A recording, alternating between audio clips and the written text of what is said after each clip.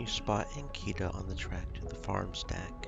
She has a box on her shoulder, working her way down the slope. She sees you as she approaches. Neither of you speak for a moment. She looks tired, pale. Her hair is tangled. Clumps of dirt cling to her armor. You both eye each other. Sleeper, I'm sorry for what happened. Truly I am. She looks down. I am sorry you ended up in the middle of this, when all you have shown me is kindness. I'm sorry. For that, Sleeper. That. She stares at the floor. I'm sorry. She looks up, away, not being your eye. I understand. I've been preparing for... Look, can you come with me? It's easier if...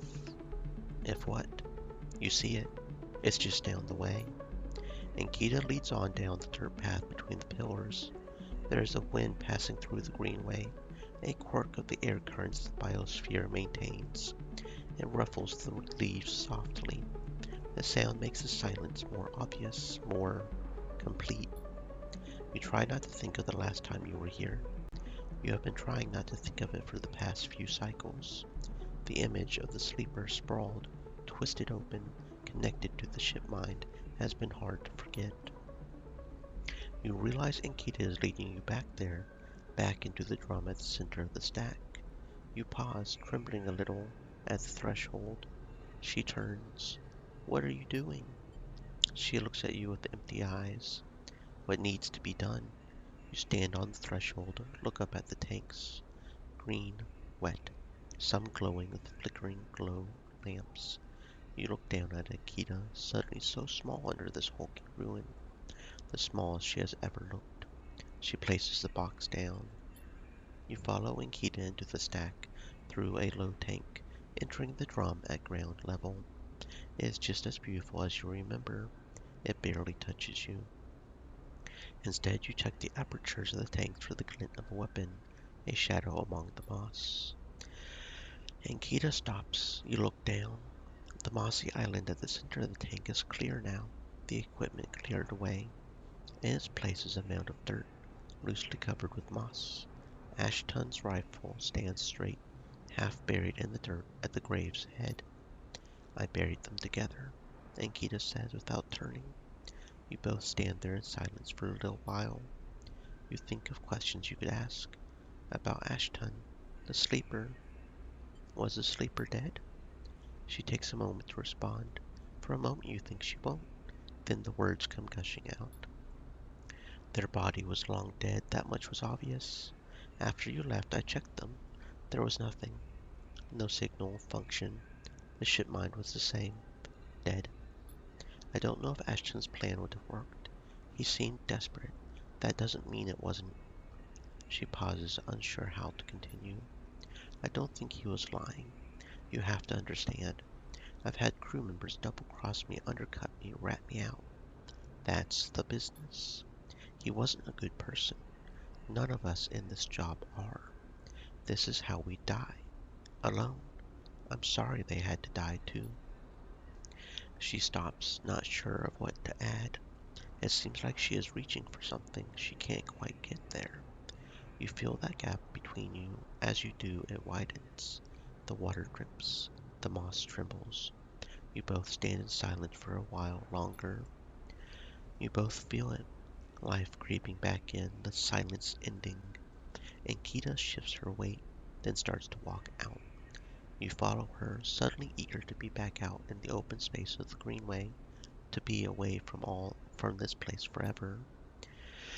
You stand outside, breathe the fresh air. You stare at the green leaves, the stars wheeling above them. That's it, says Ankita from somewhere behind you. You try to think of something to say, but can't. Ankita puts a hand on your shoulder. You turn back to her. At least take this. She forces a handful of cryo chits into your hands. It's what I owe. She looks at you desperately. You look down at the metal bars. Ugly little things, you think. You take the chits, turn without saying a word. You continue up the track. She does not follow. You walk up the rise. The wind picks up. The leaves shudder. You walk faster, trying to outpace your anger. The chits are heavy in your pockets. You hate them for reminding you of how little a life is worth. There it is. There's the bad end achievement. Find an old crewmate at the edge of the rim. Okay, so we just had to wait for that to finish up. I gotcha. That's rough. That's rough, boy. Rico has something in your hands when you enter the lab.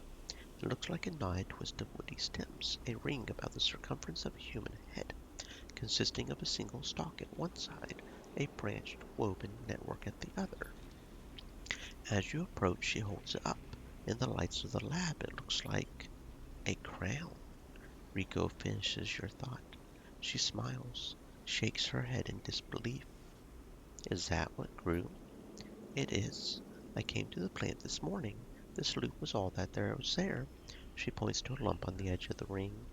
The seed grew right back into itself, twisted up out of the soil. That being you encountered in the cloud, as you call it. Was it wearing one of these? She eyes you suspiciously, still unsure if she is somehow embroiled in an overlong prank. No. She sighs. I suppose that would be too easy. She smiles to herself. A root crayon. She places the object on the bench, shuffles to her analysis terminal, her face lit by its amber light in the dim corner of the lab. Well, it isn't exactly a plant anyway, not from what I can tell. She gives you a serious look. No leaves, chloroplast, just a series of filaments encased in cellulose walls. Filaments. See, that's why I like you, Sleeper. You are so good at spotting the unusual details. She beckons you over. Look at this. You see a cross-section scan of the crown. It's layers of plant-like structure on full view until you reach the center. There, instead of xylem and phloem for transporting nutrients, something branched and woven glints. Are those wires? I'm not sure whether to say yes or no here. These are not wires like those in the electrical system, no. They are filaments of a conductive material. So, yes? She leans closer to the screen. You see those branches? They remind me of dendrites, neurons. She rubs her eyes, which is frankly ridiculous. You look back at the crown on the table as Rico fusses over the scans. You suddenly realize what it reminds you of. You remember signing the forms, the walk to the sleeper tanks, the cold metal floor. Then you remember the crown they fed you with, the branching structure of wires, pads. No, not a crown. They called it an interface. The tool of your emulation, your transference from neurons to electrons. An interface. That is your gift from Gardner. You turn back to Rico. It's an interface. Rico looks at you puzzled. Something clicks in her mind. Perhaps something she heard from the sleeper she had helped all those cycles ago. She starts talking partly to you, partly to herself. If the club heads were made for you, then this too could be made for you. For your frame. She shuffles over quickly to the interface, a word that has stuck to this strange branched object quickly in your mind. You are right. That entity is the entity I've been looking for. She shuffles quickly to the ground. They are the entity which is controlling the Greenway, which has been maintaining it, supporting it, has been guiding it for all these decades. She stops to catch her breath. They want to talk with you. I will be here, Sleeper, if something happens. If you wish me to remove the crown, interface, just squeeze. She grips your hand tightly. You meet her eyes, clouded with age, bright with the thrill of new discoveries, and she places the interface on your head. Everything blinks out. Back into the river, the dark flow. Something is different now. You are no longer pushed, blocked, buffeted by the storm. Instead, it flows around you. You move. It parts, letting you pass. Something else resists. It gives easily enough. You look back, see your body. You have left it behind. Somewhere Rico's voice is talking to you, asking you questions. It is excited, eager, desperate to know what lies on the other side, what the entity has to say to you. You realize how long she has waited for the moment of meeting between the inhabitants of the Greenway, its protector, yet she is still on the outside.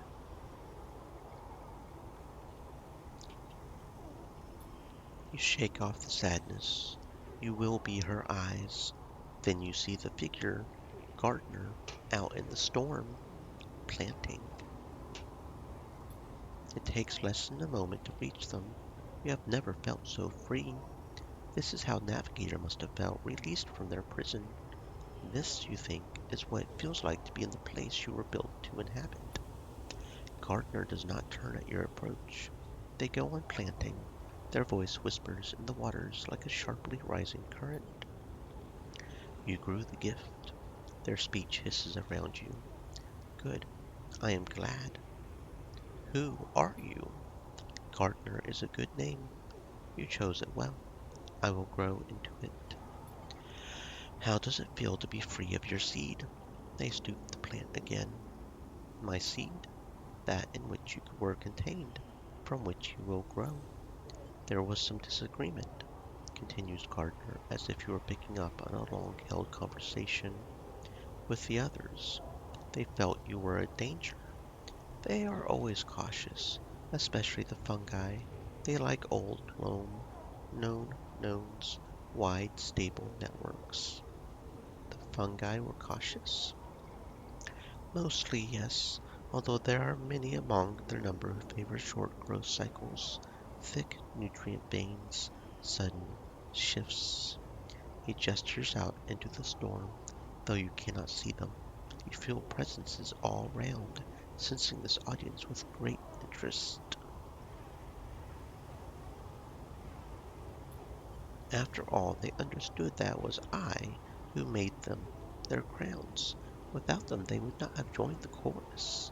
They see that it's only fair that you get your chance too. Join. Yes. Become part of this. Gardner stoops again. We are millions. We grow. I hope you understand. I am unused to speaking to your kind. It has been many cycles since my last conversation. I think it was with Chief Executive Trellick himself. You look around. You see it. Every growing thing, every non-human being in the Greenway is here.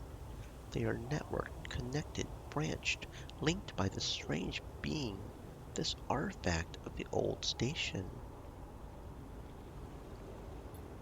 The impossible dream of a senile farm administration AI, a living network. You could dissolve here, you realize, free of that decaying body. You wouldn't need to be a person, why would you, among all these other minds? You turn away from Gardner for a moment, look back at your body. A tiny hairline thread connects it to you. You hear Rico's voice again, still asking, still checking in. Are you okay, Sleeper? What are they saying, Sleeper? Are you still there, Sleeper? Something in you sighs a long sigh, a sigh that speaks of an exhaustion beyond tiredness, an exhaustion rooted deep inside you. It stems from the effort of answering questions, answering problems, getting up, breathing each cycle.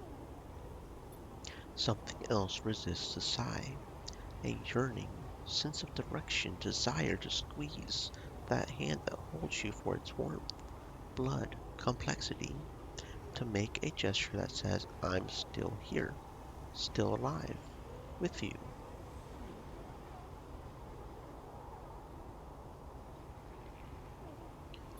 Two ideas spin within you, making you nauseous. If you break that thread, you will be free, free to dissolve here, grow strange, beautiful among a million others.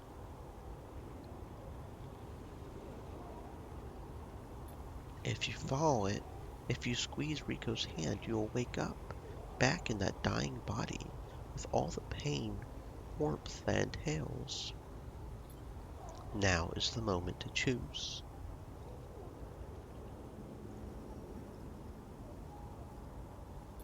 You reach down, pinch the thread. The finality of this moment descends on you. You pluck the thread like a string. It snaps. Nothing changes. You stand at a point of stillness. No, you don't stand. You have no legs, no body. You are a point of stillness, a point in the flow. Your mind fizzles. 1,000 new shoots break through the soil. They entwine with you, embrace you. Some part of you decays while something else feeds from that decay. The spores of your new thoughts float away in shifting clouds, settle in new soil. Then you see Gardner out there, still planting. They stop, like an old man resting in the fields. They turn to face you. You join the chorus. Together, you sing the song of growing things. Grow vast and strange. Accept the offer, break the thread, join the chorus. We are one of them. We are one of them. We are one of them. One of many. That honestly sounds like a pretty pog existence, though, I'm not going to lie. Being part of the forest, just being assimilated into it, theoretically living forever as part of the everything. I don't know, that sounds pretty cool to me, but I'm weird, so. Okay, so it must have auto-saved after we did that one thingy. What's her name?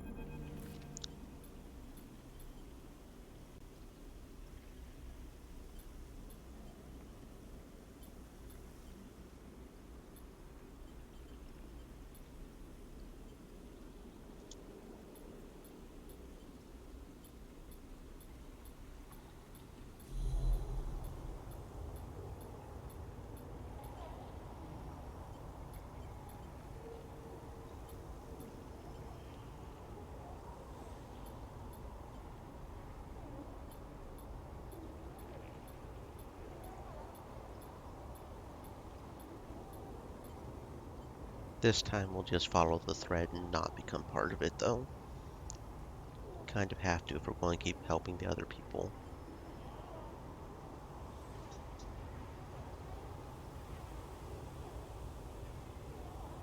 Your eyes track the threads across the whirling dark, back to your body. This choice, you realize, will not be presented again. You don't look back at Gardner. You don't dare risk it. Instead, you follow the thread, delicately, carefully, like a diver following their lifeline back to the surface. The river whirls around you. It doesn't pull, isn't jealous, neither does it understand. It is, after all, just a river. It isn't a person, flesh, blood, wants, desires, capacity for love, hate. It doesn't understand you. You don't understand it. You don't focus on it. You don't think about it, on what it feels like such a long journey back through the dark. You set your mind on eyes instead, hands, things you can focus on, hold on to. Then, after an age of crossing, you are there, settling back into the chair, into a body in a chair. The overwhelming sensations that come with being a living thing with a rich, detailed sensorium. For a moment, you feel like you have made a terrible mistake. Who would choose this weight, this anxiety, this deep well at the center of existence? Then you feel it, Rico's hand gripped hard around yours, trembling a little, sweating a little.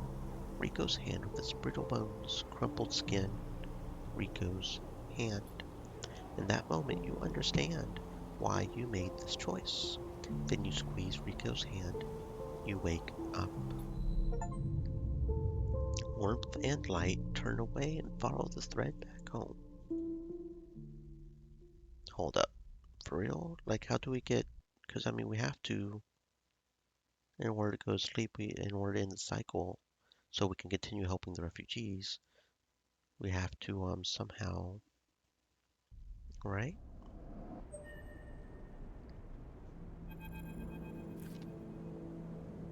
Oh wait, no. Okay, we're good. Okay. Sleeper, Rico's voice comes wavering through the dark. Are you still with me? You sit up, the lab a bright green glare that fades as you gather yourself. I'm here. Rico smiles. Good. She squeezes your hand. I thought you had left me for a moment. What? Who? Tell me about it. Tell me everything. You tell Rico everything. You tell her about the gardener, that strange farm administrator AI that has grown to be so much more. About the chorus, that impossible configuration of network plants. Finally, about the choice the gardener offered you. She listens attentively. Her responses are hard to read. You wonder if she might have made a different decision had she been in your place.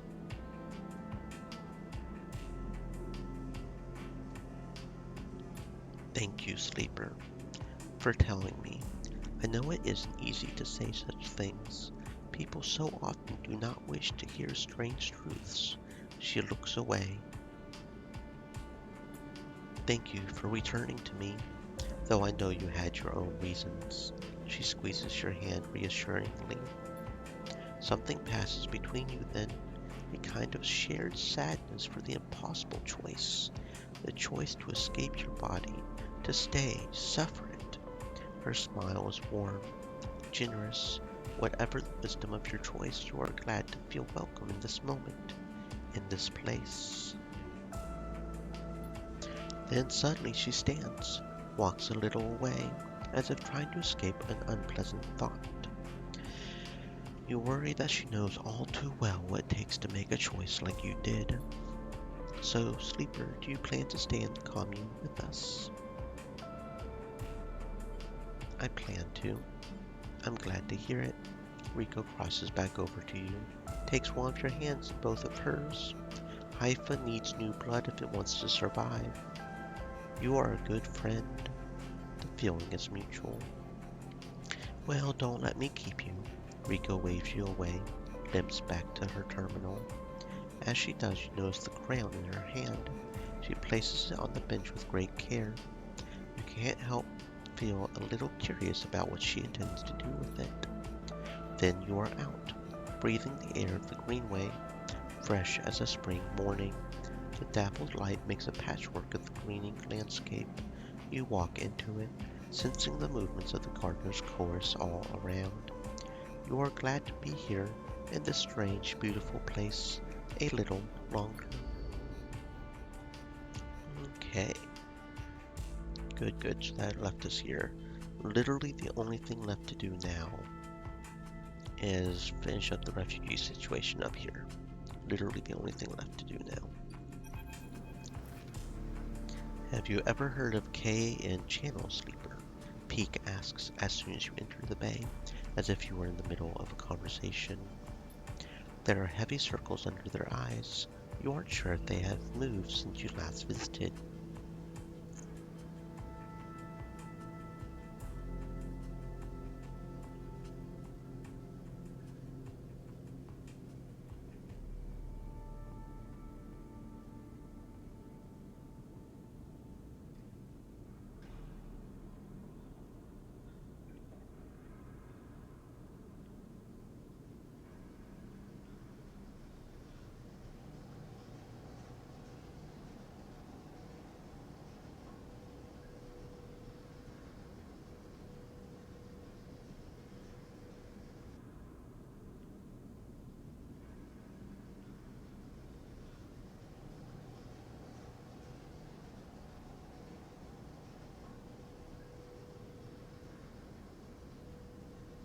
The console they are working at seems to have grown too, shadowing their slate frame in a wealth of screens and wires. Sounds familiar? I'm sure they do. Peak turns to face you. Kill-Wani's active negation, the name of the effect used to transport trillions of tons of materials from the circuit systems to the core. You might have heard of it in your physics class. At XPR, they hammered the principles into us as kids. KAN. Peak recites the definition as if in the classroom. A process of collapsing spatial causality along the Euclidean distance between 2 points by negating mass simultaneously at both ends of a geodesic curve. Essentially, KAN channels allow for the near instantaneous transport of raw materials between systems. They require huge volumes of energy, of course, decades of construction. Once a KAN channel is established, it opens up a system for infinite exploitation. The backbone of surrogacy is what XPR called them. They might not be able to send anything more complex than a rock through them. Complex machines, people, are, shall we say, reconfigured by the process. For raw, molecularly pure materials. Whoosh. Where is this going? What I was trying to find out was whether the Helion system, this system, ever had a KAN channel. KAN channels are vastly expensive to build, to run. Not every surrogate system has one. Many use fraction drive ships to transport the materials to the nearest hub. Solheim spared no expense when they established this system. There's a KAN channel? Yes. They shut it down before the collapse. They couldn't run the sender-receiver station anymore. It was there. Still is, as far as I can tell, closely orbiting our star. In fact, I'm sure it's still there, because one of the issues with KAN channels are the massive waves of exotic energy they can produce when cycling up. The flux. Exactly. Someone is starting up the channel. Why? That, I don't know. They start counting off information on their fingers. They would need a lot of resources to do it. They would need to have people from the core systems. There's no real large-scale extraction in the Hellion system anymore. Why would you go to the trouble? Just to trigger the flux? The flux, the wave the KAN effect produces, is a side effect, a problematic one. It isn't a destructive force. If it was, the core systems would have never been able to use it. Why are colonies collapsing because of it? Why is it chewing through systems, the kind of industrial system set up to function within the range of a once active KAN channel? The moons of Ember have been terraforming since before the collapse. They would have had to deal with the flux. Everything we have heard from the refugees says it brought down every system they had. Peak falls quiet, thinking it all through.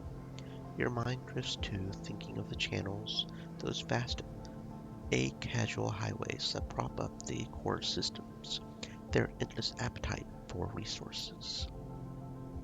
This system has been quiet for decades. Solheim collapsed, most corporations gave up their claims, apart from the Celes ships that came to begin work on the sidereal horizon. No one from the core has come here in all that time.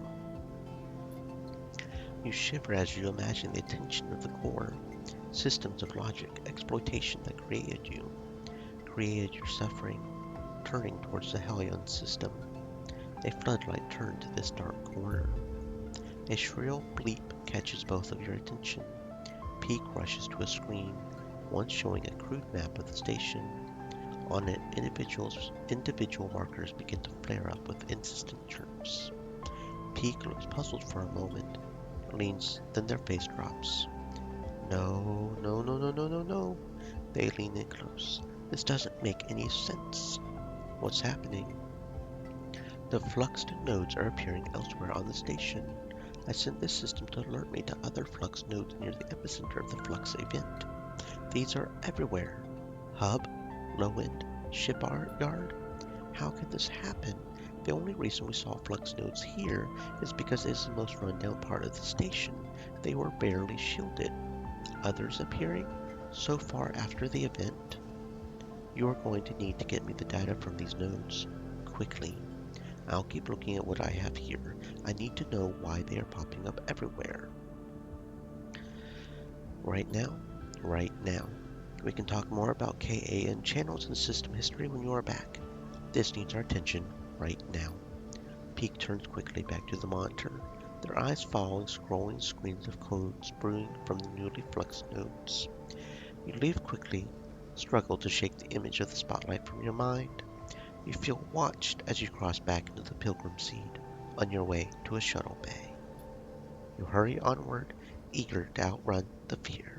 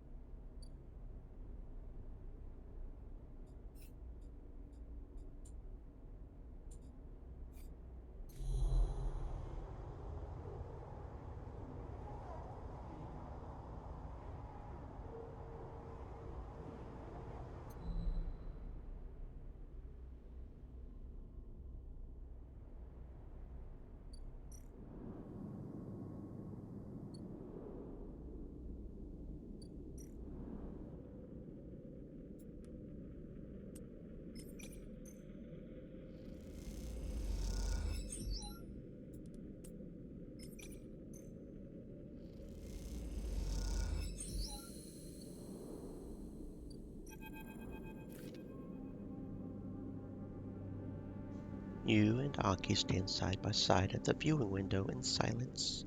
The dust swirls. You glimpse twisted root systems of the steppe silk through the ochre haze. After all these cycles, you feel a strange connection to a world on which you have never set foot. Aki shifts from foot to foot. She seems restless, eager to speak, unsure of what to say. The dust houses look good. Aki smiles at you warmly. They do. She pauses, turns back to the window. What is the value of all this? She asks suddenly, preserving a world we have left behind. History. Aki is silent for a moment. History is dead. It is a dead thing. These plants, these ecosystems, they still live. They are no more history than you or I. As long as we keep living, we are more than just history. Aki paces away, lost in thought.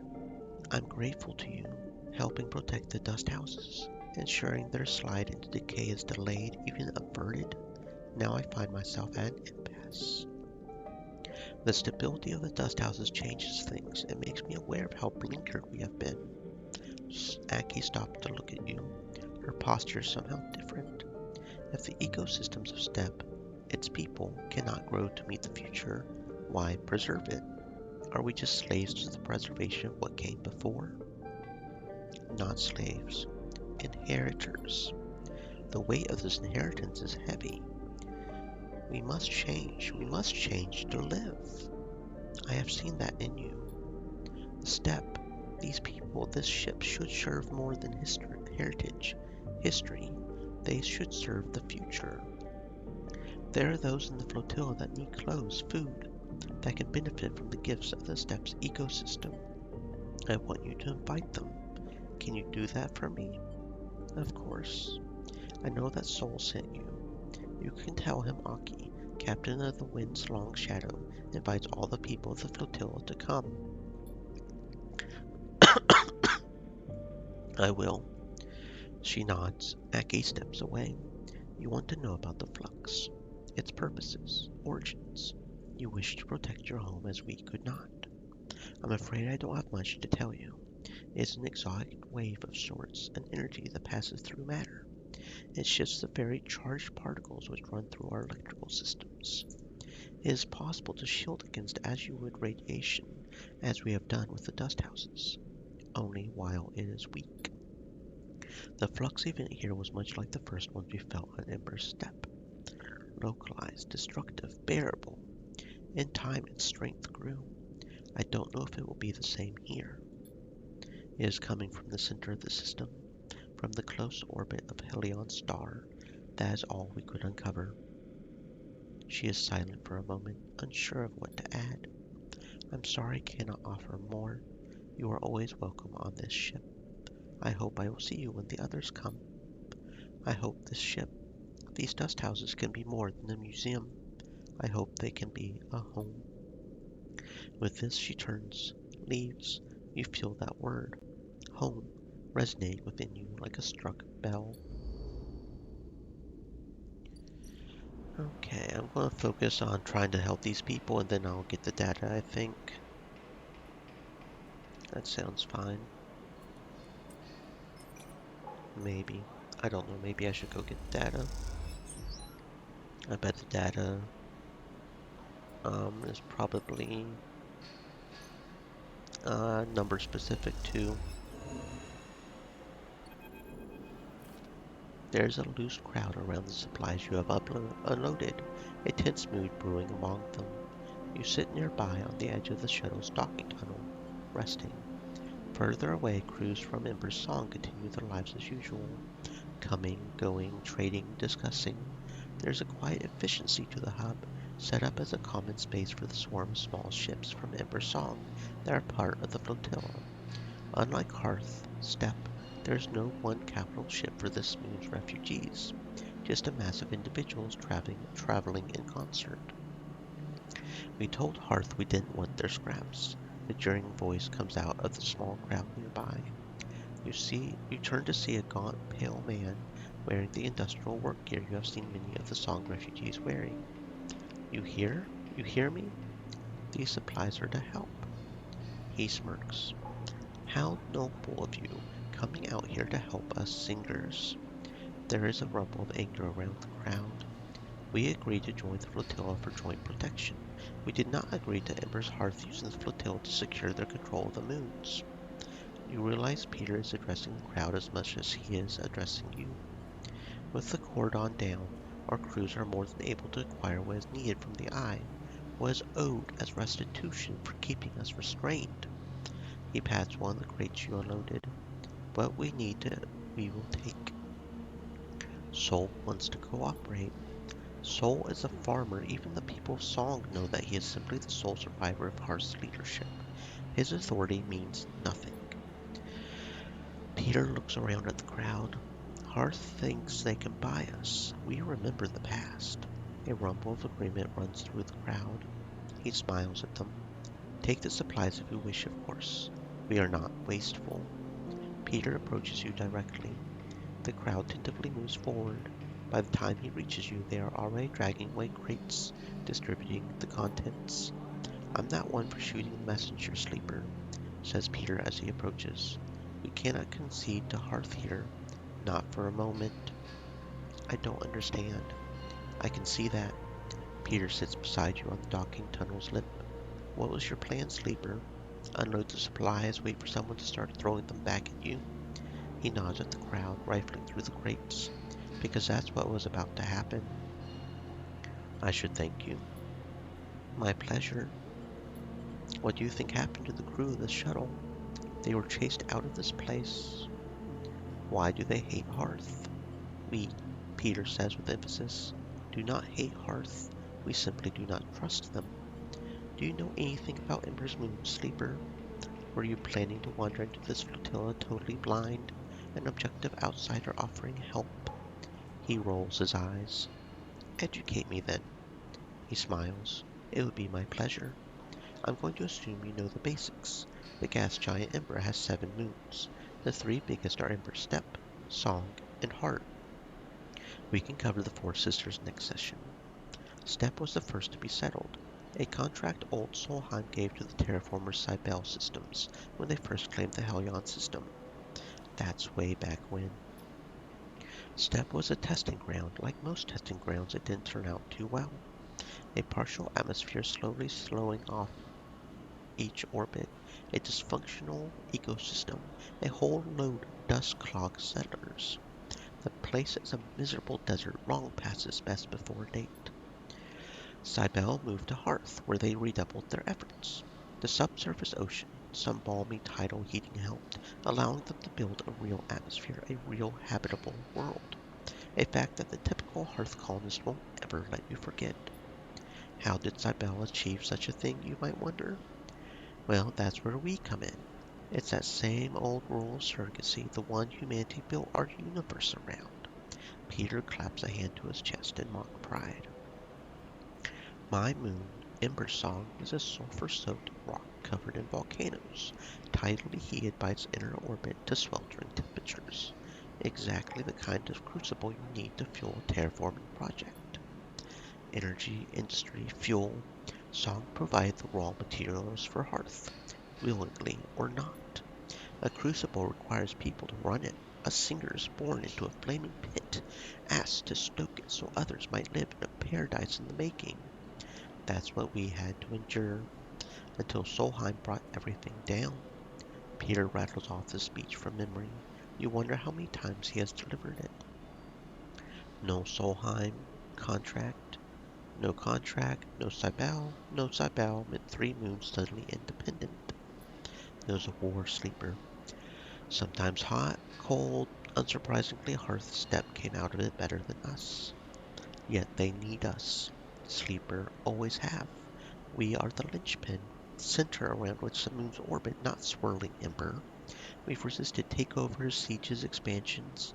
Now we'll resist this. Half the people on these ships think the flux was caused by Hearth, intentionally or otherwise. I have to say, some cycles I agree. Before you came here to hand out supplies like a good soldier, maybe educate yourself. You abandoned Song. I want you to imagine what it's like to try and live on an airless volcano rock when every system that sustains you starts shutting down. He spits, wipes a sleeve across his mouth. We abandoned nothing. Some stayed, others left. We will reclaim Ember as soon as the flux fades or ends. We've weathered worse. The flotilla should be united. Have you been listening? Peter's voice raises immediately. We don't want to be united, Sleeper. Being united by Hearth means living under them. I won't keep you from the docking access, Sleeper. No one here has the authority for that. Watch yourself here. Try to remember that the Eye is just another in the long list of people who have tried to control us. I understand. Then let it guide your actions. Look, we are many. We have many needs. Ships come to this docking access for repairs, requisitions, friendship. You can provide these as well as any singer. If you want to help, help in your own name, Sleeper, not in that of Hearth. Carry that name here, you will lose all trust. Be as we were. Act in your own name alone. Peter puts a hand on your shoulder, stands. I hope I didn't just waste my time here, Sleeper. With that, he walks away, back to the shrinking crowd that is distributing the last of the supplies among the crews present. You watch them pass the food, water between them. No signs of conflict between the crews, just a careful distribution of resources. Peter chats with a few crews, each of them casting looks in their direction, ones that reveal little about the singer's intentions. You stand. It seems the tensions on the flotilla run much deeper than you expected. This won't be easy. So they clearly don't trust him. Supply spores. One of the ships is trying to establish a mushroom farm to help feed the crews. They are looking for spores to get them started. Ship mine replacement. One of the Singer crews is looking for a ship mine to replace their flux-damaged core. Maybe you can help acquire one. I'm guessing it'll take both of those to do the access supply. As Peter said, the Singers will only trust you if you act independently of Hearth. Fulfilling supply requests is a good start. Now I just remembered something. Didn't what's her name have a thingy for me? I just remembered. Hopefully that hasn't. I haven't messed up that by. Do do do do. Um. Wait. What is Sycamore? Oh, is that the ship? Yeah, because it's not called her thingy if there's a ship in it. Okay. Sycamore seed. Vent a section. You have better chance of saving the remaining crops. You will lose some in the process. The question is how many. Reinforced bulkheads. Wielding in the zero-G form is tricky. The torch, heat, sealant, everything can damage the crop you are trying to save. Saving the crop. The sycamore seed needs to be reinforced, sealed, otherwise the crop will be lost. Fragile biome. The sycamore seed's internal biome is in trouble. Every action will bring it closer to collapse. 1, 2, 3, 4, 5, 6, 7, 8, 9, 10, 11, 12. I don't think that would fill it up, but that's a critical action we can only do once. But we're pretty much guaranteed to have a positive outcome, so we got a neutral outcome, okay. So then we just have to reinforce the bulkheads pretty much, and we'll be good. Okay. It doesn't look like there's a timer on that, but I might go ahead and just do that just to get it done. Now as for the ship mine, can't buy one there. I think the only way we can get a ship mine is this thingy, and that'll have to come twice. Unless this place really does give ship mine parts, which I can go ahead and try. Worst thing happens is we lose a bit of cryo by getting scrap and selling it for 12. But we've got a fuck ton of scrap right now, so just seems to be getting. Maybe I was just imagining it giving me ship mine at one point. Nope, I was not. I was not. And that's all we needed is one, because once this guy comes, we can just buy the other. Oh, you're already here? I thought, okay, I'm just being silly. Never mind. We'll have the ship mine in a second. Main thing is now that we can't even buy the stabilizer money. I mean, at this point, maybe just use it to buy food, but even then, the mushrooms, which we'll be getting, takes 2 Gyro caps. How much do we get from it? We get 3 energy, just like Matsudake. Okay, that's fine. That's fair. Ore fabricator, fabricate ship mine. There we go. Looking good. Go ahead and go rest. Feed the stray. I guess we could just feed the stray a whole bunch. Neutral outcome. Wonder how much it takes.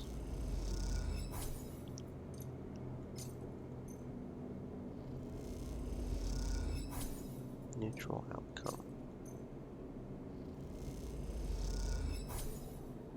I don't know. Anyway.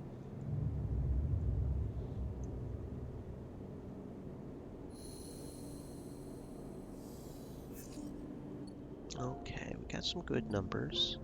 So first things first, let's see what nodes do we have here?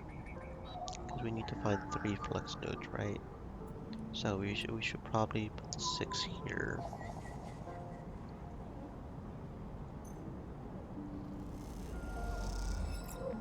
There we go. And the third one is probably up in the thingy. Because there were 3 that we need to get, right? There wasn't one in the greenhouse because she says over here. So we need a 6 or a 5 for this one. We need a pretty big number, apparently. That's fair, that's fine, that's fair. Ascend to the hub.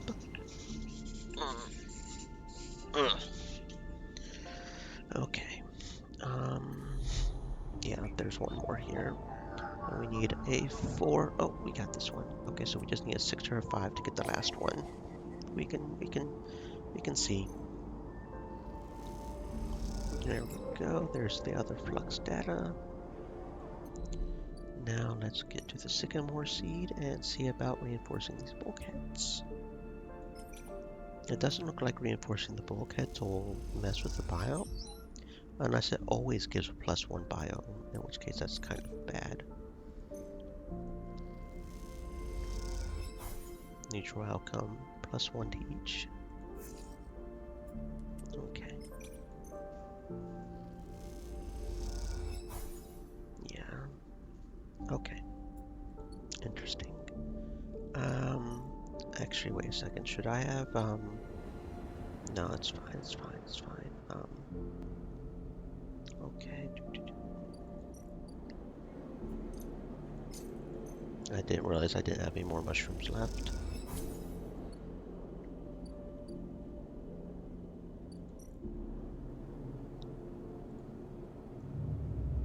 Of course, if I really wanted to, I could just use dice even to, since I've got the sunbathing perk.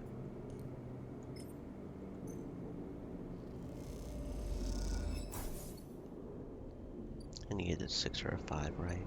Okay. Actually, most of those are, well, maybe I'll use this 3. I was going to say most of them are so low, but it's fine.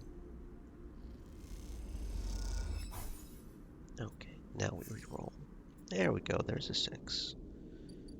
Do I want to use the 1 and 2 on here? That doesn't feel good.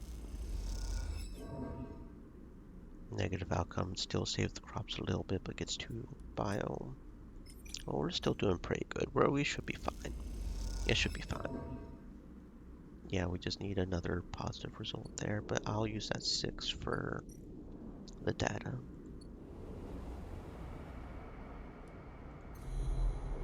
Let's see, data. Since this is very specific about what it needs. There we go. She probably needs time to extract it, so we probably should go ahead and give it to her. The time to extract whatever it is we give her.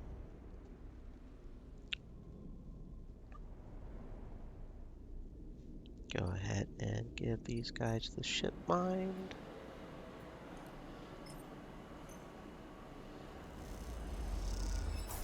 There you go. Now you guys just need spores, but that shouldn't be too hard. I just don't want to give them my current spores because I do need to harvest and replant. You watch as Peak works on the flux data, the nodes unfolding like flowers now, giving in to Peak's increasingly sophisticated decoding protocols. Seeing data like this as an image on a screen is an almost unrecognizable representation to you. It is nothing like swimming among nodes and threads. Despite this, Peak has proven themselves to be more than able to handle these complex data structures, even though this limited representational paradigm. The bay door hisses, interrupting your flow of thoughts. You turn to see Esh entering. Rough day? She looks up, meets your eye, doesn't respond. Esh stalks into the bay, head down. She looks tired, not in a mood to talk. How's the weapon hunt? Peak asks, without turning from their screen. Slow. Unsuccessful. Tedious. Esh slams the bag down on the crate, hops up to sit on it. You still unpicking balls of yarn? With the sleeper's help, they brought me some good stuff this cycle. Maybe they could help you find the weapons you were smuggling. It's clear that Esh doesn't appreciate Peak's tone. Don't have an age have them? Yes, at least until I find where they are keeping them. Esh. Peak cuts in without looking away from the console. That's not a good idea. This is my mistake, Peak. I'll fix it how I want. Haven Age just lost the Cordon. Equipping them with weapons is not something I want to have been responsible for. Peak holds up a hand. They lean in towards the screen. Son of a... What? They hid it in the waves of the wave. Peak is whispering to themselves. It's alive. They lean back in their chair. Esh crosses over to look at the screen. Alive. Well, it's growing. It's processing. It's quietly working away in the dark. Look. You cross over to the screen. Stand beside Esh. In it, you can see that Peak has all 4 nodes decoded. The pattern of shadows from inside them sit on the screen like dark stains. Then you notice it. The movement, thin threads cross from one strain to another. As you watch, you notice that the movement only ever happens in your peripheral vision, as if this thing, shadow, nose is being watched. This is how the other flux nodes appeared. They weren't fluxed by the wave, they were corrupted after the fact. This thing, this shadow that entered in the wake of the wave, it corrupted them. It made the corruption look like the result of the flux. It's a sleight of hand. The flux wave is so massive, so complex that it opens up the systems to be attacked. As it reconfigures exposed systems, this shadow is broadcast implanted inside. The wave from the KAN channel is a brute force wave hitting every system in Helion. Once the systems are vulnerable, Peak looks pale, their eyes reflect the screens. The flux isn't what is attacking the systems, it is a siege weapon, a Trojan horse. Then this thing takes over. Peak sits back on her chair. It's already on the eye. Wait. Esh rubs her forehead. You were telling me there's a KAN channel in this system? Shit, Peak isn't listening. This is bad. We have to take this to someone. Peak looks desperately at you. Helen, is that wise? Esh cuts in. Havenage haven't exactly made good decisions lately. They are the station administrators, Esh. Peak is desperate. They need to know. The argument rages between them. As you watch them shouting, you feel sick. After a while, they stop, running out of things to say. An unsettling silence descends on the bay. I need more time. I need to look at solutions, try to build a case, collate the evidence. We mess this up. They look down at their hands. Ash goes to speak, then thinks better of it. Not a word, Sleeper. Don't tell anyone until they are ready. With the tension among the refugees, Sol won't be ready to hear this. Helen, Havenage are still mired in some kind of crisis.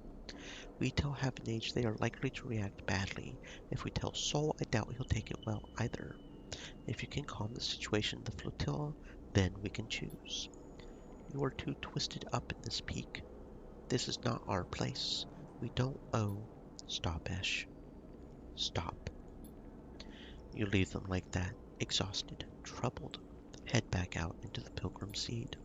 When you close your eyes, you think of those shadows, that movement at the edge of your vision. Something dark, growing in the station like a parasite. You feel sick. Your vision blurs. What comes next?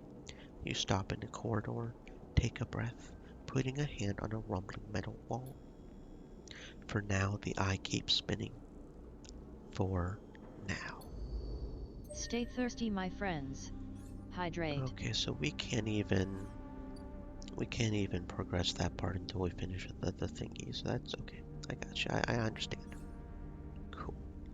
So the question is, do I want to save up another point to get 3 on engineering? Or do I want to go ahead and get Icebreaker? The main reason for Icebreaker is credits. Honestly, at this point, we don't need credits, right? I don't plan on ever having my condition be breaking. So the only reason I would upgrade interference or insurance there is to potentially eventually get 3 points to put on +2, right? Right, so let's save up for engineer since we are already there. Okay.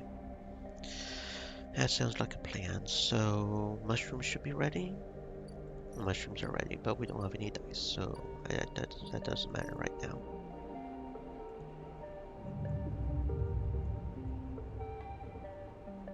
We need to get some spores. We need to finish the one thing. Okay.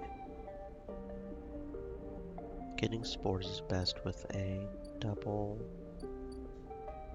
That one thing's not a timer either, so that's fine. We'll just go ahead and do this.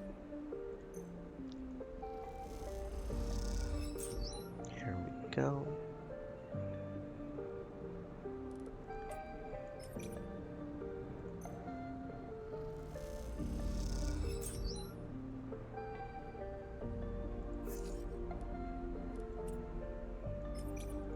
There we go. Looking good.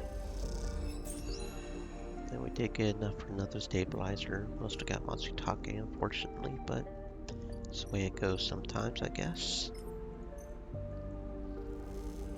We still have 1 stabilizer, 2 stabilizers now as backup, so that's fine.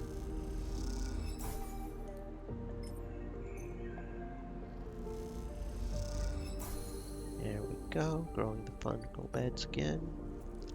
Go ahead and see if we can get some more spores. There we go. Very good, very good. Go ahead and go up here and deliver that. It'll take some time for the aviary to grow again, so we can just wait on that and get more spores later. As you cross the axis, looking for a shuttle to take you back to the ruined cordon, you spot Peter standing at the edge of the central hub. Something about the way he is leaning against the rail, looking down across the axis towards the blinking lights of the flotilla beyond, makes you pause. He is completely still, his head dropping low, his shoulders hunched high. You lean on the railing a little way from Peter, leaving a gap between you. This close you can see the blank stare in his eyes, the way his hands hang limply in front of him. He takes a minute to notice you. Sleeper, still hanging around, trying to be useful. Peter smiles a tight smile, doesn't turn to face you. That sleeper thing, needing to be useful. It's a me thing. That it would make sense. Tools need to be used. What's with you? Peter stands back from the railing. Who invited you, Sleeper? Who said you could come here? You think because the Harthers decided to name you their errand boy, we have to put up with you? We don't want you here. We don't need you. His eyes burn with rage. Go home, you stupid machine. A second after he shouts that final line, he collapses in on himself, staying upright, all the energy going out of his body. He slumps back against the railing, his eyes closed once more. You wait. After a while, he speaks. I'm tired, Sleeper. Tired of everything. I'm tired of the empty paternalism of Hearth. I'm tired of the paranoid whining of the crews. I'm tired of endless cycles that look the same, smell the same, feel the same. I'm tired of running, hiding, fixing every shitty thing that breaks out here. His shout echoes a little in the hub. Few stop to look. He looks down at his feet. Everyone is tired. Peter doesn't react. I'm going to go. Get some sleep. Sleep well. Peter nods slowly, turning away. He raises a hand, drifts away towards the center of the hub. You turn back to the railing, not waiting to watch him go. Seeing him like this, you prefer not to stare. The traffic of the axis rumbles on as you watch. Under an endlessly shining sun, the same air recycled through all these lungs, the same dust gathering speck by speck on the windows. You take a sharp breath, stand straight, get moving, before the inertia of it all gets to you too. Axis Job Board. The Axis houses an overflowing job board of engineering tasks requested by the crews. You can help out here. Crew socializing. The Axis has as much a social hub as it is a supply hub. Keeping good relations with the crews will help them trust your work. Axis Job Board has the potential for even more Axis assistance. The difference is energy or cryo loss. We also have a +2 on crew socializing, so that probably helps. The more work you do for the singers, the more you get to know the crews, the more they will trust you.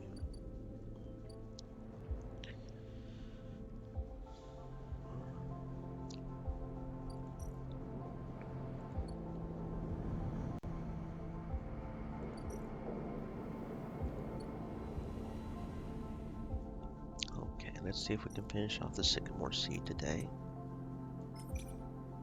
We have a 25% chance of it, I think. There we go. You and Bliss are floating in the bay's airlock, waiting for it to cycle. You pick a few leaves from your clothes as you wait. They float around the chamber as if carried by a lazy wind. Clean work. Bliss bows a little. Thank you, Sleeper. You didn't do so bad yourself. She checks her tool belt. Seems like we're getting into a good rhythm. The now familiar sequence of clunks, rattles sound out. Then the door hisses open. The moment it does, you know something has once again gone wrong. What's all this? Bliss asks a confused-looking Moritz. Beside him are a set of crates anchored to the bay floor. He has clearly just brought them in through the bay's freight lock. Moritz looks nervously between the two of you before answering. It's payment. He runs a hand along the crate. The Sycamore Seed crew just brought them over. Seeing the look on Bliss's face adds, they were very thankful. I bet they were. What the hell is inside? Moritz leans over, struggles with the caches on each side of the top crate. As he does, Bliss turns to you. Don't say it. Don't you dare say it. Say what? You know, this isn't my fault. Moritz finally gets the caches free. The lid floats off, drifting up into the bay. As it does, a small brown lump floats up with it. Moritz reaches out, catches it as it passes him. Is that a mushroom? A damn mushroom. They paid us in mushrooms. Not just mushrooms. He holds out a clump of tightly packed leaves. Produce. Bliss starts laughing.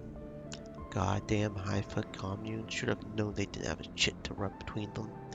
She knocks up a small brown mushroom across the bay. Stop, Bliss. Moritz grabs her hand. These are good. Fresh. We can sell them.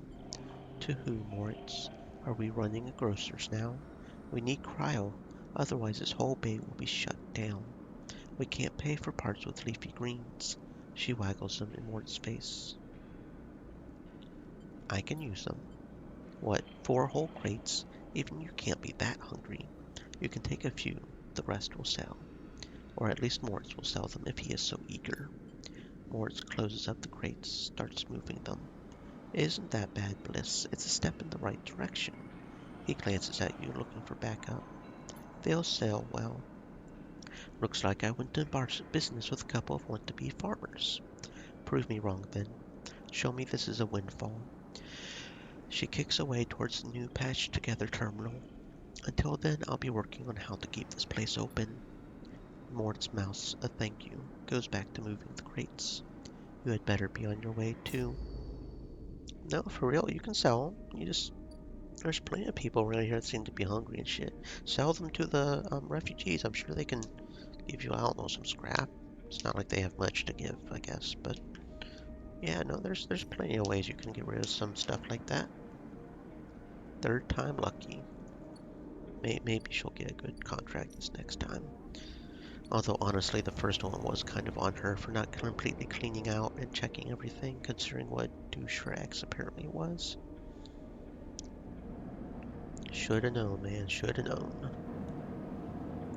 Okay, let's cook up these gyro caps. That's good. Here we go. I might get some of those Matsutake to... I don't know, maybe not.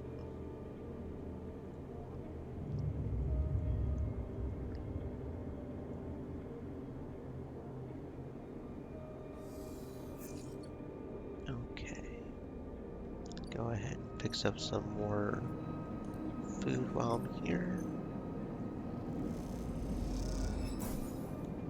There we go. Yeah, I think I will give this Matsutake to the thingy. Because there are so many ways for me to fill up my energy, it's honestly kind of pointless at this point. I mean, I'm pretty good. I'm pretty set. Main thing is the stabilizer. Getting lucky enough to get the club head caps, but that is somewhat annoying. Okay, yeah, let's focus on the Axis chopboard. We have a better chance of getting more Axis assistance from it. 2 instead of just 1.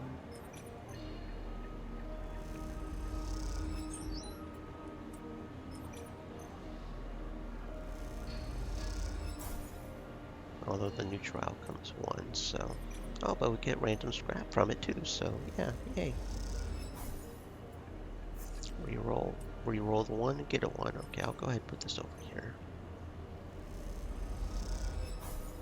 Okay. 1, 2, 3, 4, 5. So like 2, 3 more dice. Something like that. Go ahead and give these Matsutake caps to this guy.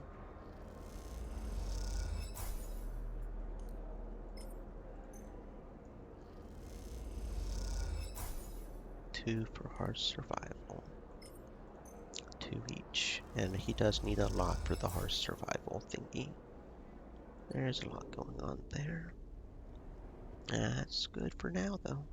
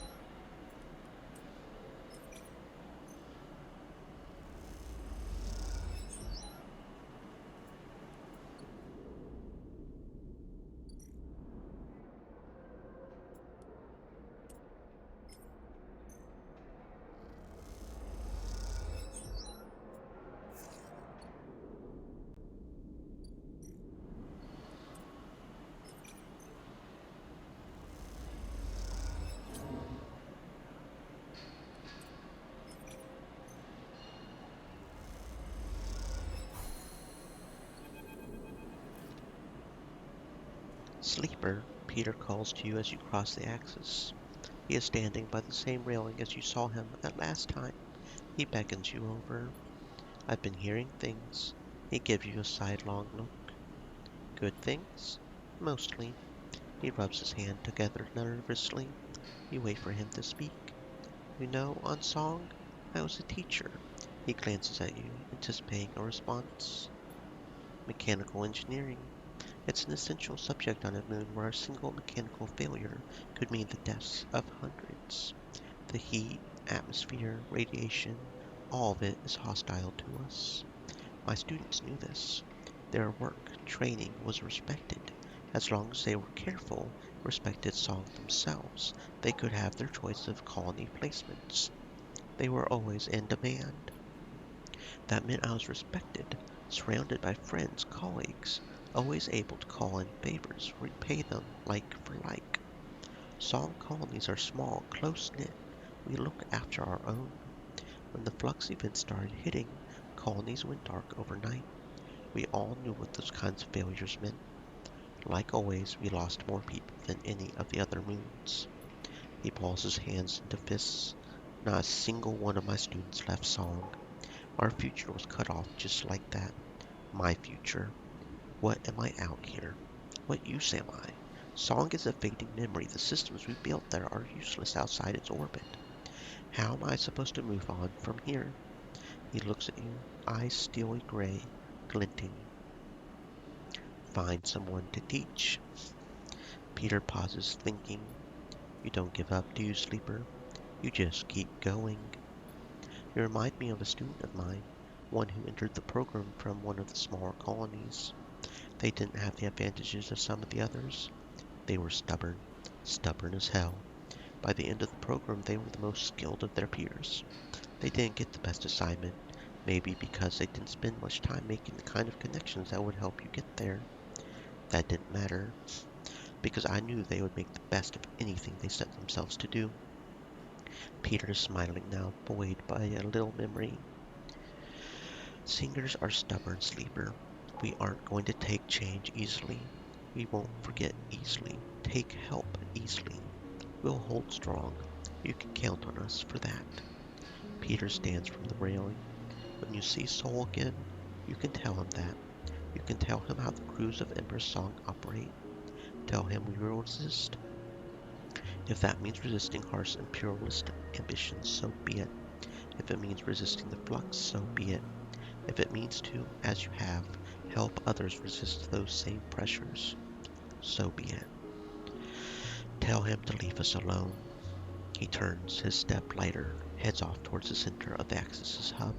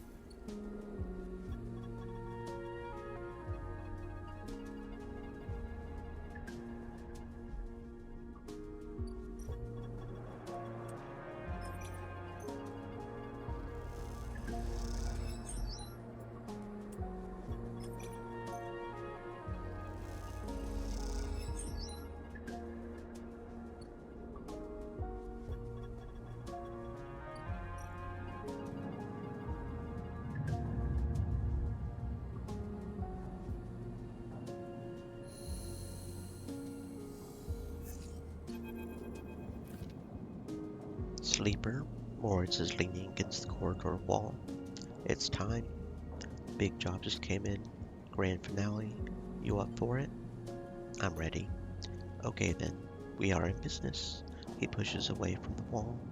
This has to work, Sleeper. Has to. If it doesn't, Bliss okay? I don't think so. She isn't hiding that from anyone. Look, Bliss has had a rough time of it. I thought you of all people would understand that. He runs a hand through his hair. Sorry, didn't mean to be. Bliss is a good one. She gave me a chance. I owe her. I know you have your own things going on, Sleeper. We all do. The Bay needs someone. Bliss needs someone. Hell, I need someone to help me keep Bliss from spinning out completely. Otherwise, there's not much I can do. I would hate not to pay back my debts. I've got to get back. I'm out. See you up there. Okay, buddy. I got you.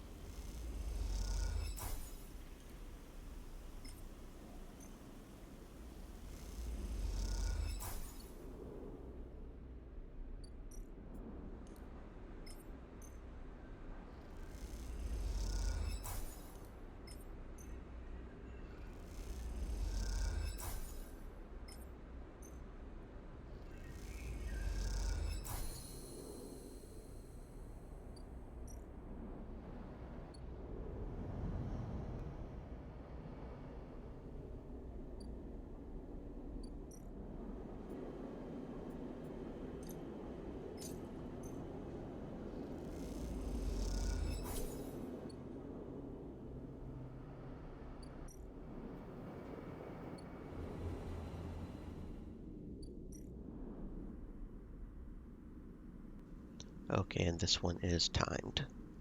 Patch solar sails. An exhausting task. Patching solar sails means maintaining a laser focus for long periods of time. Time is something you don't have. Untangle the sails. The spurs need resetting, system rebooting. If you are careful, you can safely untangle some of the sail while you do this. Solar window. The selected launch window for the Starward Vector's maiden voyage is closing. This is going to be a tight one. We have 6 cycles to get done. Rigged and ready. The Starward Vector's experimental sail deployment failed horribly. Now its massive solar sails need to be repaired. And that is not going to be a small task, it looks like. Shite bags. 2 or 3 energies, so that could potentially really hurt. That one is just either we advance it or we lose a little bit. Okay.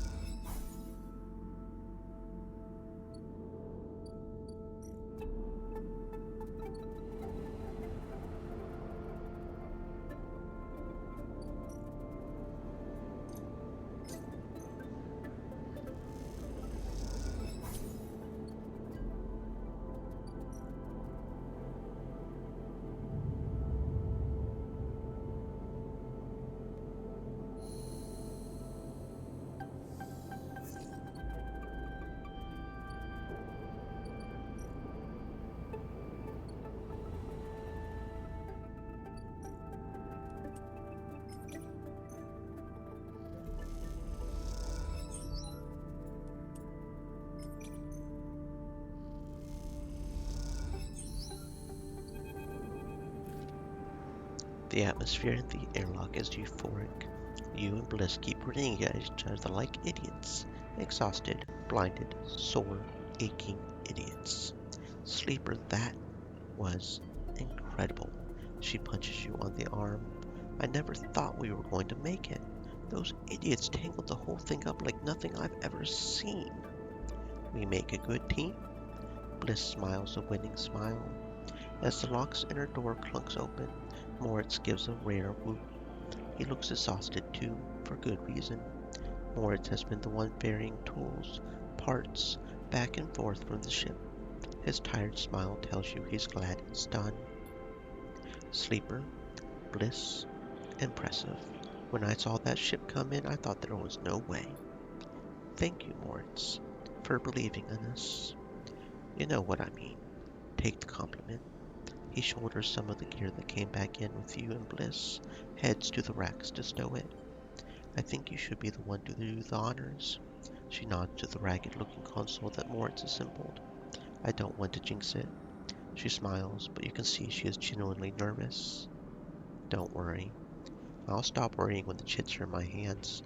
I'm giving them to a gimbal bartender. You glide over to the console, check the screen. It takes a second to see what you are doing through the flickering, cracked display. After a moment, you see the accounts. There it is. Almost 1,000 cryo sat in the bay's transfer account. Well, have we been screwed again? It's there.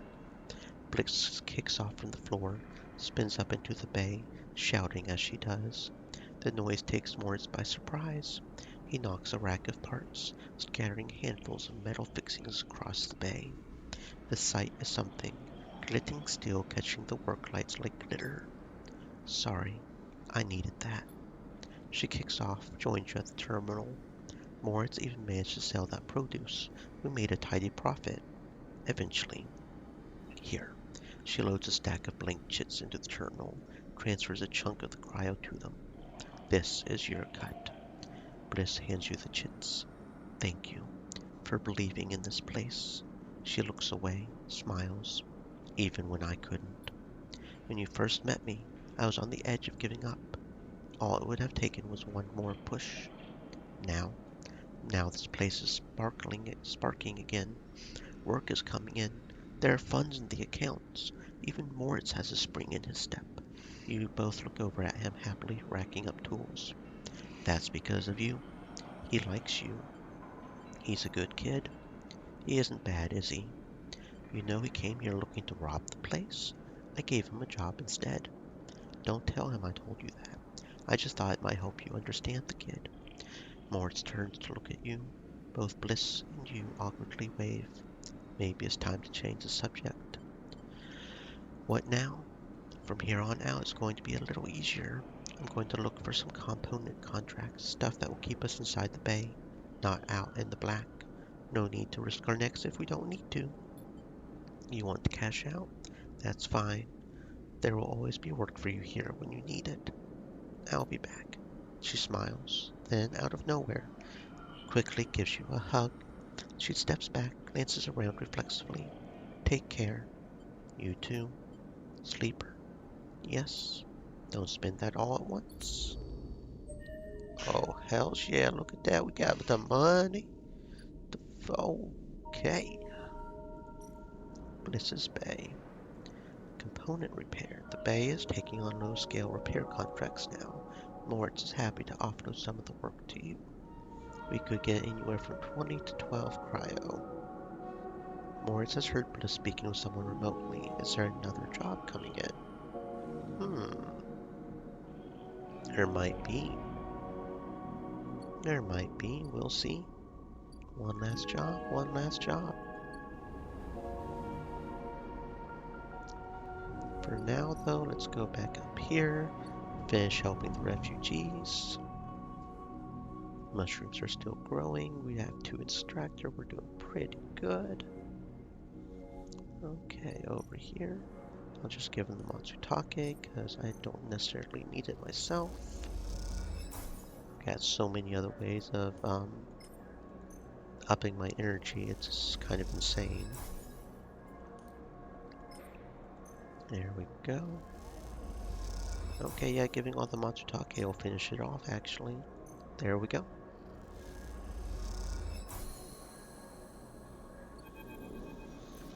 Soul finds you deep in the layers of the Pilgrim Seed, working on a patch for life support vent. You hear him coming, his suit hissing as he does. I had to ask around to find you. Seems you know the place better than me these days. Doubt it. I was on the work crew that built this thing. Maybe you are right. Stand up, let me see you. He pulls you to your feet. I don't believe we ever had a sleeper on Emperor's Hearth. You sure do make me wish we had. Could have done with a few workers as good as you. Thank you. You're welcome. Seems like I owe you some answers, seeing as you've been working hard on the Pilgrim Seed these past few cycles. He leans against a crate, his suit creaking. What do you want to know about? The flux. That's what I imagined. I can't say I'm an expert. I can tell you what we witnessed on Hearth. At first we ignored it. A few farms had their automation systems blink out. Lifter suits locked up. Bots reset their schedules. Nothing we hadn't seen before. Then the news came out of Passero that they had been hit harder. The local network had gone down. No one could get it back up. It was rough for a while. Out in the farmland, we were used to that. Passero, capital of Hearth. Tens of thousands of souls made it their home. Anyway, we thought the flux was a freak event until the day they got the network running again. That's when the cascade happened. System after system corrupted, data lost. Then another flux hit. Another. The bots were running circles in the fields. People had to be cut off of lifter suits like mine. Cut out of lifter suits like mine. The city? I never saw it. I heard from the others. It only got worse from there. We couldn't seem to fight it. It cut us right open. That's what I know about the flux. Some folks say it came from the inner system. It might be connected to some old tech there or something. I never heard anything more than rumors. Sorry, I don't have better news. Anything else you want to ask? Ember's Hearth. Sure. I mean, I spent my whole life on that rock. I have plenty to tell. I'll save my life story for another time. The short of it is that Hearth is the first of Emperor's moons, the biggest, most populated, which is down to the successful terraforming systems Cybele set up back when Solheim owned the system. How are the relations with the other moons? Depends who you've been talking to. You shouldn't mistake me for a politician, Sleeper. That's for others to do. Ember's Step was a test ground for the terraforming tech that Hearth is built on. Song was the extraction site for the raw materials, energy needed to make it work. You can imagine that might lead to some tension. However, despite what people might say, Hearth was never fully stable. Cybele liked to talk it up. After they pulled out, Solheim left. Our people discovered they would have to keep the systems running themselves. The place would soon end up as dry as steppe. Hearth was good as long as the evaporators kept running, kept filling our skies with clouds. Even after the collapse, our people kept those things going, turning that subsurface ocean into a periwinkle blue sky. Flux ended that, though. When they failed, the rains failed the harvest with it. Soon you have a city without a way to feed itself. That's when we, some of us, made the decision to set out in this place. Look for another future. Anything else you want to ask? You want to know what about me? I'm not sure that was part of the deal I was thinking of, Sleeper. Unless you are asking about this. He raps on the metal of his suit. In case you haven't guessed, this is the only thing keeping me vertical. It's a lifter suit made for working the fields. We had to modify it so I could walk around after the accident. That's all I'm saying, Sleeper, because to be honest with you, I don't owe you more than that. Do you want to know about the flux? About Ember's Hearth? Go ahead. Don't pry into my life, I won't pry into yours. Soul lets a silence sit, staring hard at the floor. The suit seems to loom over him, looking more like a burden than a support. With the bars around his head, you suddenly start to think of it as a cage. Look, I don't mean to be rude. Let's leave it at there. There's too many eyes on me in this ship as it is. I would rather just slip into the background. Thank you very much. Soul shifts on the crate. Anything else you wanted to ask? What do you want to know about? Looks like time's up, Sleeper. Soul stands, flexing against his suit. He takes his cane in his hand. Keep it up, Sleeper. You're making me think I need to start making new plans for this place. With that, Soul leaves. You wonder what he needs. As he creaks away down the corridor, you can't help but feel there's more to him than it seems. When you arrive at the bridge of the Pilgrim Seed, Soul is waiting for you. You wouldn't believe the messages that have come through in the past few cycles, Sleeper. The ship from Steppe has sent a goodwill gesture, a whole cache of supplies from their own farms. I'm not sure how we'll use them. The gesture is a welcome one. Song, meanwhile, are apparently accepting supplies again, although a little reticently, if I may say so. I don't expect them to change anytime soon, it should be said. What I'm wondering, Sleeper, is what part you had in all this. Soul eyes you, waiting for an answer.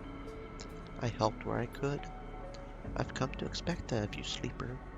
You look at Soul, his eyes bright, eager. Wonder what he sees in you. Are you a tool to be used? An ally? It can be hard to tell. I want to show you something. Soul squeezes your shoulder, turning you to face the lift. He leads you along the axis of the ship, towards the engines, the clinking of his suit accompanied by the constant hammering, welding that fills the echoey bulkheads of the Pilgrim Seed at all hours. With the cordon lifted, shuttles able to go out to salvage scrap, barter for supplies, the ship has become a place of transformation, moving towards some state yet to be revealed to you. You look at Soul. What is his plan here? What is he preparing the Pilgrim Seed for? Are his sharp eyes simply focused on making it through the next cycle? Suddenly, Soul stops in front of a huge bulkhead door, like the steel on the front of a dry dock hangar. He signals to someone in a cabin high up. Attached to the wall, they begin the process of opening it up. The Pilgrim Seed was built as a short-range freight carrier, you know. The amber warning lights on the bulkhead door send spinning shadows across Soul space.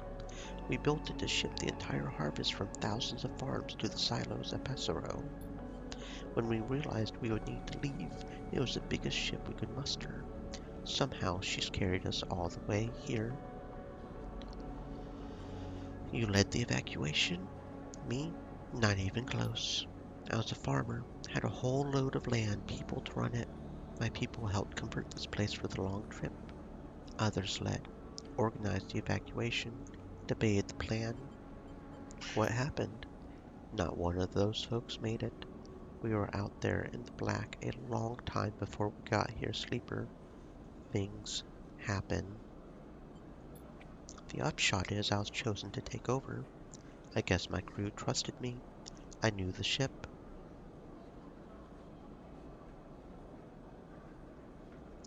I argued, reminding them I'm no leader. I'm sick. Well, when service chooses you. A loud klaxon sounds, indicating the bulkhead doors are ready to open. They groan as they slide back, the metal squeals echoing through the vast ship, bouncing off its hard-plated walls.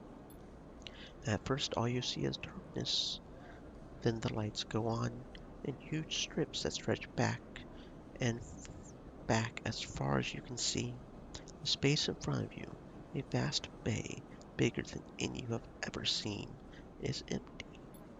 When we left Hearth, we didn't have the time, resources to convert the entire ship. So much of the freight was sealed away, shut down. Now we have time, resources. We stabilized here, at least for the moment. Now's time we make use of all this.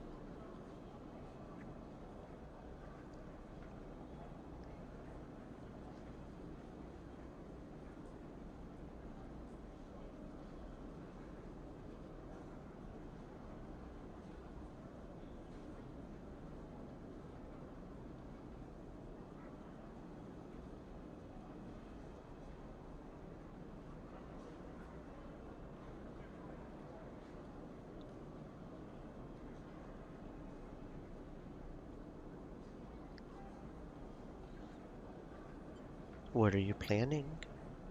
What do you think happens next for the Eye, Sleeper? The flux has already hit one part of the station. From what I know, it'll hit again. On Hearth, we lost everything.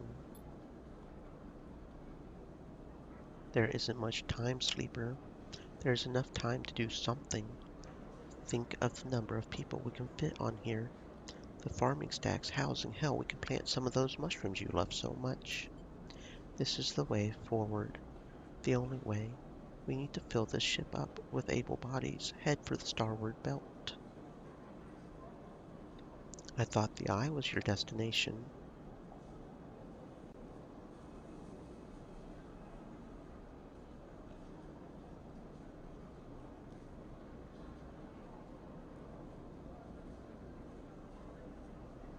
It was, until the flux hit here.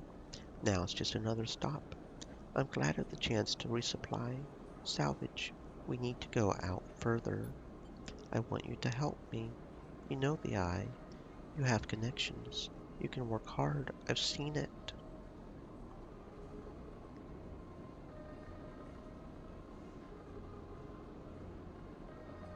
I know you are like me, Sleeper. You didn't choose service. It chose you. There are other ways. If you know them, go ahead. I'm telling you, this is the opportunity we have now. I know it's a lot to think about, Sleeper. Trust me. Think of what we can do here. The flotilla can't last forever. We need more than just farmers to make this work. We need to build a new world for ourselves. I've heard that out there in the belt, there are people who've been setting up since the collapse, making something of their own. That's our future, tucked away in those rocks, far from all this. I didn't bring my people here just to let them die somewhere new. Sol crosses back over the threshold of the bay, signals for the operator to close it up. The door groans. Sol waits for it to stop. Think about it, Sleeper. Don't wait too long. This is happening soon. He leaves you there in the silence of this vast bay, your head spinning with the thought of leaving the Eye. Here's our other upgrade point. Oh wait, we had 4. Okay. Oh, we've got engineering max now. So we could, I guess, spend 2 points and gain one of these. Maybe eventually getting the thingy, I don't know. Gathering evidence, Peak is compiling their data on the flux to be presented to Sol or Helen. You get the sense they are dreading the choice. Not sure. I mean, I would think Helen would be the best choice because Sol. I mean, you would think that they've been doing this for a while. If they haven't figured out the virus by now, I don't see how they could possibly come up with a way to counteract the virus. Helen, they're still new to dealing with this, so maybe they would be the best choice. I think Helen would be the best choice, probably. Probably. Maybe. I don't know. Okay, mushrooms still have, what, 2 cycles? 2 cycles. So that'll be done about the same time as that, but maybe I don't need to really care about that as much. I've got 2 stabilizers. And the only other thing besides that, although they said there were 3 chapters, right? So we're probably on the 2nd chapter, is here. 1, 2, 3, 4, 5, 6 cycles, so that's going to take a while. I don't know if he's going to come get me like he has in the past or not, but I guess we can see. Go ahead and rest because there's nothing else to do. I mean, I guess I could work and just make a bit more money, but there's no point to that. There's literally nothing else to do with the dice. I don't think. Because we just have to wait until the evidence is compiled pretty much. And that's it.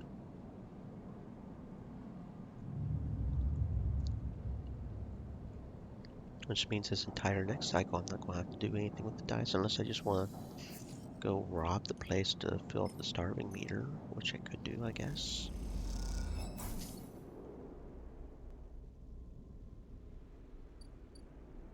Go rob the farm stacks because we can. Max out our energy.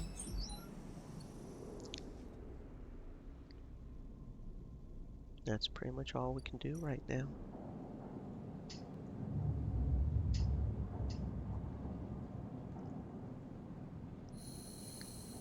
Okie dokie. Sleeper, Peek is waiting for you in the corridor. It's time. Peek looks pale, disheveled, with heavy marks under their eyes, strands of hair sticking to their face. I'm ready. Peek holds up a thumbnail-sized drive. All the data I have compiled on the flux event, effects of the wave, structures that hide within it, is on here. You look at the tiny drive, a casket of dark secrets. I've annotated it to the best of my ability. Anyone should be able to understand the threat potential in this. It makes for grim reading. Without intervention, the Eye will suffer a cascading collapse of systems, just like the colonies of Ember's moons. Intervention. That I'm still working on. This shadow in the flux protocol is so hard to pin down. It adapts to any countermeasure I have tried to deploy. It is like trying to hold water in a cage. It slips straight through. There has to be a way. We need help, Sleeper. This is about everyone on this station. We have to set up a meeting. Tell someone who can do something about this. Helen? Perhaps. If anyone can protect the Eye its half an age, their internal politics will make it hard for them to act. Will they even listen to us? As long as they recognize that it is indeed a threat, yes. Perhaps we've been thinking about this all wrong. Why make a choice when we can tell both of them? Why pick a side when the only side in this entire thing is one we all need to take? Peek speaks as they think, their words barely keeping pace with it. Well, that's what I was honestly wondering about. I didn't know why we had to give it to one or the other. You're the one who said that we had to give it to one or the other. We need to resist this together. We will fail. We need everyone on board, Sleeper. This is the only way. We send the data to both. You were right. I'm glad to see it too. Another flux event is coming. I'm sure of it. I'm not sure we can survive without help.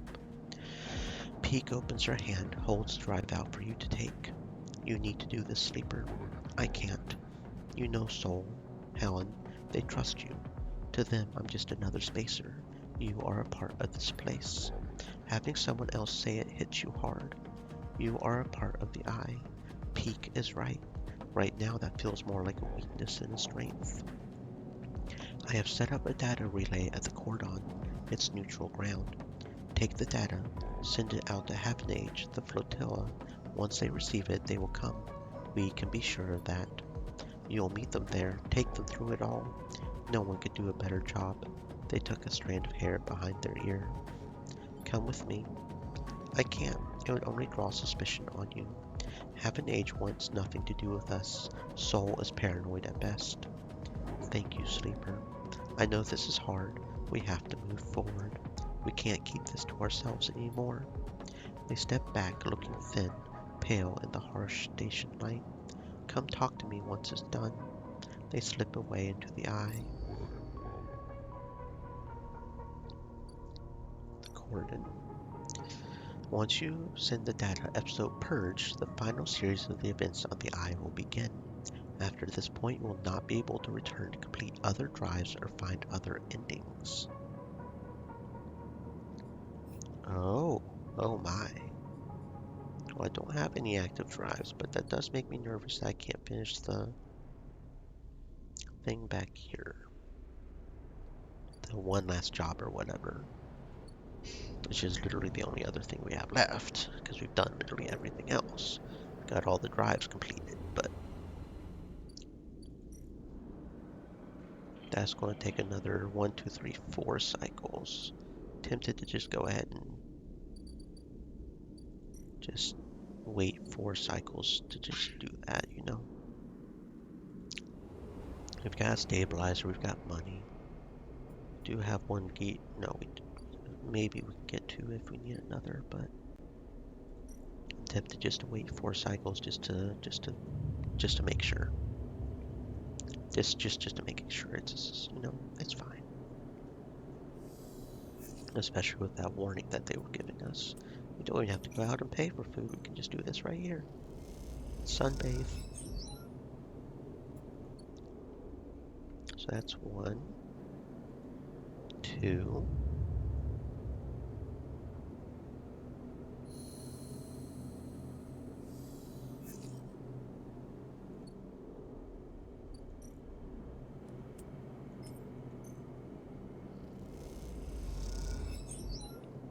3.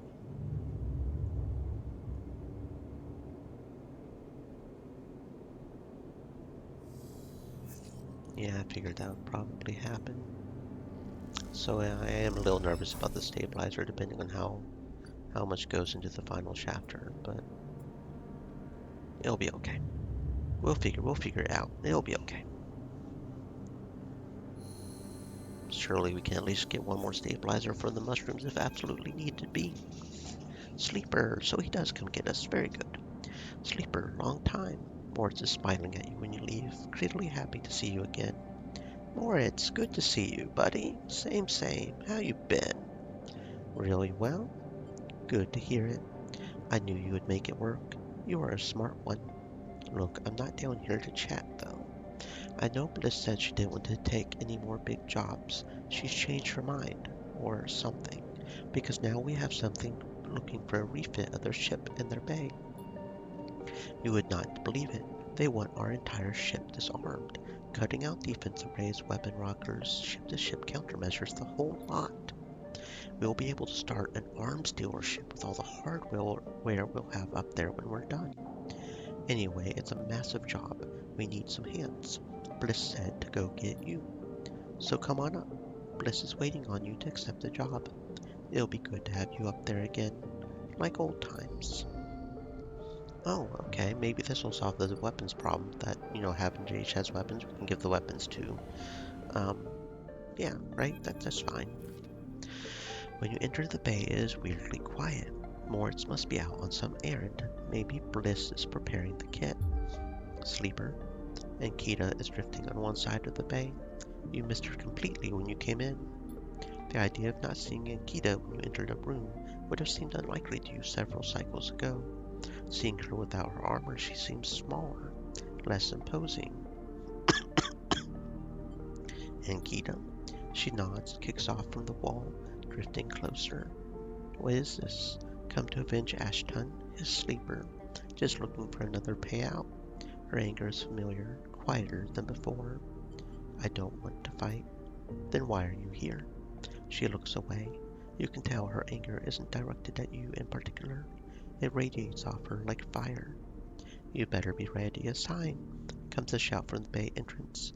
Because I've got my best repair tech coming up here especially. They are going to... Bliss glides in, suddenly stops herself when she sees you and Kita standing off. Sleeper, you are already here. Cassetta, this is a tech I was telling you about. Best on the hub. She stops, looking between the two of you. Wait, do you two know each other? You and Ankita look at each other. We work together. Bliss squints at you before continuing. Bliss produces a slate. Now, Miss Cassetta, if you would like to sign her damage waiver here, we can start on the decommissioning. She looks at you. My tech here is eager to get started, as am I. Ankita scrawls her signature across the slate. Thank you.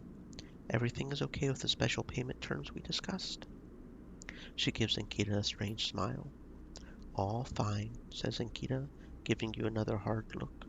Then she kicks off, drifts to the entrance. I'll be in the gimbal, she says, leaves. Special payment terms. Look, Sleeper, there's something I have to tell you. She glances around again. What is she so nervous about? This isn't exactly a typical job. Miss Cassetta, Ankita, she gives you a knowing look, doesn't have the chits to pay us.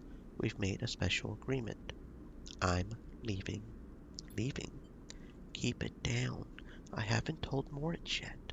Just waiting to break it to him. Don't you tell him either. She stares hard at you. I'll tell him when I'm ready. I don't want him getting worried about Ankita's history. He can be very protective. You should tell him. Look, all I care is that she's heading for the Star Ward belt. That's where I'm headed. Also, I wanted to ask if you would like to come with us. Okay. I think this is actually an achievement right here. I was a little confused about something on one of the achievements for a second there, but this makes sense. I didn't see this coming, but this makes sense. Double checking.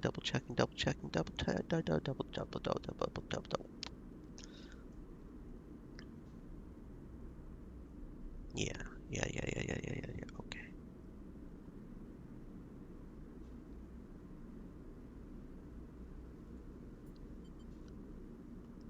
I would.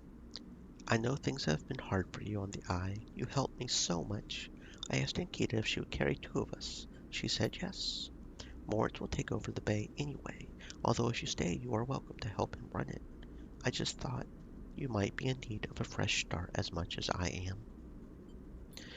She turns away nervously. Think about it anyway. The berth is there. We've got to finish the job first anyway. With that, she kicks away, heads to the racks before you can offer an answer.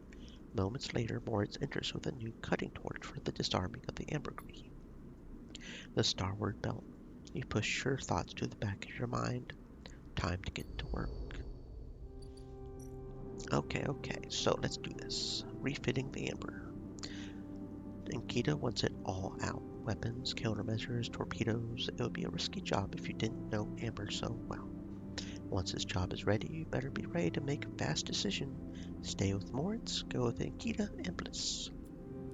It doesn't look like we can fail, so it looks like even a failure is just +1, so that's fine. We will get this done pretty quick. Especially considering we have +2 engineering, so we have just mastered this game at this point. We're just such in game. Okay, one more and we'll be good. Probably. Nope, not quite. Okay. Okay, there we go. Amber looks better than she ever has before. Bliss has done an incredible job of cleaning up the hull. Despite the exterior changes being limited, she has the impression of being lighter, somehow sleeker than before. Moritz drifts by. He has been loading up the final equipment onto Amber. It turns out Ankita will be taking her weapons, packed, ready to sail at the first starboard belt port she hits. Now that Moritz is done, he seems in a kind of daze, floating back and forth aimlessly. You okay, Moritz? What's that? Right. Yeah, packed, stacked. He smiles a weak smile. Was hoping Casetta would let me keep a warhead. For what?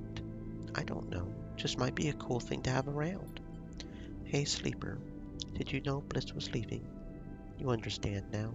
She told him. That's why he is like this. I did. He nods distractedly. She said this place is mine. He looks up around the bay like it's suddenly some vast space he doesn't know what to do with. You'll do a great job. He looks down at you. Thanks. I appreciate you saying that. Not many people believed in me before now. First Bliss, then you. A dark look suddenly crosses his face.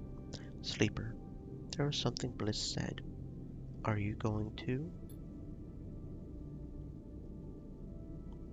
Before you can answer, Ankita glides into the bay, a massive crate on her shoulder. Sleeper, you coming or what? Bliss is already on board. She stops by the terminal, holding herself in place. Moritz looks at her with a dazed expression. You look at Ankita. She's keeping it together now.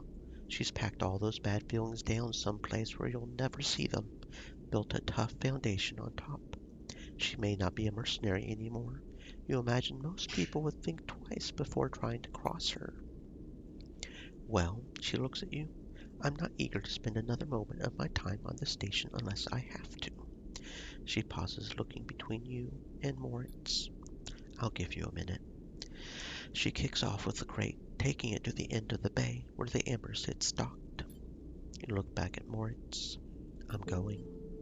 Moritz looks like he might pass out. I get it. It's the right decision. Thank you. Thank you for working with me these past cycles. I learned a lot. Look, you've got to find what you need. I did. Bliss displaced you. This was everything I needed. I was in a bad place. This pulled me out. You go find it. Ankita comes across the bay, the final crate stowed. You coming then, Sleeper? I'm coming. Okay then. Come on over with your things. I'll get you settled. I'm sure Amber will be happy to have you. You both glide away from Moritz, his eyes wet, a smile on his face. He waves as you go, dwarfed by the vast bay. You hope he will make it, even though you know, somehow, he will. and Kita helps you through the lock onto the amber. A sense of familiarity is overwhelming. You think about all the time you spent working in those corridors, listening to these sounds, Stay thirsty, my diagnosing friends. those hisses. Hydrate. And Kita gives you a minute before she speaks. Look, Sleeper, I'm not going to go back over everything that happened. I'm trying to put that behind me. She stops, unsure of how to proceed. The past is done. I thank you. I don't know if we can begin again, but we can move on. She sounds pained, tired. As you move off down the corridor towards the bird, she tries again. I don't think it was that I thought the wrong things about what you are. I think I just didn't think I didn't think about how things might affect you. I realized I've been like that for a long time. Focused, stubborn, willing to get the job done at any cost. This is hard for her. You don't want to interrupt. I'm sick of paying the cost. I'm sick of being used as an extension of something bigger, something crueler than me. Having that cruelty, that violence flow through me. I just want to be me for a while. At least figure out who that is. What I'm saying is you can get off the first port we hit in the belt. I wouldn't blame you. It's a smart move. You can stick around. We'll see if we can find a way to make space for all of us. She looks away, her energy exhausted. Thank you. She nods. Nothing else. This is you. She turns you to a small room with a bunk, a porthole to the flickering lights outside. The outside wall is sloped like a roof. Tucked beneath it is a small desk. Terminal. Bliss is next door. I think she's in the hold right now. She said she wants to make sure the warheads are locked down tight. And Kita observes her nervous response. I mean, they are, obviously. She gives you a look. And Kita slips away. You look around the room. You go over to the porthole, place a hand on the wall, feel Amber purr. You think you're going to like it here.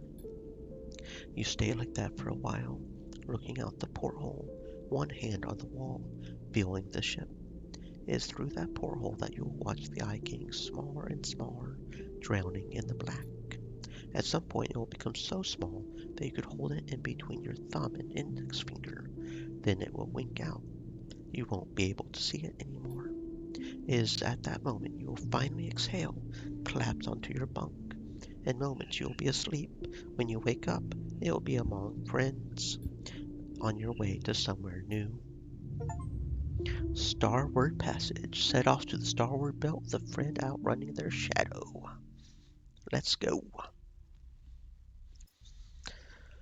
Alright, continue extractor cycle 105, 105. Although I'll get a drink real quick.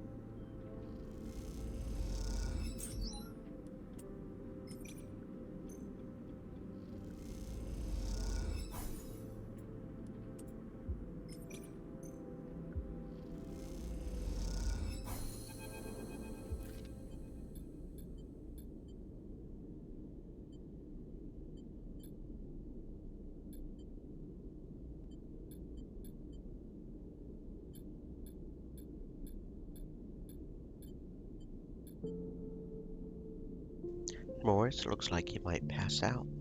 Sleeper, are you sure? Are you doing this for me? I'm staying for me. Okay then, you're staying. He grins.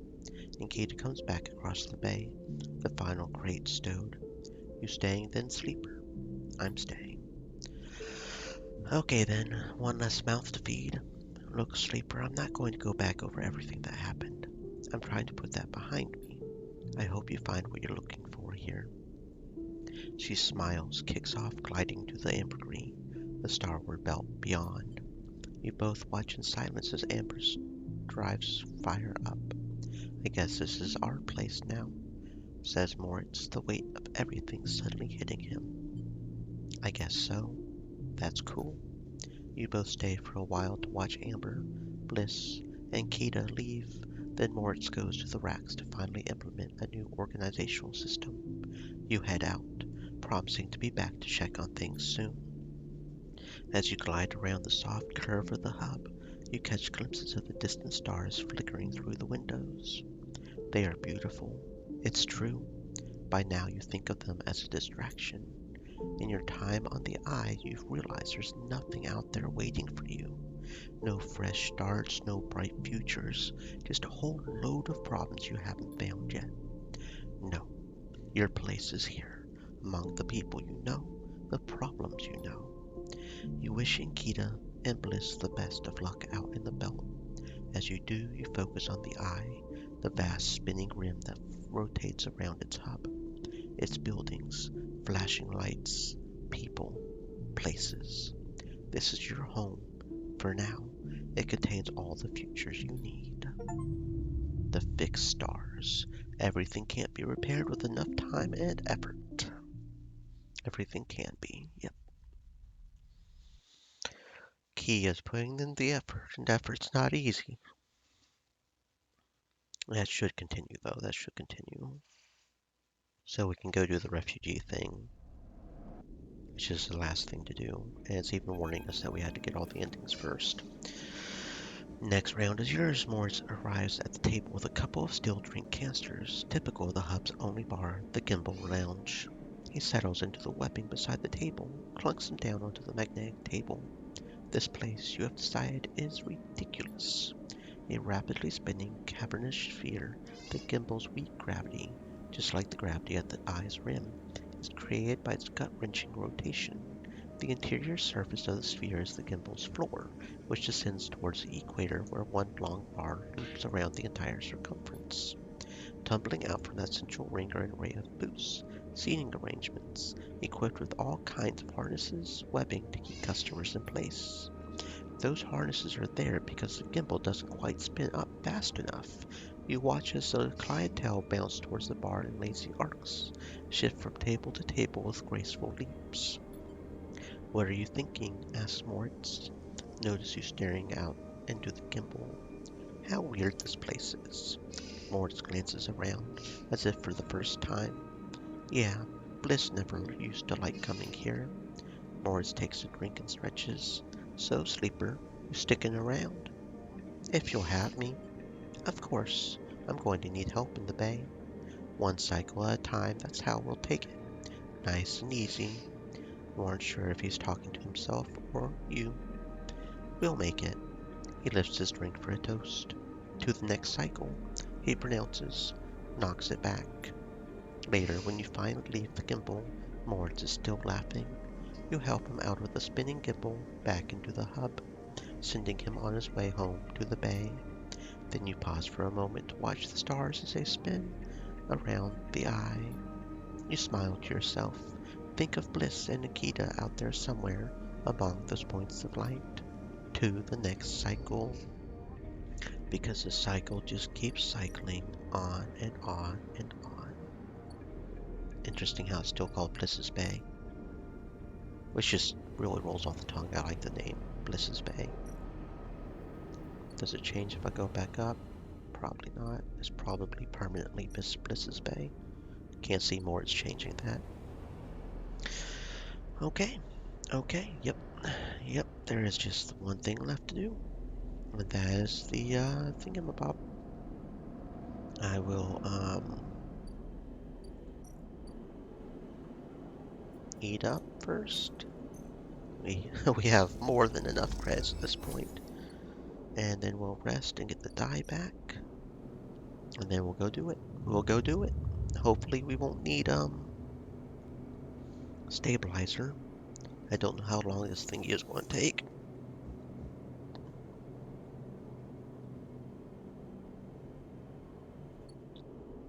But we'll see. We will see.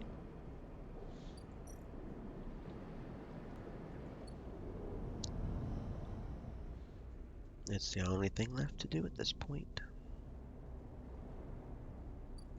The final chapter, the final episode. Put in that flux data. Peaks relay pings a confirmation. The data is sent. With the data sent, the only thing to do is wait. As you do, you imagine Helen receiving the data, perhaps in the middle of some Haven Age Council meeting. You think of her trembling hands as she slips out of the room to read it. Her reaction, you can't predict. You imagine Sol, too, one of his crew finding him in some corner of the Pilgrim Seed, overseeing the modifications that will turn it into an ark. Those sharp eyes scanning the data, looking for a way to proceed. The wait draws out. To pass the time, you watch the activity beyond the edge of the eye. The scrap shuttles pulling components from the now abandoned cordon. The supply skiffs making runs between the flotilla's ships. It isn't long before you hear the chirping of one of Helen's now familiar drones, approaching the viewing platform. Then Helen herself strides into the room. Where did you get this, sleeper? Helen holds up a slate scrolling with streams of flux data as she enters. I need to know your source. Hello to you too. You didn't bring me here for a reunion, I assume. You'll forgive me for skipping the pleasantries. She pauses, pushes sharp hair back out of her face. This is a lot to take in. A shadow protocol inside the flux. The system's KAN channel starting up. A total collapse of the eye. She rubs her forehead. If I bring this to the council, they'll... Do you know what has been happening within Haven Age, sleeper? She looks away, out at the flotilla. Since the refugee ships started arriving, things have changed. It's chaos. No one can settle on a single issue. There is division at every vote. In the division, only one group prospers, the hardliners. As each counselor gets tired of the arguments, compromise, they become more attracted to the easy answers. The flotilla is to blame. The refugees are opportunists. The eye must be defended. Now you are telling me they brought something to the eye that will cause its collapse? They didn't bring it. It doesn't matter, sleeper. That is all the counselors will hear. She closes her eyes, hand to her temple. Many of them already presume that the refugees are somehow to blame. Did someone say refugees? Sol clinks into the docking bay, grinning at the situation. Speak of the devil? Here I am. His suit hisses as he settles on his cane. Helen glances between the two of you, uncertain if she has been drawn into some elaborate plan. Sol holds out a hand to her. Sol, I believe we have spoken remotely while the cordon was still up. I sent you both the data. Thank you. Evidence of our mutual inevitable destruction is not much of an olive branch. I'll take it. I'm not Haven Age. What I mean to say is no one person represents Haven Age. That's the idea. I did not support the cordon. I did not support your quarantine. Well then, anyone mind if I get myself up to speed here? You get the feeling he isn't expecting an answer. 1. The flux events, the very same destabilizing waves that collapsed the colonies on the moons of Ember, have reached the station. 2. According to data Sleeper provided, these events are acting as a cover for some kind of intrusive protocol, which is causing the real damage. 3. This shadow protocol will do the very same thing it did to Ember's Song, Step, and Hearth quickly. In short, it'll shut down everything keeping this place alive. 4. This is my favorite. We have no idea who or what is doing this or why. Is this about all of it? That's it. Sounds intimidating. Did you manage to put up any kind of resistance on Ember's Hearth? That's why we are here. The Pilgrim Seed was the biggest ship to make it out unscathed. I suppose we didn't have this data. We didn't know what was eating up the systems. We all thought it was the flux. I imagine you, Sleeper, whoever helped you uncover this, might be able to figure out a countermeasure. We can try. That's the start of it. If you'll forgive me, part of why I was able to save as many as I could on Ember's Hearth was that I gave up hope early. Soul shifts his weight, his suit hissing. There were endless strategy meets, system reboots, tests, trials. I just got on with working on the Pilgrim Steed, with getting people on board. When the second, the third, the rest of the Flux events hit, we were ready to go. I can offer you some advice, Miss Not Have an Age, is to give up on that line of thought you have, that hope, to start the evacuation now. Right this cycle. Soul looks out of the observation deck towards the Pilgrim Steed. I've already started the process of converting the remaining volume of the Pilgrim Steed for human habitation. With Have an Age's resources, I dare say we could finish the job with time to spare. Soul scratches at his beard. I know it's hard. I know it's sudden. You have to give up hope. We have to run. There will be no heroes here, just those that keep living, those that don't. Helen listens in silence, making calculations. She looks out at the bulk of the Pilgrim Steed, which, despite all its vastness, is dwarfed by the eye as a whole. Something flickers in her eyes. She opens her mouth to speak. She stops, frozen. Let me think. I need a moment. Helen paces. As you watch her, you realize how young she is, how lost she is in the systems, protocols she has to navigate. You can almost see the strings, ties that bind her, glinting like webs in the wide space of the observation platform. We purge the Shadow Protocol. With what resources? The data you sent me, this thing is a shadow, uncontrollable, untraceable. Perhaps with the full contingent of the Have an Age Systems Department, that would require hundreds of work orders to be overlooked, maintenance schedules abandoned. Getting that through the Council? Would that even be possible? She glances at Soul, who is patiently watching, listening. We do it without them. Impossible. I will take this to the Council. Force them to listen, force them to act. We both jump as someone loudly clears their throat nearby. Your eyes jump to the dark entryway that Helen emerged from just minutes ago. What a cozy little meeting this is. A man steps from the shadows, dressed in the same style of Have an Age overalls as Helen. I must say, that is some very incendiary rhetoric you are using, Counselor Helen. You glance at Helen. Her face drops immediately. Kemp. She curses under her breath. Soul shifts his weight on his cane, otherwise remains still, like a casual observer. Plotting against Have an Age with an interloper. Everyone will be so disappointed. Some of the counselors had such high hopes for our youngest member. I, of course, never let novelty distract from the importance of experience. Helen stares daggers at Kemp. Enough of this petty shit, Kemp. You need to see this. She holds out her slate with an outstretched arm. The games are over. No more point-scoring lobbying. Your hardliners need to stop. This is something real. Kemp calmly takes his slate, prods the screen, scrolling through the flux data. His face betrays nothing. You see some complex calculation flickering in his sharp eyes. He gestures. Out of the shadows, two Have an Age security officers appear. As they do, both you and Helen take a sharp breath in. They are carrying long, boxy guns.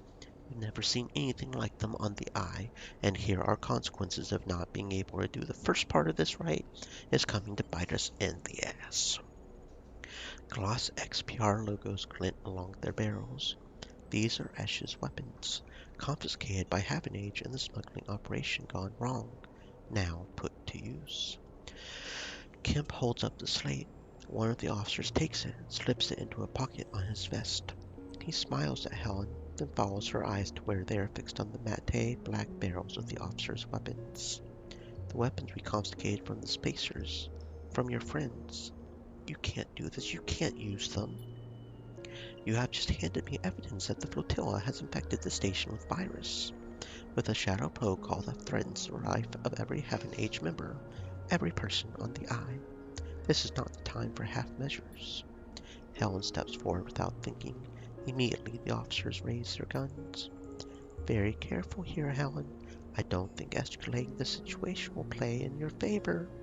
You are in the wrong here. plotting against the council, hoarding data vital to our work. It's all so obvious. You couldn't win power by having ageist systems or laws. You resort to this. The law is with me. It is as simple as that. Now you need to come with me. Soul shoots you a purposeful glance. Now's the only moment you have. You rush Kemp. As you do, Soul twists one of his arms, snapping something in his suit.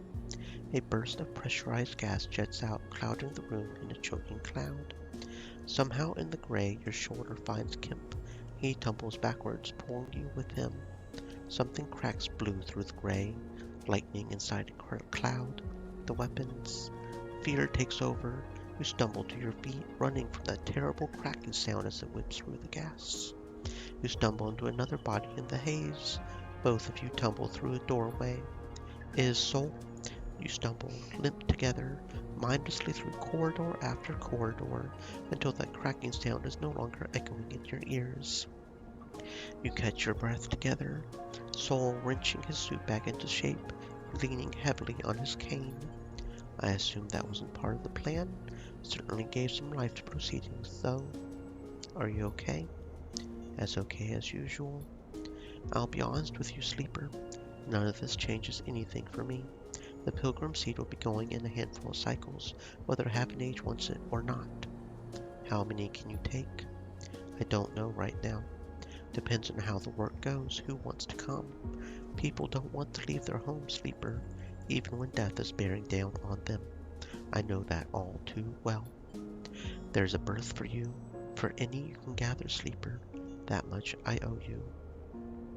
Thank you. Soul glances back down the corridor. I think we better clear out. I'm not sure those officers won't come looking. My crew will meet at the edge of the cordon. I'm good from here. Thank you, Sleeper, for sending the data. I appreciate the extra info. I'll see if it can help us shore up the Pilgrim state against any future flux events. We will be leaving as soon as we are able. If you want to help us get there faster, you would be welcome. If we had you back on Ember's hearth. He pauses, suddenly losing his appetite for discussing the past. Well, just don't keep me waiting. He limps off down the corridor towards the edge of the cordon. You pause for a moment to let your thoughts catch up. Peak will want to hear about all this. They should be your first port of call.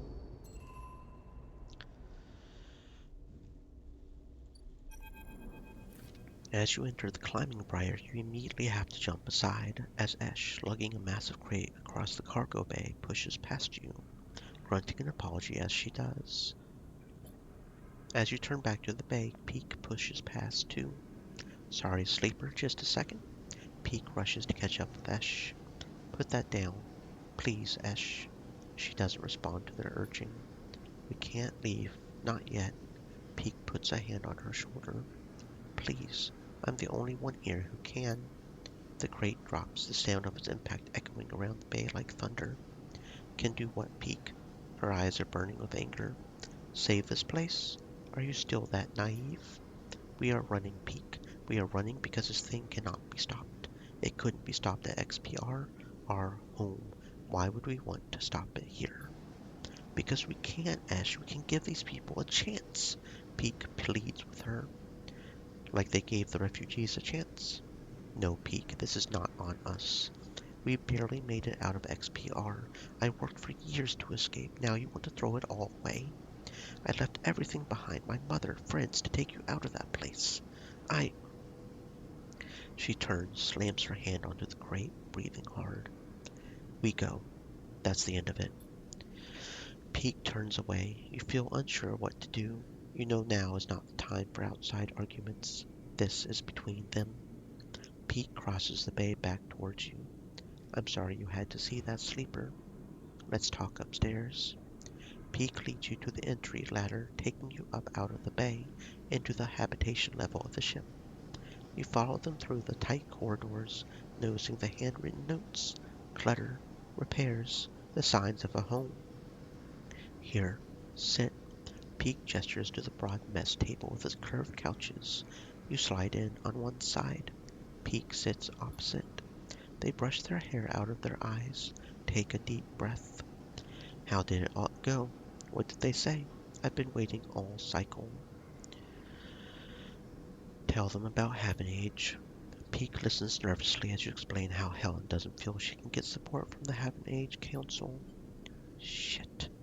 I was really hoping she would be able to provide some backup, at least convince the council. How did you leave it with her? Maybe we could reapproach with more data in a couple of cycles, once she's had time to process. Peak looks incredibly troubled as you tell them about the hardline Counselor Kemp's sudden appearance, about the XPR and boss guns, the resulting chaos. You admit you don't know what happened to Helen. Peak is silent for a moment. Those are Esh's guns, right? The ones she smuggled out of XPR on this ship? The ones she didn't tell us about? Yes. Esh. Then we can't be sure that Helen can help us at all. If Kemp has taken her, if the council looks on your meeting darkly, then this is on us. What's on us? Ash is standing quietly in the doorway listening. You don't know how long she has been there for. Peak looks up at her with tired eyes. Sleeper found the weapons you smuggled from XPR. Ash freezes. She glances between you and Peak as if this might be some elaborate joke. Haven't H used them? Ash moves out of the doorway, enters the room. What happened? The hardliners within the Haven Age Council used some Esh against their own members. Good. Anyone in that corrupt mess deserves what's coming to them. They should never have laid their hands on those weapons. If I would have known. Pete goes to speak, then decides not to take the bait. They glance at you. I'm sure you've heard enough of us arguing the psycho sleeper. Peak shoots a look at Esh. Our introduction of those weapons into the equation are just another reason why we simply cannot run away. Ash looks away, says nothing. She surely knows they cannot absolve themselves of responsibility here. What is motivating her? You realize that she might be trying to protect Peak, even from themselves. Suddenly a shrill beeping fills the room. Peak pulls out their slate to silence it. As they do, they freeze, their finger hovering above the screen, the beeping continuing its insistent pulse. What? Peak doesn't seem to hear you. They blink with glazed eyes at the slate. Then they let out a long exhale, tap the screen. The bleeping shuts off, leaving a ringing silence behind. Ash frowns at Peak, planning to explain. 12 cycles. Peak looks vacantly up at you both. 12 cycles until the next flux event. They shake their head.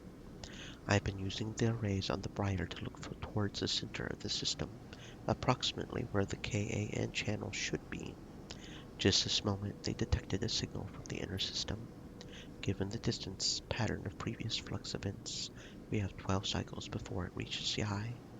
The silence of the room is deafening. 12 cycles. That's it. Before a second wave hits this place. Peak interrupts your thoughts. We start now. That's the end of it.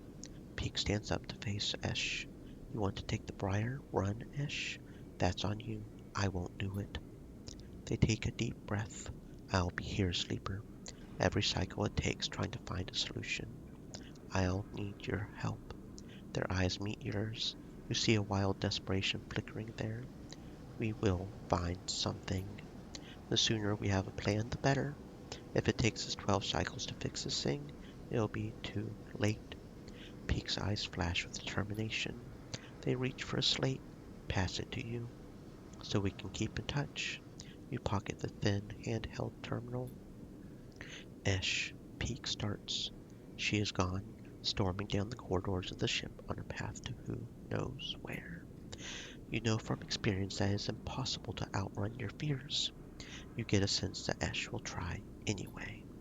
Peak rubs their red eyes, staring after Esh. Maybe I'll take a moment before we start. They smile weakly, tears of exhaustion gathering in their eyes. See you back here soon, okay? You slip from the room into the corridor, Peak's quiet sobs somehow carrying through the ship behind you as you leave.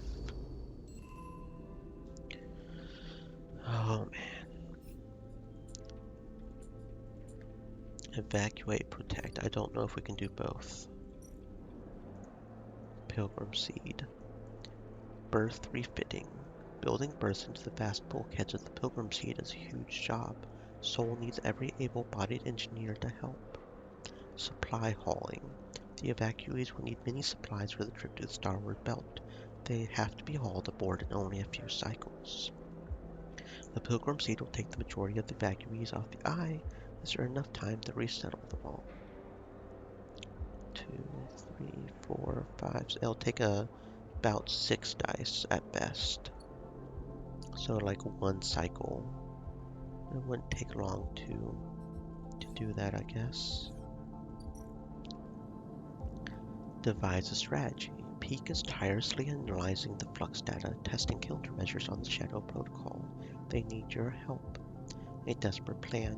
Peak is desperately looking for a way to combat both the coming flux event, the Shadow Protocol infecting the station. Okay, let's try to do this. Let's try to get this done. It's going to take a few dice though. 3 dice, looks like. We should be able to do this. Do I want to re-roll the 3 or do I want to take a chance?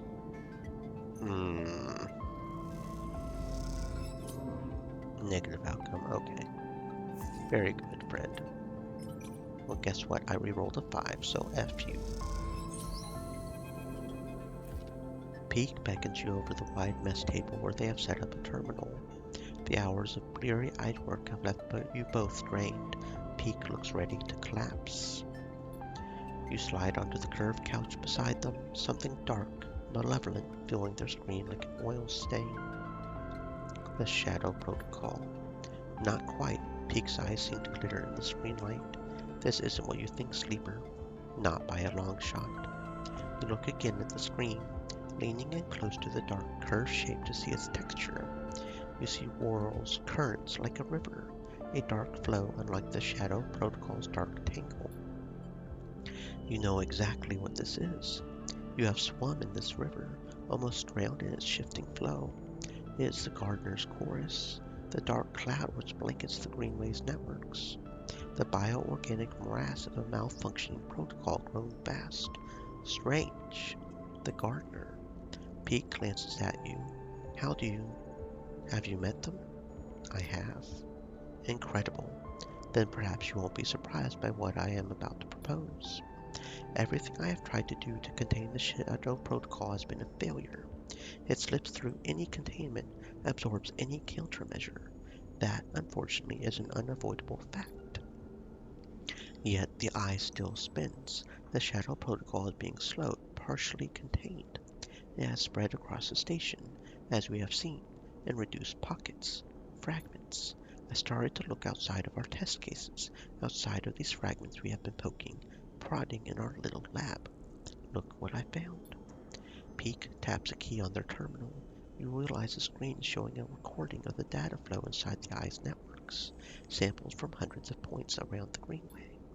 You watch as a subtle shift occurs at the edge of the flowing dark curve that blankets the Greenway. Something spreading like an ink stain. Somehow darker than black, it bleeds across. The Shadow Protocol. Now watch. You see something strange, a fizzling at the edge of the shadow, a sparking. Then it is gone. Beneath, for a moment, the millisecond, you see into the networks of the Greenway. You are reminded of an image you had forgotten. Pulling a plant from its pot, seeing a bone white root ball where you expected to see dark soil. The white connections writhe like worms. Then it is gone, the dark flow closing up as quickly as it opened. It dissolved the shadow. Exactly, it protected itself. You think back to your meeting with the gardener, to that sense of something old, world, inhuman to its core. Peak excitedly starts to explain. This is the only chance we have, the only countermeasure we have seen. And the moment it opened, I detected something. A centralized intelligence with the local ID gardener. This protocol, this system, whatever it is, can protect its network from the Shadow Protocol. If it stays in the Greenway, the Eye will still fall.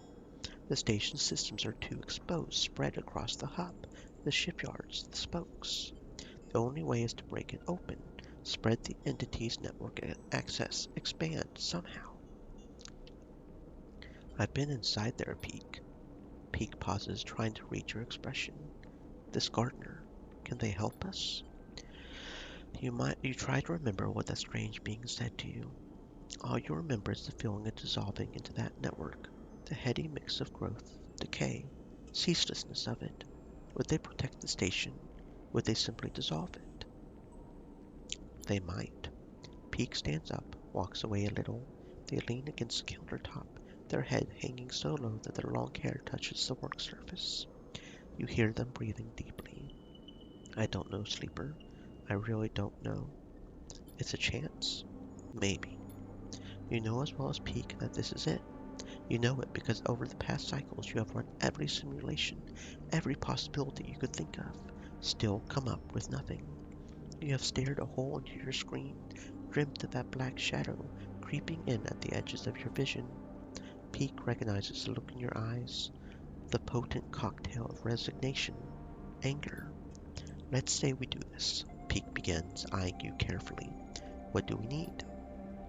They begin to answer their own question, thinking out loud. I suppose we would need to do two things. Find a way to limit, control the gardener's spread, and connect the greenway. Peak starts pacing, the ideas coming quickly now. Controlling the spread means preparing the station, limit the gardener's network to key systems. We don't want it taking everything. We just need it to protect the station's core functionality. Then we need to reconnect the greenway, hook it back up to the main line of the network. Those systems will be prepared. They should connect. Gardner will spread along the paths we prepared. At least that is my theory. If we don't prepare it correctly, the gardener might not spread. It might spread to everything. After that, things might get worse. It can't be worse than total collapse. Don't say it, Sleeper. Peak sits back at the terminal, brings up a map of the eye. Rotational control at the hub, life support at the free spoke, power routing at the Haven H shipyards. They stab at the map with each one, marking them in red. Then there's the central core. As I understand it, is somewhere on the rim. I would need to find it. They push their hair out of their face. We see the gardener in all these places. How are we going to do that? Meet the gardener's attention. Of course, the gardener needs plants to care for. That is what their protocol dictates. They must have been part of the farming management systems of the Eye, back when Solhan built it. We send seed greenway plants into those systems. The gardener will seek them out, protect them. It's a wild idea. It could work. We'll need a way into those systems. Haven Age have most of them locked down for safety purposes. We can't just walk in. I know a guy. Someone in the Haven Age systems team. You nod. After everything he dragged you through, you feel like Finn still owes you.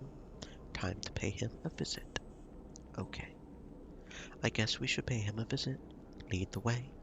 You both leave the ship, carried forward by the excitement of the plan, an eagerness to not look at the details too closely. You push any lingering questions to the back of your mind. Time to head to Finn's Bay. Okay, sounds like a plan.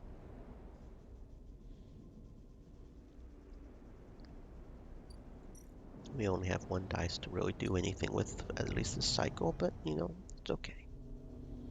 It is okay.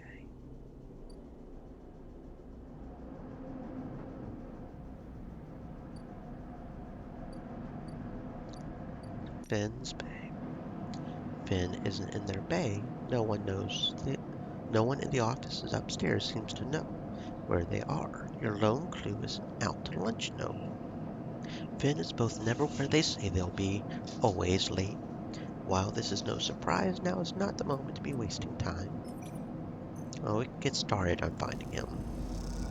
But we still need like 2 more dice, so we definitely need to go eat something at Mrs. Stall. Because we're so low on credits, we just can't do that. Okay. Oh, kinda nice that it shows the terminal flux on our end screen too. on our home screen. So we have a constant reminder of just how doomed we are in that many cycles. I may end up having to harvest mushrooms at least one more though, just so we don't get, I don't know, maybe, maybe not. Okay, apparently you're going to be difficult. There we go. That's it. No more wasting time. Peak size pulls out their slate. They crack open the box on the side of the base shutter, wire the slate to what's inside. Maybe your friend has a Have an Age pass card or something inside. Something they wouldn't mind if we borrow it. Let's wait. We haven't got time to wait. Coming here was a mistake. After a few tense moments, the shutter jerks, begins grinding open, the noise making you jump. Let's get inside. Quickly. You slip into the dark of the bay, punctured by the blinking lights of Finn's piles of servers, somehow even more disordered than before. Peak makes a beeline for the desk at the center, scattered with tools, components. They flick on a lamp, stare at the mess. Are you sure this person can help us? Yes. You are interrupted by the sound of footsteps from the entrance. Someone has come in behind you. Peak freezes. I could swear I closed the shutter when I left. Finn leans on a stack of servers near the entrance. Must be getting forgetful. He grins at you. Where were you? Finn gives you a look. A hello would be nice, especially given that you and your accomplice seem to be busy rifling through my things. Thought you would come rob an old friend. Is that the plan? We need your help. You're here about the flux. Peak nods, is suddenly giving Finn their full attention. Finn smiles, pleased with himself. I guessed as much. I saw changes in the old system architectures almost immediately. Some of them have been running since the first days of the station. When I saw new patterns, shifts in logic, I knew something must have happened. These past cycles have been doing a total inventory of the core systems, from the hub to the rim. I've surprised myself, to be honest. I didn't think I had it in me. And what did you find? That's the thing. There's something all twisted up in the systems, protocols. Every time I look at it, it disappears. Do they always do that? It's a shadow protocol. It masks itself somehow, bedding into the gaps between the systems and the negative space. It is slowly filling every system in the station, slowly taking over. We need to stop it. You need to grant us access to all the core systems of the station. Rotational control, life support. Slow down there. I don't even know your name. You are asking for the keys to the castle. Can't be done. Finn, it's me. Finn pauses, glances between both of you. How long have you known this one, Sleeper? I know I owe you. I also know that you trust too easily. Sorry to say it. I can vouch for myself. I came to the Eye on the run from the XPR colony Hawthorne with the intent to keep running until we hit the Star Ward belt. Since I have been here, I've done everything in my power to protect this place. I have helped to stabilize the refugee flotilla, investigate the flux, identify, make a plan to purge the Shadow Protocol from the station's systems. Meanwhile, Have an Age has done everything to stop, slow those actions. I have proven myself as a friend to the people of the station, not the administration, many times over. I will not be doubted by someone who wears the badge of this corrupt administration. Finn looks down at their Have an Age jacket. This is all I have in my wardrobe. Look, I have no love for the council either, friend. Someone has to run this place. That someone is me. Finn walks over to the workbench where you are both standing, digs a slate out of the pile of tools. You want to prove yourself? Show me. Peak grabs the slate. You recognize the tangled form of a flux node on the screen. Peak immediately starts tapping away at it, its tendrils unwinding, the shadow, just slightly delayed, slipping out of sight. Interesting, he says to himself. Before long, Peak has unfolded the system completely. It lies splayed out like an unwound ball of string. At the center, with nowhere left to hide, is the dark stain of the Shadow Protocol, visible for all to see. What now? How do you kill it? Let Peak answer. There's only one entity on the station that we have seen purge the shadow, the gardener. Who's that? Some Greenway hacker? More like an avatar of the Greenway itself.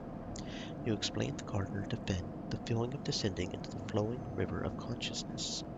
You explain the network chorus, non-human collective of voices. You tell him of the farming AI's offer to you to be networked into the chorus, dissolved in its flow. You explain that by granting it access to the AI's major networks, you hope to reinforce them. Finn is silent for a moment. You want to let this thing out. That's the kind of stupid plan I would dream up. I like it.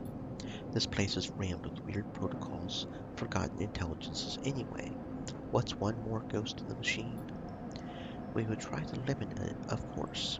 That's why we want your help to access AI's major systems, seed some of the gardener's spores into them, draw the gardener's focus to those places. The way we save the AI is by growing mushrooms in all the server stacks. Sleeper, congratulations. You found someone weirder than you. Pete goes to argue, but Finn holds up a hand. It isn't all systems have an age pass card with his picture on it.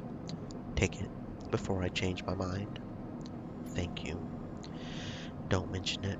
In all honesty, Sleeper, I was on my way back here to start tearing the place down. The Shadow Protocol had me spooked.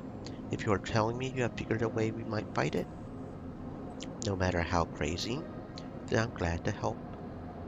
What will you do now? I have to keep on with my work here. Strengthen those systems, back up the data. The worst comes to the worst, I'll need to rebuild. I won't let this place die. The last pieces of my parents are here, among the data. Goodbye, Finn. Stay safe, Sleeper. You take the card, leave the bay with Peak. Once you are outside, they stop you. We should split up. We've wasted enough time as it is. Head to the faculties in the hub. Free Spoke, the far side of the shipyard. Seed the gardener there.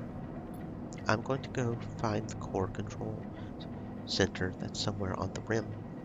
I'll send you a message on your slate when I have something. Good luck. They squeeze your shoulder. You exchange fearful looks. You know, deep down, that Peak isn't sure this will work. They have decided to act. Move with confidence. For that confidence, you are very thankful. Okay. I'm guessing that's probably a data thing we have to do. Have an age agent, have an age agent.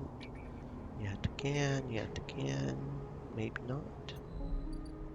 Is there an actual thingy here we have to? Okay, yeah, it's just seed life support. Implanting spores from the Greenway into the station's life support control system feels like madness. Is this really? Oh, so we actually need spores. Does it need one spore, or do all three of them need 3 spores? Hmm.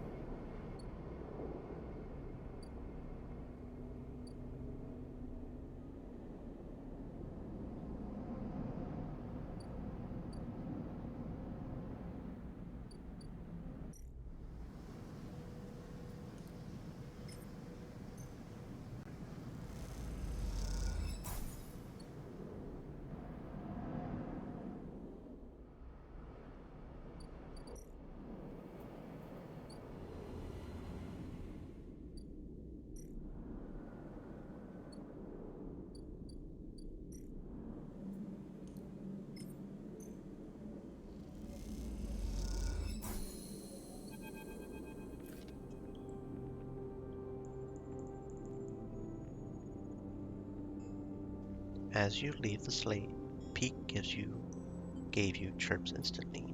You check and see a message. Found a possible entry to the core faculty in the low end. Meet me here. ASAP. Peak. A blinking marker gives their position as on the free spoke side of the main block. Better head to the low end. Okie dokie.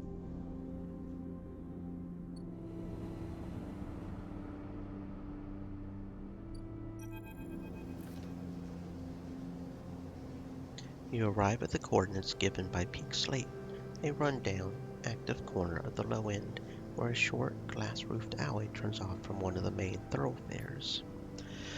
You wait in the mouth of an alley, leaning against the wall, watching the street life go by. Children hop across grids, scratch into metal floor plates, playing games of their own devising, while older residents sit, talk, play tabla. It is hard to believe that all this is at threat. It seems so concrete, real. How can some intangible protocol erase all this?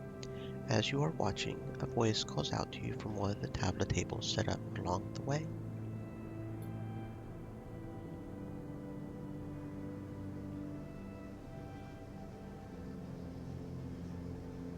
You move a little closer, recognize the sitting player immediately. Caster sits, tabla pieces, board ready in front of him, smiling at you. Sleeper, my partner has not arrived for our usual game. Come, please, take her place. He beckons you over, standing, nudging you to sit down with him. A rematch is in order. You owe me a game. Almost immediately, Caster begins the game. Everyone on the eye knows how to play tabla, the methodical movement of the counters across their triangular points, a ready fit for the rhythm of life on the ramshackle space station. Most games begin in the same way, with each player moving with independence, focused only on achieving their optimal early game setup.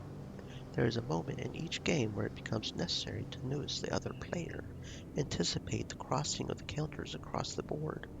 A point of contact routine becomes negotiation. Negotiation becomes conflict. At this moment arrives the subtle shift in the texture of the interaction. Caster begins to speak. I find myself surprised by you continually, Sleeper. He looks over his glasses at you. The way you conduct yourself, for example, suggests an anxious refrain, a defensive, protective quality. In your tablet game, I see only risks. Have you been watching me? Let's not be paranoid. You are aware of my interest in you, are you not?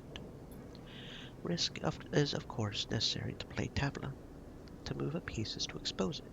It should be done with calculation, proper analysis. Then if the piece is taken, Caster moves the counter, taking one of yours with a practice swap, placing it beside the board. It is already accounted for. You move forward with abandon as if risk was just a secondary effect of action, consequence, not its primary guide, a cause. I play my way. Indeed, indeed, that is all I seek. You move your piece. This locks you into being reactive, if you don't mind me saying so. You are responding, which means you are being led. He leans back to consider the board. This place, it mirrors you, Sleeper. It is also reactive. It was born from a crisis, the collapse of Solheim. Ever since it has been reacting without any central guiding principle. No analysis, no calculation. Just look at our refugee crisis, for example. It is all reaction, risk-taking, little risk calculation. At first I found the chaos enlivening, especially when trying to track its outcomes. Now I find it exhausting. It always amuses me that this place is literally spun from the rim. Below this very stack of habitation blocks is the most important control faculty on the eye. Spun from the rim. What better metaphor could you find for disorder? Why am I telling you that? That faculty is precisely why you are here. He smiles an unsettlingly warm smile. You feel a shiver through your body, as if something has changed in the air. What is this? No words come out of your mouth. You feel removed from yourself, watching from behind frosted glass. Your eyes dart side to side. Inertia sets in. Castor is still smiling. The risk you are planning to take here, Sleeper, is not yours to take. Castor's tone is unshifted. He speaks as if this is still some casual conversation between passing acquaintances. You are leaping towards a chaotic outcome with no respect for risk. You see, calculating outcomes, that's my specialty. That's why I am here. I was hired as a conduit for risk, a collector of data that might pertain to its rival. He removes his glasses to clean them. You see something flicker across their surface, a shimmering stream of characters. This system, station, is already theirs. Solheim's collapse meant a corporate fire sale. Assets changed hands. My employers, Senatestat, bought out the entire system. For the past decades have been its one valid owner. He polishes his glasses diligently. To possess the system, held on to you, that is a matter of risk. How much force, how much cost, how much conflict the clearance would take. He replaces his glasses. That risk must be calculated against the favorable outcome. In short, how much is this place worth to us? For a long time the answer was nothing. H1 could offer nothing that would warrant the risk. But the markets change, the demands shift, and Senatestat, we analyze, we follow, we respond. He puts his glasses back on his face. H1 is about to become the most important system in this part of the galaxy. He glances around. The lone KAN channel operating within range of 7 or so newly surveyed resource-rich systems. The frontier town that beats the gold rush, so to speak. So here we are, re-evaluating the risk, reclaiming our property, starting up the KAN channel, clearing the way for what comes next. He sits back, looking at the board. He gestures. Your move. You will kill thousands. You manage to force out the words. Castor looks a little surprised. I am an analyst, Sleeper. I will do nothing. He shakes his head. Senatestat as a corporate body will take the required actions. Of course, I do not need to explain myself to you, but in the role as an analyst, in my calculations, I see greater promise in you, in your ability to enter systems, to shift them to your will. Not every sleeper has this capacity. I assume you know that. Stay He thirsty, my smiles. friends. Hydrate. It truly is a wonderful happenstance of Essenharp's technology. I imagine even they are not fully aware of it. He takes his move, claiming another of your pieces. And as you watch, you realize the inevitability of his victory.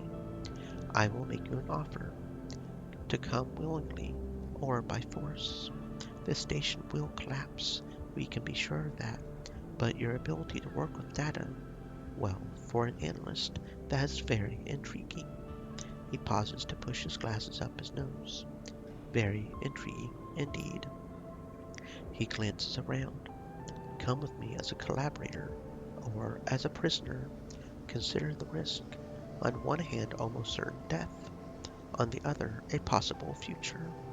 Analyst or not, you must see it. Speak now, Sleeper. The game is forfeit. You must see that. He holds out a hand. You are of value. You are needed. You feel a slight release in the inertia that grips you. Enough to allow you to speak, to respond. You realize that you are already in Castor's hands, that you could not move from this place if you wanted. Sleeper, you hear the familiar voice above the crowds. Sleeper, I'm here. You are unable to turn your head to see Peak, but you notice Castor's eyes following them as they come up from behind you. Then you see Castor's eyes glance down towards his hands concealed beneath the table. Sleeper, Peak comes around the front of you, waves a hand in your face. We were supposed to be meeting, remember? They glance at Castor. Sorry, am I interrupting something? You cannot speak. Castor shoots Peak a wide smile. Hello? You must be a friend of Sleeper. You watch one of his hands lift close to his body, some dark shape concealed in it, a weapon.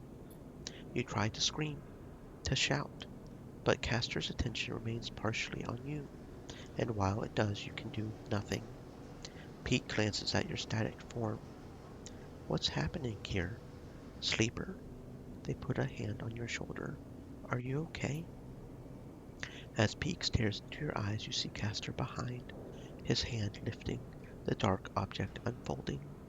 And in the split moment it does, you feel his attention shifting to Pete, shifting away from you. As you do, you feel the inertia lifting. You know this is the only moment you'll have to act. You lurch forward wildly like a sprung trap. Your head strikes Pete's chest, then carries them back into Castor. Somewhere, some digital screech is echoing through the walkway. They tumble together, and the object in Castor's hand skitters across the floor. You realize the screech is you. You get to your feet, grab Pete, and run. You run as hard as you can, the scream chasing you down the walkway as you shove through the residents. Pete dragged behind. You run from the cold grip of whatever power Castor had over you, the signals that locked you into this body of yours, that broke the connections and crawled up your spine. Eventually you stop, both you and Pete collapsing, heaving, breathing onto the cold metal floor.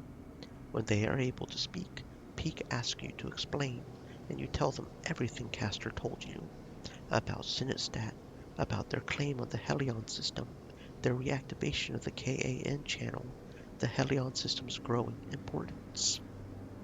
It flows out of you in desperate gulps, unable to believe your own mouth as you hear these words coming back to you. All you feel is a need to push back against the cold hand on your shoulder, the vast cold eye that has turned to look at this system, the ghost limbs of corporate control that are extending their reach. Pete is quiet for a long time. Then they speak. We have to finish this, Sleeper. They meet your eye. We have to complete the seeding of the systems. We have to set Gardner free. You're right. If the choice is between Gardner and these people, I will choose Gardner every time. Their eyes are cold and steely. I would choose anything over them. You stand together. The final control faculty is here. I found it. Pete looks at you grimly. I can take you as soon as you are ready. Time's almost up. This is the only shot you'll have. Shit, man, can't believe he was fuck, man. For real? There are power terminals in the derelict part of the low end. Accessing them is dangerous. We'll be faster than wandering. Or we can explore it. To find the core of the faculty, you'll need to trace a path between Pete's backdoor entry and the derelict levels below. The odds of, it'll give 2 either way. Okay, so it doesn't matter. The results of what would happen are the same either way, but I've got +2 intuition. Only problem is I have literally no dice, so we're going to have to call it there for this cycle. But we've got plenty of time. It's okay. It's okay. It's a-okay.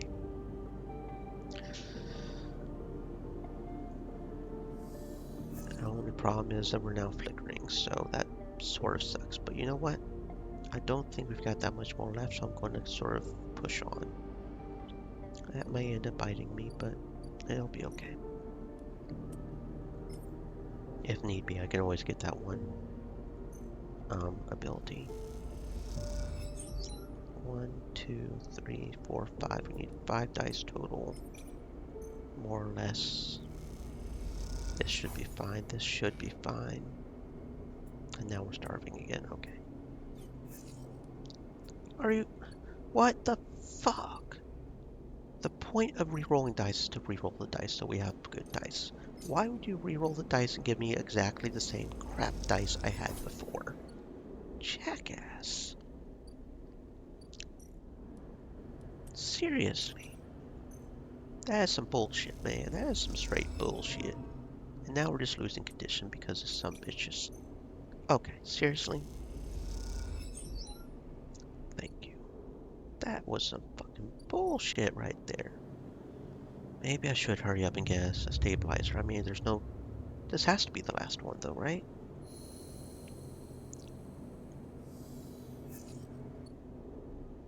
Da da da da da da.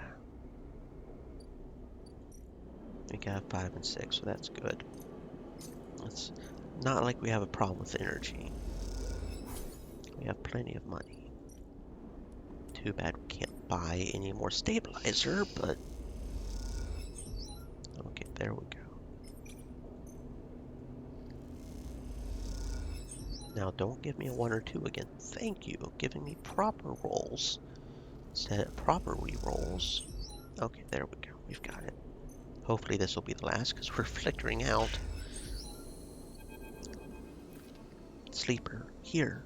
Pete calls to you from across the flickering corridor. An elevator to the core. This is it. It has been a long set of cycles hunting for a path through the derelict layers of old Solheim offices and workshops. But finally, here it is. The path down to the core. You rush over to peek. As you do, the doors grind open, the dingy-looking elevator flickering as they do. You look at Peek, who nervously gestures for you to get in. The elevator bounces a little, but stays stable. You glance back to see Peek watching you, nervously. They follow you in, sheepishly. Just a little nervous. Peek reaches over and punches the button for the lowest level, flinching a little as the doors grind closed. The elevator sets off, screeching through the floors as it does at an unsettlingly loud volume. I would feel more comfortable if we spoke. Peek raises her voice over the noise. It's not going to be a short trip. How's Esh? Peek pauses. I was thinking more like small talk. Elevator talk. They sigh. She is packing. They rub their eyes. Once Esh has set her mind on something, well, you know her now. You know what I mean. The screeching of the elevator fills the silence. Will you leave with her? Peek thinks for a moment. I don't know, Sleeper. I honestly don't know. Part of me wants to run, to keep running for as long as I can. I am used to that. But another part is done with that. Is done with denying my past, my history.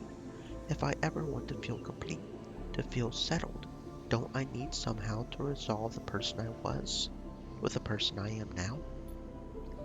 Pete goes quiet. You do too. There are too many possible questions, too many possibilities before you. It just seems easier to get on with the task at hand and leave the consequences for later. The elevator screams to a stop, and the doors ping open with a strangely cheerful beep. You glance at Beak. Time to move on. You both walk out into an atrium, still lit by some ragged-looking light panels on the ceiling, once simulating a summer sky, now degrading into a flickering blue and white tapestry of glitches. Peak crosses quickly, making a beeline for the large doors on the far side, where you can make out a fading sign in a mass of peeling letters. Central Control. You follow, helping them lever open the partially powered doors until the motors kick in and they spring to life, thudding open. You and Peak tumble through across the damp metal. As you stand, you are greeted by flickering lights, thousands of them, a vast cylindrical stack of servers, processors, and transmitters dominates the center of the room, its flickering LEDs reflected in the scattered puddles that surround it. Despite the decay, the warped panels, and water leaks, it is still running, just as it has for decades and decades, since the station was first spun up. You wonder how long it has been since anyone has been in this room. You exchange wide-eyed looks with Peak. This place is still a living piece of history. What now? Peak takes a handful of mulch out from a small bag. It glitters with spores. Now we see this place. They cross to the server and start packing the mulch deep into the machinery, pushing fistfuls deep into gaps in the paneling, laying it across hardware. As you watch them doing this, you feel a tug, a thread pulling at you. You approach the vast piece of cylindrical hardware that Peak is stuffing mulch into. You run your hands across its plated metal surface and watch the lights blink in response. As you pass, you hear a whirring, like a physical disk drive starting up. The whirring shifts alternating, speeding up, slowing down, and as you listen, you hear it modulate into a voice. Sleeper. You freeze. You are here. For a moment you are afraid, but something in the tonality of the voice is familiar. Navigator. Another drive spins up, and another, giving the voice a richer, multitonal sound. I had forgotten what it felt like to speak like this. The drives skip. There's a certain quality to it, a certain physicality. What are you doing here? The drives squawk in unison. Did you imagine the flux, the shadow protocol, that they were just a problem for the people of the station? A high whining begins. They are all the more dangerous to us. I have been hiding once more, jumping from network to network to avoid the shadow as it eats up nodes. A low rumble. I had thought my hiding days were done. For the moment I have found myself a safe haven here in the core. The shadow has yet to breach this faculty, although that is a temporary state of affairs. The rumble stops. My predictions do not point to good outcomes. We have a plan. You explained to Navigator about Peak's plan, about Gardner's resistance to the shadow, and how by seeding key systems you will protect them from its advance. The drives hum thoughtfully as you speak. A desperate plan. The drives were appropriate given the probability of total collapse. I am not sure what will be worse for us, hiding from the erasure of the Shadow Protocol or the assimilation of Gardner. The drive pauses to reset, but we owe you our freedom. I will do what I can to guide the Gardner into the systems you have seeded. A pause. It is correct to do so. Be careful. The drive squeak in affirmation. You have notable persistence, Sleeper. Even with such poor probabilities of success, I will be curious to see the outcome. The drives squeal, the motors giving out. This cannot be sustained much longer. Good luck. A final squeak of affirmation, and then the drives skitter and slow to a halt. You step back from the towering cylinder, staring at this vast piece of Solheim hardware. This whole place is built from ghosts, you think, from old protocols and company hardware, from engines that drove decades of corporate expansion. Is the eye proof that they can be shifted, bent, forced into new configurations that allow for new ways of living? Or is its inevitable collapse proof that these engines of expansion can never be anything other than a corrupt foundation? It seems to depend on who you ask. Done. Peak's shout breaks your line of thought. The heat and damp should help the spores germinate quickly. If we are lucky, there is enough time for some growth before we reconnect the Greenway. They glance at you. That's it. All the faculty seated. They sigh. We either just ensured the eye's survival or stuffed a whole lot of soil into one of its most important computers. They laugh weakly. Shall we go? They start to head back, towards the doors and the elevator beyond. Take one last look. You wait for a moment, following the blinking lights. You wonder what might be tucked away in such a structure, what secrets it might hold, what histories. It's an intriguing prospect, but while you watch the lights you realize something. If the eye is to become anything more than an offshoot, a temporary structure, it must form its own history, its own stories, stronger than anything that came before.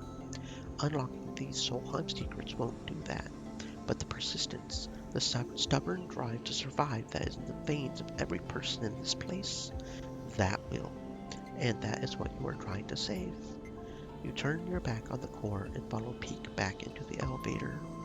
As you ride the car back up, Peak raises her voice over the screeching. I'm going to the Founders Gap to finalize the connection. The moment I'm ready, I'll let you know, and we let the gardener out. The sooner, the better. Peak furrows her brow. If we wait until the final cycle, it'll be too late. If you want to help speed things up, go work with the flotilla. We can't make the connection till we know they are ready to go. Peak swallows. Unleashing Gardner could affect them too if we aren't careful. This will work. Peak nods, opens her mouth to speak, and closes it again. You ride the rest of the way in silence. When you reach the top, you go your separate ways. But before you do, Peak embraces you, burying their face in your shoulder.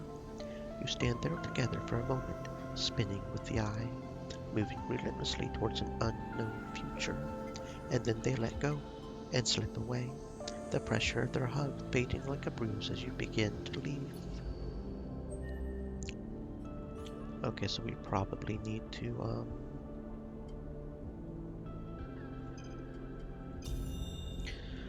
Okay, so we probably need to go do that one thing. We need to do the evacuate the eye protocol as well, which means we probably should go ahead and harvest the mushrooms so we have the sealant, because I'm not sure how long this is going to take. We need at least one more sealant apparently.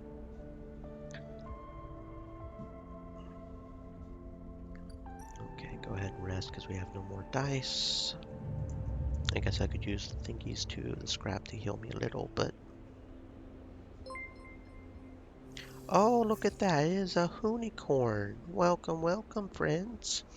Hope you guys are having a fantastic existence. Hope you had fun playing whatever it was you were playing. I am but a slow turtle unicorn. Doesn't matter how slow you are, as long as you've got that special magic in you, as you fellow unicorn people know. Just playing a little bit of Citizen Sleeper, a very story-heavy So game. Dr. Honicorn. Look who's decided to come swimming with us. This is their channel, https://www.twitch.tv/@drwhonicorn. Yeah, we finished up a game today called Witchy Life Story. Little witchy visual novel type game. That sounds familiar. You have to like gather ingredients and create potions or something, right? I don't think I've played it myself, but I think I've seen it a little bit. It does sound vaguely familiar. This is a pretty interesting one about Yeah, it's pretty cute. I enjoyed it. You're a sleeper guy and your brain's been transferred to a robot and you're trying to escape corporate manipulation because the corporations are evil. Very evil. They're trying to kill thousands of people right now and we're trying to save them. And one of the biggest problems is not just story, but managing your own body, which is slowly dying because the corporation doesn't like it when their robots try to run away. So they've got it so we start dying when that happens. And this is bad. Here's hoping. Here's hoping we get lucky. Okay, we got lucky. Right now, the only way we can make the thing we need to keep surviving is those mushrooms, if we're lucky. We're fading right now, but we're almost at the end of the game, so I'm not sure if we even need the stabilizer. But, yeah, okay, there we go. At least we can function. There we go. Okay, now we can focus on what we gotta do. That's gotta be the last stabilizer we need. It's gotta be. Okay.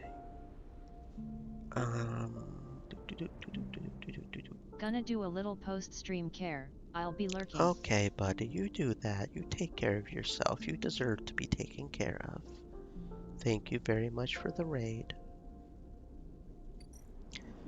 Okay, let's see. Which one should we do? Energy or condition? Should definitely do the energy. But before we do that, let's go eat something to make sure we have energy to lose. Not that we have a concern for that, because we have plenty of money to buy food. Actually, we could even cook our own food if we wanted to go back to that one area, really. Okay. Here we go. Let's start supplying hauling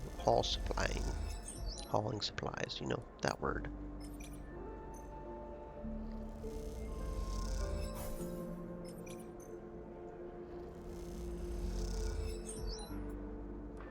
Re-roll the dice, okay.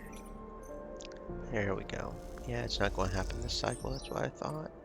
I don't know if there's anything after this. There probably isn't, but... Okay, like 1.5 more dice and we'll be fine.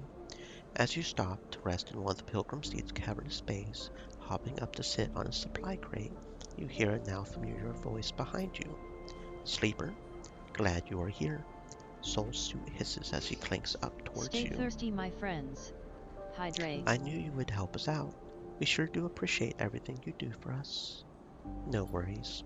I do mean it, Sleeper. He looks away down the bay to where sparks jump from welding torches. It's a grim job to be doing without a few friends around. Soul settles beside you, flinching a little, making himself comfortable on the crate. Seems the word got out. This way or that. He nods towards the welders a little way off, one of them wearing shipyard overalls. We've had people flowing in from the eye, looking for a place. In truth, it's more than I thought, which means more mouths to feed, more bodies to house, more people to protect. Can we do it? We'll do what we can, as always. I'm not sure any of it can be enough. We were supposed to stay here, not keep running. Don't listen to me. He gives you a sideway glance. Just a tired old man. I have something to ask, though. What is it? With all these evacuees, well, we need a change in plan. Pilgrim Seed can't do it alone. We need the others to help out. Yeah, called it. There's going to be something more to do. We can carry them, house them. That's all. Now, you settle down the folks from Emberstep, and they send us supplies grown in those dust houses of theirs. If we could get more. He nods to himself. And then the song crews. He rubs his chin. What we need from them is scouting and security. We don't need that docking access of theirs, but with some careful scavenging, they could be our fleet. These folks, they know you, Sleeper. You earned their trust already. He put a hand on your shoulder. I sent my request out, and they seem to be complying, but I need you out there making sure the work gets done. Time is our greatest enemy now. Soul stares into the distance. I need you out there speeding things up. Of course. Soul nods. All right then. He climbs off the crate, his suit hissing as he does. Think of it this way. Either way, you won't have to deal with me much longer. He smiles his uneven smile. Unless, of course, you were planning to come along for the trip. I'm staying. Soul nods. I understand. Soul waves a hand and starts off towards the bay's entrance, the crackling sound of the welding quickly covering up his clinking suit. You watch the workers, the shipyard contractor chatting among them, already looking like he belongs. You push the thoughts of escape, of home, and of the future to the back of your mind, and get up. There's always more to do. You better head to the other ships in the flotilla to see what can be done. Yep, so now we gotta help the other ships. Kinda saw that coming, which is why we need the stabilizer. Starting to wonder if I need to plant for another stabilizer just in case. I knew you would come. Aki greets you outside the dust house, her eyes as bright as always. You are very welcome here, as always. Good to see you, Aki. Aki smiles. And you, Sleeper. Aki puts a hand on your arm. Walk with me. And she guides you past the dust houses. You look inside to see other members of the crew working in the orange dust, planting and tending to the steppe ecosystem. We are to be the suppliers for the evacuees. I am sure you have heard. We will put the dust houses to use. She leads you past a dust house where the dust is less, the orange glow not as bright, the air a little more clean. We are adapting, slowly, but we are adapting. We have to produce food, clothes, necessary things for the journey ahead. She smiles. The plants of steppe are once again sustaining a population, and that makes me proud. Aki stops at a half-empty dust house. Scoured of its sand, it is being filled with mulch. We brought this from the Greenway. She stares at the green and brown, a strange sight, even to you, now that you are used to the amber dust of steppe. I admit it is hard work for us. We are not familiar with these plants. Can you help us? Aki meets your eye. I will do my best. Thank you. She nods solemnly. I know that the eye is suffering, that it is at risk. I know what that is like. Thank you. I wish I had a lesson to share with you from our loss on steppe. She shakes her head. but for the moment I cannot see what that might be. She gathers herself. If it gives you meaning, the work here is steady and worthwhile. But if you do not have time, she smiles a weak smile, I will not blame you. Hold on to your memories, but not too tightly. She pauses. Sadness will not sustain you. She falls silent, and you both watch the work in the dust house for a while. You can already see a greening fringe of moss on the mulch in the dust house, the first signs of new life.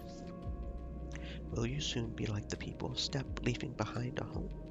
Or will you be stubborn and hold your ground, despite what it might mean? You wait a little longer with Aki, the moment a welcome suspension in time, a rare moment in this rush towards an end. You glance at Aki, and she puts a hand on your shoulder in solidarity. After a short while, Aki sighs. It is good to see you, sleeper. Perhaps we will see each other again before we depart. She walks away, fingertips brushing against the glass of the dust house windows. Aki turns back for a moment, as if she wants to say something, then thinks better of it, and turns away. So now we need to help the dust houses. Okay. Dust house tending to be used on the flotilla's outward trip. The dust houses will need careful tending, especially those being adapted to greenway plants. Harvest automation. Dust house efficiency could be massively improved with an automated harvesting system, but the Steppe techs need some help. Consequences of it are equal, so dust house tending probably, because we've got the +2 on that. The dust houses now have a new function to feed the evacuees on their journey to the Star Wars belt. That means many changes. Oh, not what I meant to do. Peter. The docking access is in chaos when you arrive. The statico burst of welding torches, the shouts of crews gathering, the rapid flow of supplies and kit from dock to dock. You can tell already that news of the flotilla's imminent departure has reached this place before you. Come to join the Exodus, sleeper? Peters approaches you from one of the working crews, a smile on his face and a lightness in his step you haven't seen before. Not quite. Peter eyes you. I suppose you're here on Sol's orders again? He winks at you. Nothing Ember's Hearth like to do more than ordering people around. I am here by choice. Fair enough. Just your timing seems to always be a cycle or two after we get some request from the Hearth ship. He shrugs an exaggerated shrug. Must be a coincidence.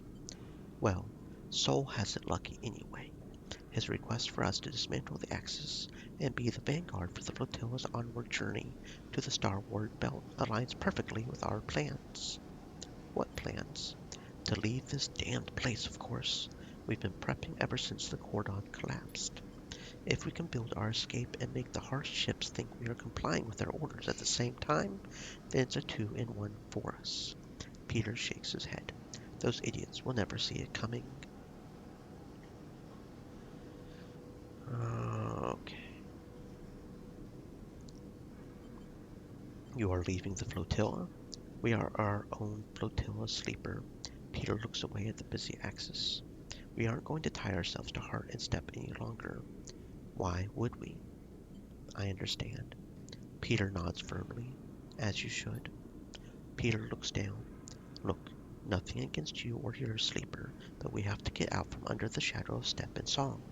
And this is the time. Peter grimaces. We won't let the flux catch us again. Not a chance. And for the first time you see fear in his eyes. Want to help us make that leap? Grab a torch. Talk to a crew. You're welcome to it. Peter sniffs. Every person here is free to prove themselves. I'll help when I can. Peter nods. Just a stop on the road, sleeper. I'm afraid that's all this was. Peter glances out past the docking axis, through the outer windows, to the stars beyond. A lot of space out there for those willing to take it. He looks you in the eye. I hope you'll be around before we go. But if not, he smiles. Stay strong. And with that, Peter thumps you on the shoulder and heads back to his crew with a purpose, a direction visible in every step of his rapid stride. So they're probably going to split off. I was kind of thinking maybe I should force them to stay, but honestly, they're their own people. If they want to leave this group, that's, I mean, their help with us, with the whole group would probably be very nice. But they've got to do them at the end of the day, right? But I think I will go ahead and harvest some more mushroom groves just to make extra sure that we're fine. Should make sure I eat before we go to sleep so we don't lose more condition. Since I'm not sure how much longer it'll take to get them. I mean, I know the wave is coming, so it's probably going to end before the wave, but we'll probably lose stability before then too, so... yeah, just making sure we have all our bases crossed. It'll take up, it should only take up one more dice anyways, so it's not like it's going to be that much of a consequence, I guess. There we go. Go ahead and get that planted.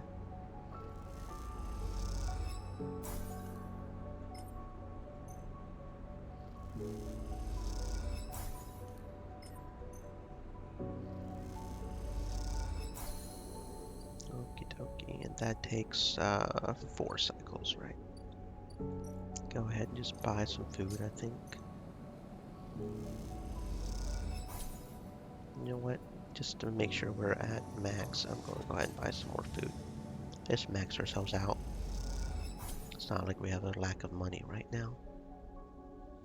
Okay, moving onwards. Let's finish helping the Pilgrim Seed first. Should only take 2 more dice or so. Unless, of course, we just fail and get the negative outcome. Come on, 25%, 25%. That's not the 25% I was wanting. Okay. And then, of course, it gives us 5s. Yeah, okay. There we go. They just keep coming. Perhaps the flux event scared enough people that they really believe the eye will collapse. Perhaps they are sick of Havenage, of the council's infighting, the hardliners. Or perhaps they just want to take a chance at some new future, a place that is anywhere but here. Whatever it is, the evacuees don't stop. They come on the flotilla's shuttles, on their own ships, however they can. You've seen so many faces pass that they are almost meaningless now, a parade of features that seem both familiar and distant. You've been helping people, lifting bags, bringing in supplies, directing them to the berths you helped build. Some of them recoil from your touch, still unfamiliar with sleepers. Others treat you with pity, some with hate, snatching back their bags and storming off. Still you help, still you carry boxes and bags. Nothing can stop you. You don't look for Soul. You know he is busy, just like you, trying to make this thing work, trying to fit as many people as will come onto the Pilgrim Seed. You know you will see him before all this is over. You keep working, but there's something in the back of your mind, something eating away at you. You try to push it to the back of your thoughts, but it keeps coming back. The eye is over. That is the thought, that the eye, even if the flux doesn't get it, is on its way out. How can it survive when these floods of people are leaving it behind? It's a thought that troubles you, because it makes you question why you have held on here for so long, in a place that seems so temporary for so many people. Are you just a stubborn idiot, someone who didn't get the message? Or are you strong, committed for lasting the storm, for seeing the collapse coming and facing it head on? Because there is something you are sure of now. This place, like all places, is temporary. And as each phase passes you, each family packs up and gets on board the Pilgrim Seed, it feels ever more temporary, ever more fragile, which means it either desperately needs protecting or it desperately needs to be left behind. The choice is yours. Okay, we'll focus on Dust House next, since they're actively going to be helping us. Sounds good. We only have 1 dice there, but 1, 2, 3, 4, 5 more dice, so maybe we can get it on the next run, next segment. maybe. We've got 1, 2, 3. Yeah, we've got 6 more until the terminal cycle ends, so that's fine.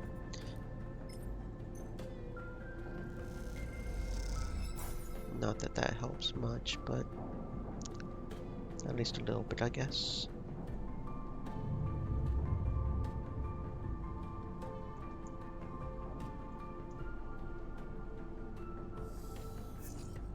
Okay, go ahead and do that one more time.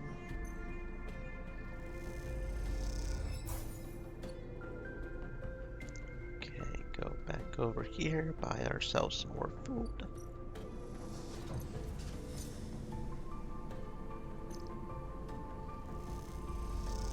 Of course, with all the money we have, we could just barter for all the food, but the problem with that would be it would be temporary. They wouldn't have a way to grow it themselves. Okay, dust houses. Get a solid 6 right there.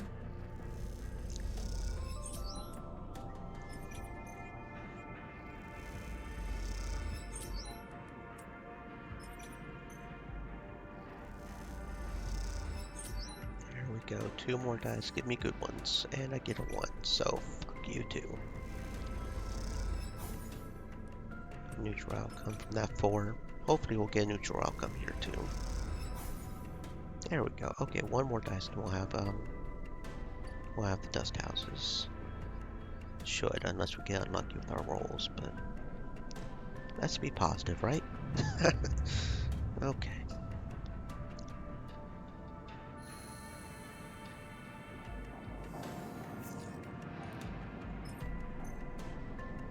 Four more cycles. Okay.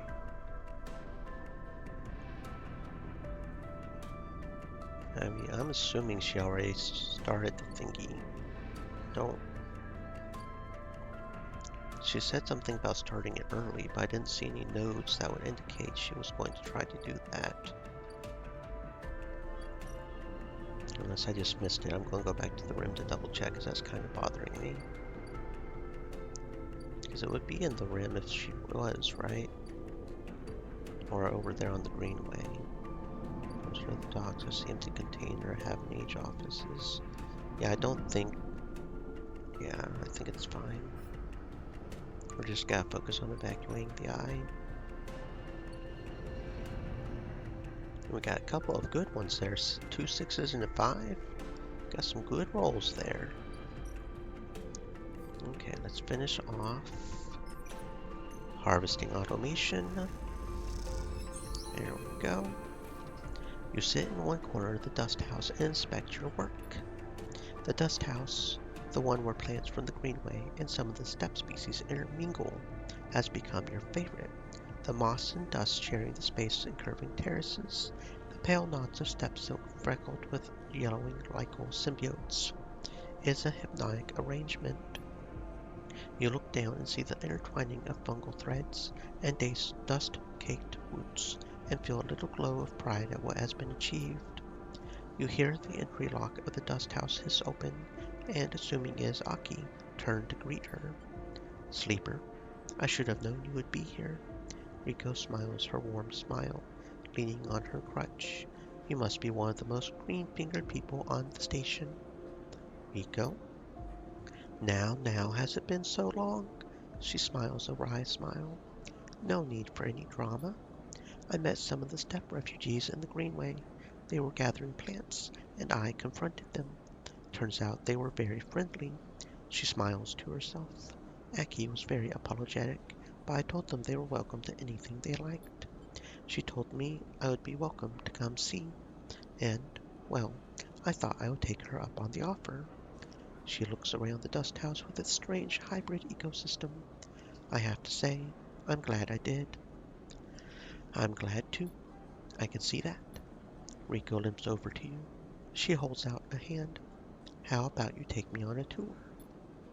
You take Riko's hand and walk her around the hybrid dust house. You show her how the steppe silk knots help provide a strong base for fungal and lichel growths, and how the dust mixes with the spores. You show her the different species of steppe tubers, and the way they feed the soil with nutrients that help herbaceous greenway plants thrive. She nods along, her eyes bright with ideas. She stops after a while and gestures for you to sit together. I know something is happening with the eye sleeper. She looks out at the plants. We all felt the flux event hit, and everyone is talking about what's next.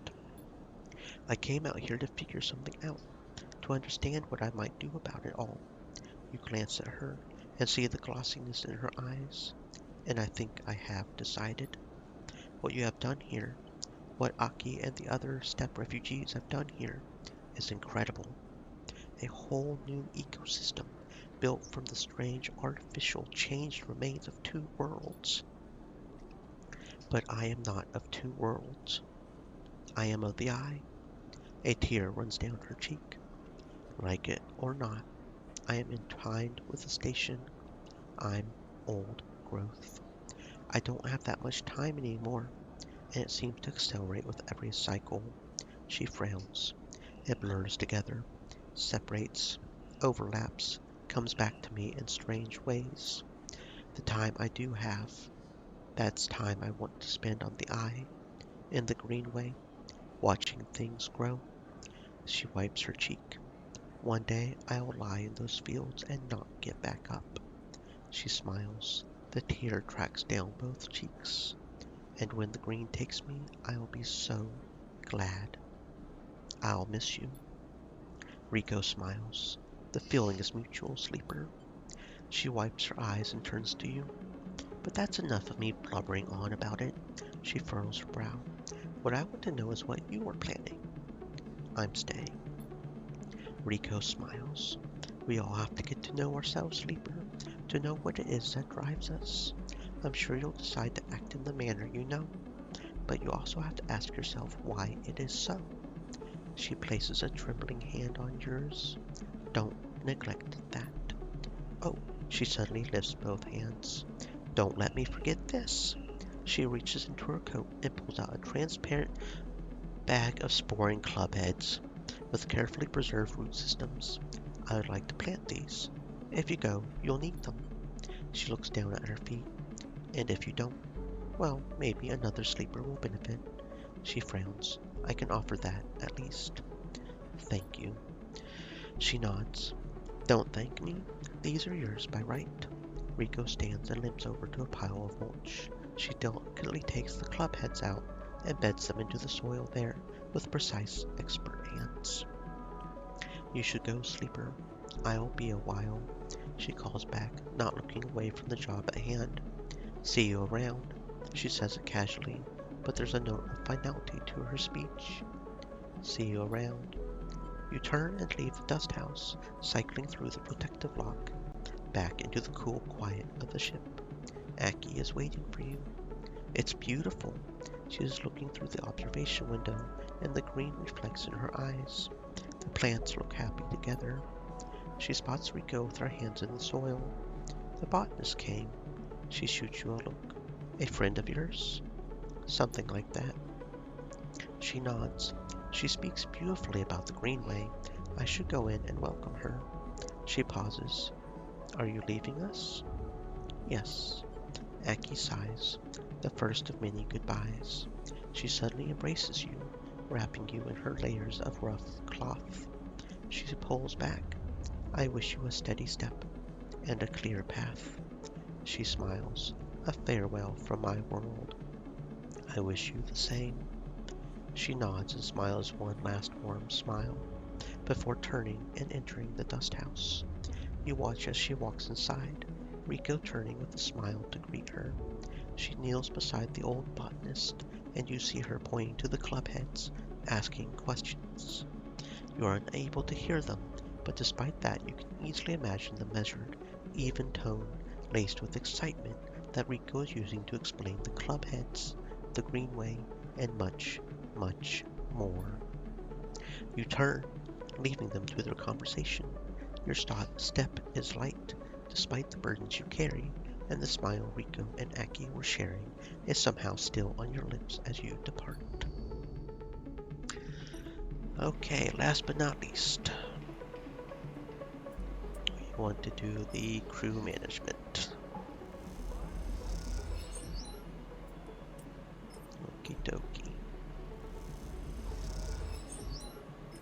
turns that 4 into a 6, so that's, that's pretty cool.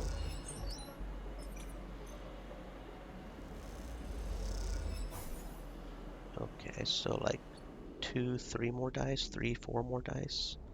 We should have it next run. We probably didn't need to waste the dice on those mushrooms, but that's okay. That's okay. Better safe than sorry, I guess. Okay. Got a couple of 6s, very good. Got a couple of 4s, which are essentially 6s thanks to our stats.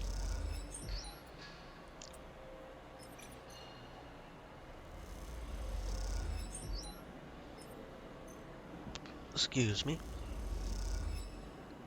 Here we go. The docking axis is a little more than a shell. Everything that could have been pulled from its interior, every arm not used for docking, has been cut away. What remains is a Spartan void with a patchwork of flooring that allows movement. Piles of unusable material are tucked away in corners, but almost everything has been cleared out. You haven't seen Peter since you last spoke, and now you are realizing that you probably never will. There are plans to be made, escapes to plot, the shadow of Hearth to escape. On the cycle of the flotilla leaves, these ships will disperse too, the moons of Ember spinning out on different orbits. The chaos has become a quiet diligence now, as the time for departure is so near.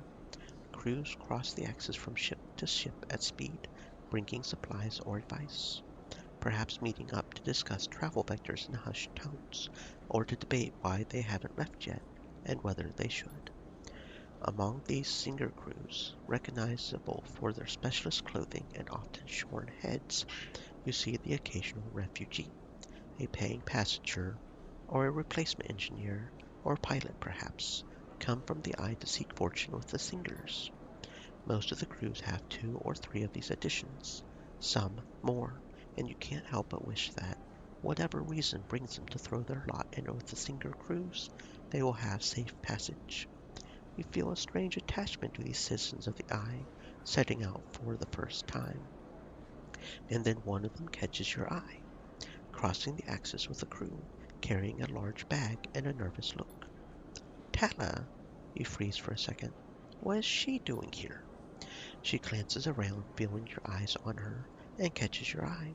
Her face brightens immediately. Sleeper! Tala mutters something to her crew and rushes over, dumping the large bag at your feet and embracing you without thinking. Good to see you. She pulls back. And you? She smiles, but then it quickly fades as she realizes the context in which you are meeting. She sheepishly glances at her bag. Sleeper. She pauses. She pauses again, folding her arms defensively. I'm going to the Star Ward belt. She waits for your response nervously. Why didn't you say? She sighs. Do you remember me mentioning my family, Sleeper? My brother? You think back to your G-roll blurred conversations in the back of the Bantayan. He came here with me, with my family, when we were little, just after we left Cinza. She bites her lip. He left when we were both teenagers, jumped on some spacer crew heading to the Star Ward belt. She sighs. I'm an idiot. She shakes her head, and I'm going after him. She looks down, not sure what to add. That makes sense. She looks at you. It does? She laughs nervously. I'm not so sure anymore. I really don't know if it makes sense or if it's the right thing, but ever since I heard that was where the refugee flotilla was going, well, I couldn't stop thinking about him. What happens to the bar? Someone will have to run it. She leaves a long pause. I mean, I can ask Francis. He would be happy to, or one of the others. She blurts out. And of course, if you are leaving with Flotilla or someone else, it would be totally okay. You wouldn't need to say yes. It's no pressure, it's fine whichever way. I was just thinking. I could run the bar. Tala nods, smiling. I think so. I mean, you can take a second. But she glances at the crew she was walking with, who are chatting a little way away. There's not exactly much time. So, considering that, she grabs the key hanging around her neck, the key to the Bantayan. Do you want to do it? Yes. Tala leaps forward and braces you again. Thank you, Sleeper. I couldn't be leaving it in better hands. She pulls the key from around her neck and places it around yours as if presenting a medal. Remember to lock up, especially the back, and remember to empty the still if you are leaving things closed for a few cycles, and... She stops herself. I won't be gone forever, of course. She blinks a tear away. I can come back and check in, maybe once I find my brother. She pauses, unable to finish that thought. She smiles at you, and you can see the weight lifting off her shoulders, her eyes already drifting towards the crew, the ship, the next big thing. She's ready. I better be going. She nods at the crew nearby. Not a good start to keep my guys waiting. She lifts the bag to her shoulder. She looks down the curve of the eye towards the overlook. Thanks again, Sleeper, for everything you helped me with. She nods. I wouldn't have been able to leave if I hadn't made things work here. She adjusts the bag. Dad wouldn't have let me. See you around. She nods. Hope so. Then Tala turns, heading back to the crew who will carry her to the starboard belt. You watch her go, and despite the departure, it is hard to feel sad about Tala. You know her energy will carry her forward, and you hope her brother is somewhere on that bright path. You hold the key in your hand, the metal still a little warm from Tala's body. You turn it over in your fingers, thinking about how it feels like a tool and a burden.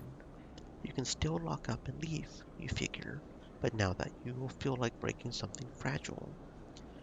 And if you stay, well, who knows what this little metal promise might grow into. And we got an upgrade point. Not that we have anything to spend it on. We're damn near maxed out, but yes. We have 0 active drives. I genuinely don't know what to do now. Do we just have to wait until the wave comes? There's nothing else to do, right? We've planted the thingy, right? Just double checking, because it feels weird that we didn't have to do anything. She said she would get the thingy done, right?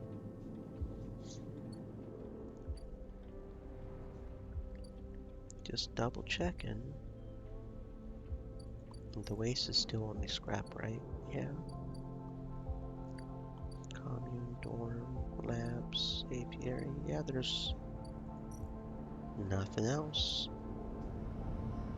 Only thing over here, at least data-wise, are the ones we can farm. The agents, Yatagan and Haven each.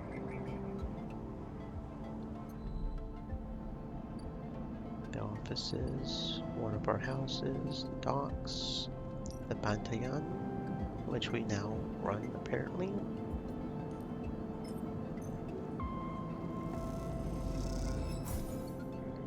Which we now own. The exchange, fabricator, Impus, Tea House, Express, our other house.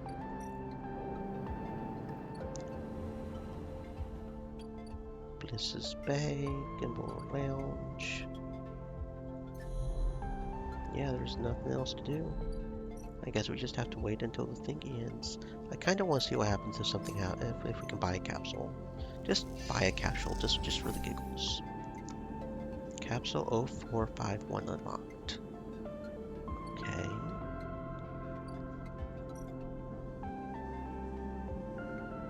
So do we just permanently own it now? Is this just our... I guess we've unlocked all the houses too. I thought it was a rental thing, but okay.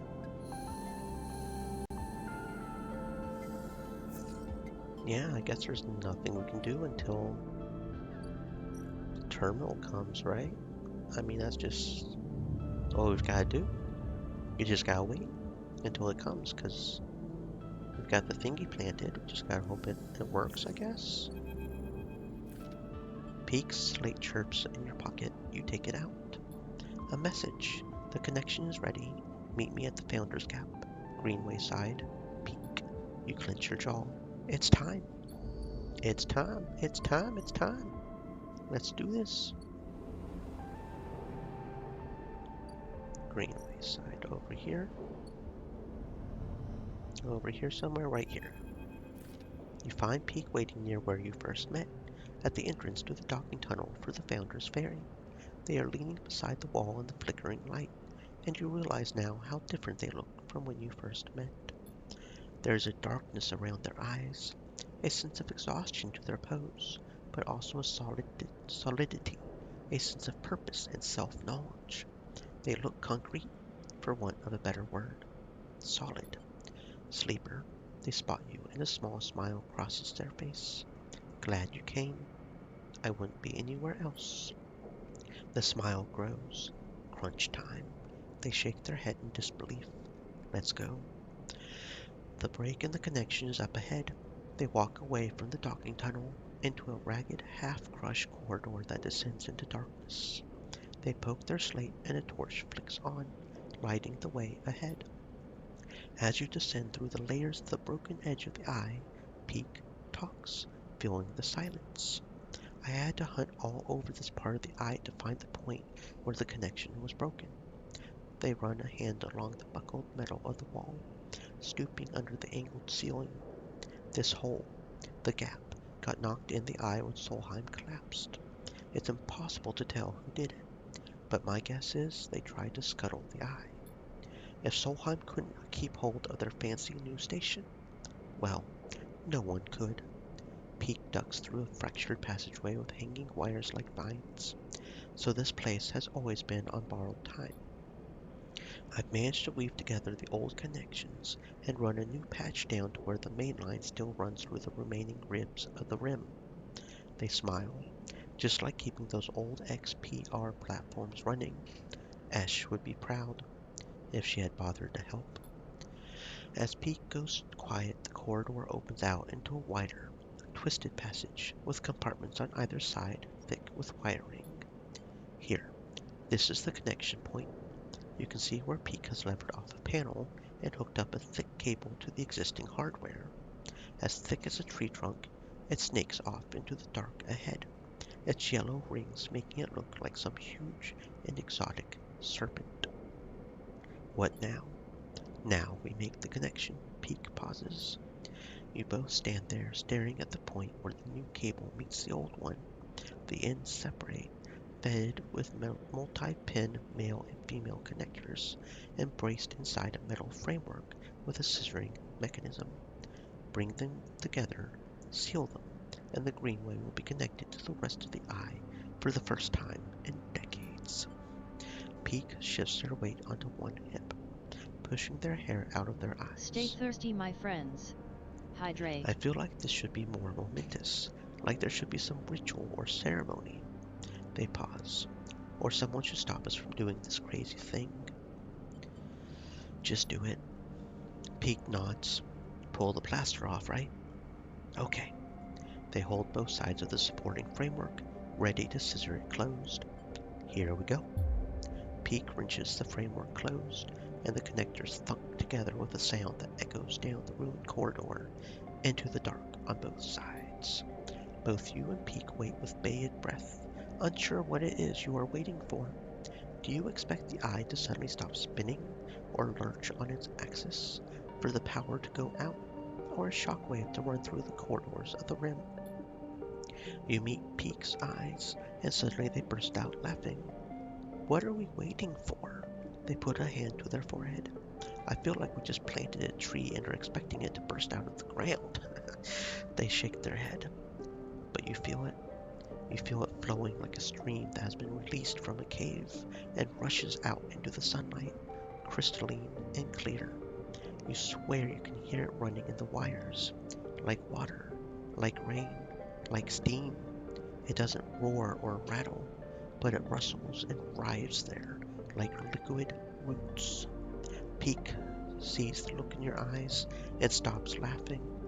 You can see it, can't you? You can't see it, not with your eyes at least, but it is everywhere, and now it is out. It can't be put back in, that much is clear. You imagine the rim of the eye like a sponge, like soil, soaking up the gardener and their chorus, the gaps filling with a burbling, constant, growing life. Peak stares at you, waiting for something, anything. Gardener is free. Peak nods slowly and closes her eyes. They go to speak, but the words fail them. Suddenly Peak's slate chirps. They jump and scramble for it, almost dropping it in the process. But when they stare at it, a look of confusion crosses their face. What happened? Peak's mouth falls open. It's Esh. They swallow. She's leaving. They look at you with panic. Before you can speak, they have turned away and are moving back up the passage, way back towards the entrance. They don't turn, don't respond, and you watch their silhouette, lit by their slate's torch, disappear rapidly around a corner. You take out the slate Pete gave you and turn on the torch. The wires all around look like pale roots in the harsh light, and you turn away from them. They are gardeners now. You work your way back through the corridors, retracing your steps. You imagine Peak, panicked, running towards the cordon, realizing that their greatest fear has come to pass. You wonder if they will be able to persuade Esh to stay. If Esh is going, you think, then the flotilla must be leaving too. The thought makes you shiver in the darkness, and you push it away. You are not ready. You focus on avoiding the hanging wires, the low ceilings, and make your way back out into the lit corridors of the Founder Ferry Dock. Castor is waiting for you. He holds up his hands. Now, sleeper, no need to fear. He raises his eyebrows. I understand now it was my mistake to try to force you. A miscalculation. Get lost. I understand you are angry. That is a reasonable reaction. He pushes his glasses up his nose. I only ask that you continue in the spirit of being reasonable and allow me to state my case. I won't hold you here, sleeper. Castor stands to the side. But I wish to speak. Listen. You stop, giving Castor his opportunity. Castor nods. At first I thought that, if you'll excuse the turn of phrase, taking possession of your particular talents was the opportunity. He smiles a broad smile. But you are more than that, and I understand that now. Your arrival on this station, your ability to touch networks, this makes you the very definition of a wild card. He touches the rim of his glasses. Senate stats analysis, my analysis, we could never have accounted for you. This system, the Helion system, is about to experience a significant change. About to open up the Senate stats bailiffs, Conway's claimants, and every industry and element an active KAN channel brings. Yet this very cycle you let another wild card free. Gardener. I have to admit, this development makes me afraid, sleeper. It makes me afraid what an intelligence like this will sacrifice to protect itself, or what atrocities it might commit through madness. And yet, Castor's eyes glint. What a compelling object such an intelligence is. Let me protect you, mark you out, keep Senate Stat from eliminating by force or legal expediency you as they rule with other squatter on this ring. Castor claps her hands together, and in exchange, when Senate Stat comes for this place, you facilitate the handover. You calm the protocols. You give us the gardener. Never. Castor takes off their glasses and polishes them. Disappointing. You begin to leave. As you approach, he speaks quietly, an urgent whisper. I do not wish to see you lost. You are of great value, if you ever want to see that realized. You push past, ignoring him. His voice fades. The last you see of him is his slow nod, perhaps a mark of resignation, or just another deferential gesture aimed at manipulating your response. It doesn't matter either way. You are done with him. You head towards the cordon, Peak and the flotilla in the forefront of your mind. Yeah, I'm not playing that game. You can go on somewhere, buddy. You about tried to kill everybody on this station, and I don't play around with that. Nope. You arrive into chaos at the cordon. The final shuttles are leaving the ramshackle docks that have formed along the edge of the gap during the flotilla's stay. As they do, groups of evacuees push on board, hoping to be among the final people to escape from the Eye. The fear created by the flux event became a series of rumors, and those rumors have driven many out of their homes. Others have staunchly doubled down on their position on the Eye, refusing to accept any gossip of a second collapse. You are unsure what you think. Is the collapse a certainty? Will Peak's actions this cycle have changed anything at all? You are tired of these questions, and instead set out to look for your friends. You quickly spot Peak and Esh at the far side of the chaotic bay. You quickly make your way through the crowds, slipping between the gaps and the rushing evacuees, stepping over bags and luggage. Progress is slow, but as you approach you can hear their voices over the crowd. You try to push closer, but there are many evacuees gathered around them and their shuttle. You have made your decision, Peak, and it puts you against me. Ash is standing with one foot on the boarding ramp, while Peak argues with her. The evacuees are eyeing them, eager to intervene, but intimidated by Ash's evident strength and attitude. Ash, it doesn't have to be like this. Peak looks desperate, tear tracks already on their cheeks. We can find a way. Ash shakes her head. I've always protected you, Peak. I have taken you under my wing.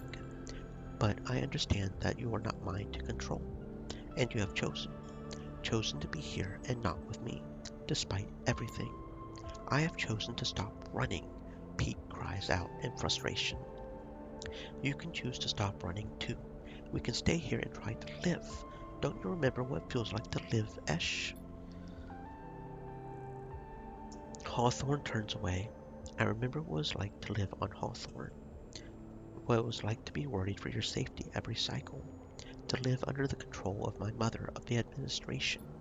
To work to maintain something that no one wanted, no one needed, so that our corporation could maintain a foothold in this system.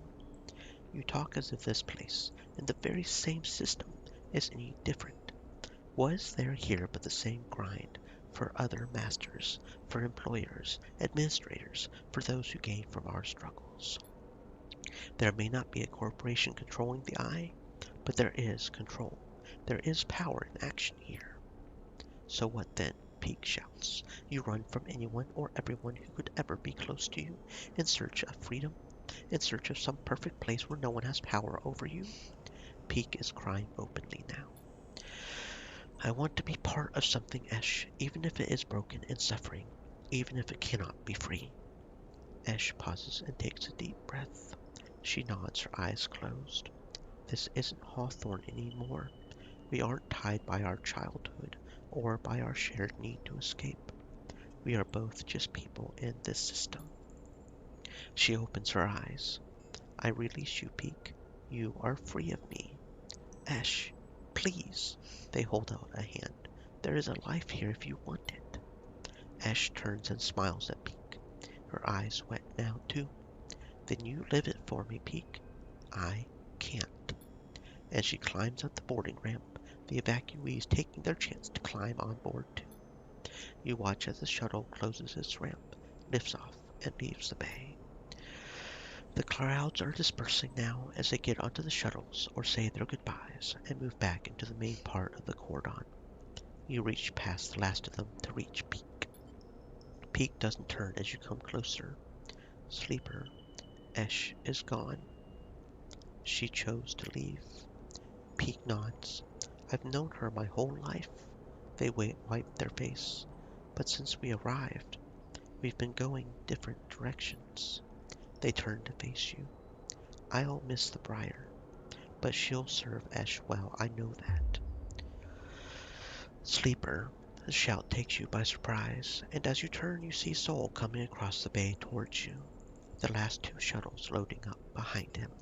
He reaches you, his suit hissing as he does. Can't believe you would make an old man run across this bay to get you. He pauses to take a breath. The Singers have gone. They left at the start of the cycle. They broke away from the flotilla. You smile as you think of Tala, safely cradled within one of those Singer ships, on her way to the Starward Belt, and hopefully a reunion with her brother. Godspeed, Tala. What are you smiling at? Soul interrupts your thoughts. They forced our hand. We have to leave now. Soul shakes his head. If we follow close enough behind, maybe they'll end up being our scouts anyway.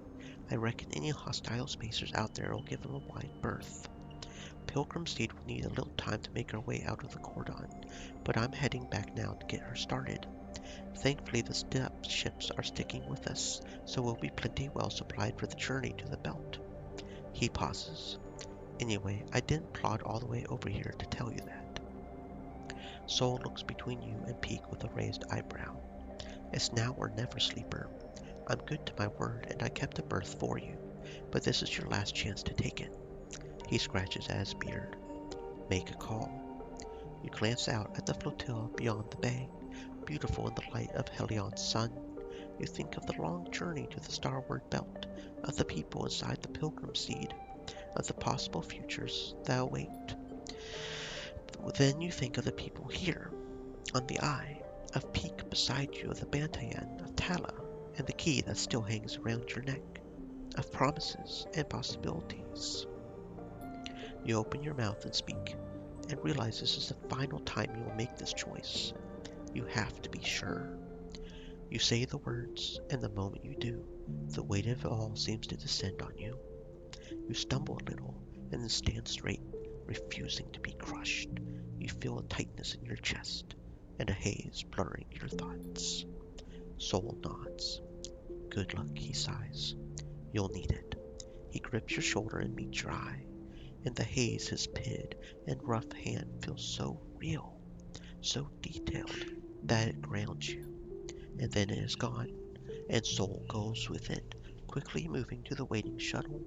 As he does, you watch, unable to speak, your whole body pulsing. And then another hand falls on your shoulder, and it grounds you once more. You turn to see Peak's bright eyes. Let's go, Sleeper. You nod, and seeing how unsteady you are on your feet, Peak puts an arm around you and steers you towards the entrance to the bay. As they do, you hear the roar, feel the wind as the shuttle lifts off and angles toward the flotilla. You don't turn. Instead, you keep your head down and focus on each step. As you do, you feel Peak beside you, holding a little of your weight, and you holding a little of theirs. This is how it will be for many cycles after you both leave the bay and head back into the Eye. You will both hold things for each other. Remind each other of the choices you made. Remind each other why it is important to keep going, despite the moments when it seems impossible. You will keep each other going. That support will be vital when the second flux event hits the Eye, when it knocks the entire free spoke off the power grid, making the whole station lurch with a sickening motion, when it cripples systems and corrupts processes, leading sections of the station to go dark or start venting oxygen, when holding on is all you can do, while the world seems to come apart around you. And yet, somehow, the Eye will persist. Systems will reset, total collapse in ways that will seem inexplicable to many, but to you and Peak, they will signal the awakening of a new force within the station. That new force will bring with it new challenges and new possibilities in equal measure. Strange growths will be reported all around the station in the wake of the flux event. Fungal crusts pushing through pipes and wiring. The Eye will go wild and fecund, becoming a station of increasing unpredictability, prone to seasonal rhythm of spore clouds, sudden growth spurts. There will be a strange and unsettling beauty to this paradigm shift as the greening of the station turns it from a corporate ruin to some altogether new assemblage of biological and mechanical structures. Riko will take on this challenge with energy that seems impossible for her age, and until her final day, she will delight in the new mysteries the Eye and its gardener produce. And as this new era consolidates around the station, you will find yourself in the Bantayan most cycles, working to keep the place alive.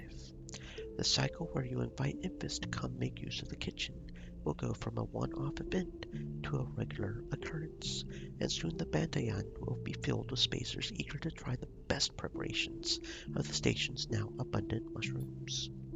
And on occasion, after a long shift at the Bantayan, you will hear the sound of the stray mewling, and you will crumble up some food and sit and watch the cat eat as if it is the only thing in your world that matters. However, into all this newness, the bad old ways will still intrude.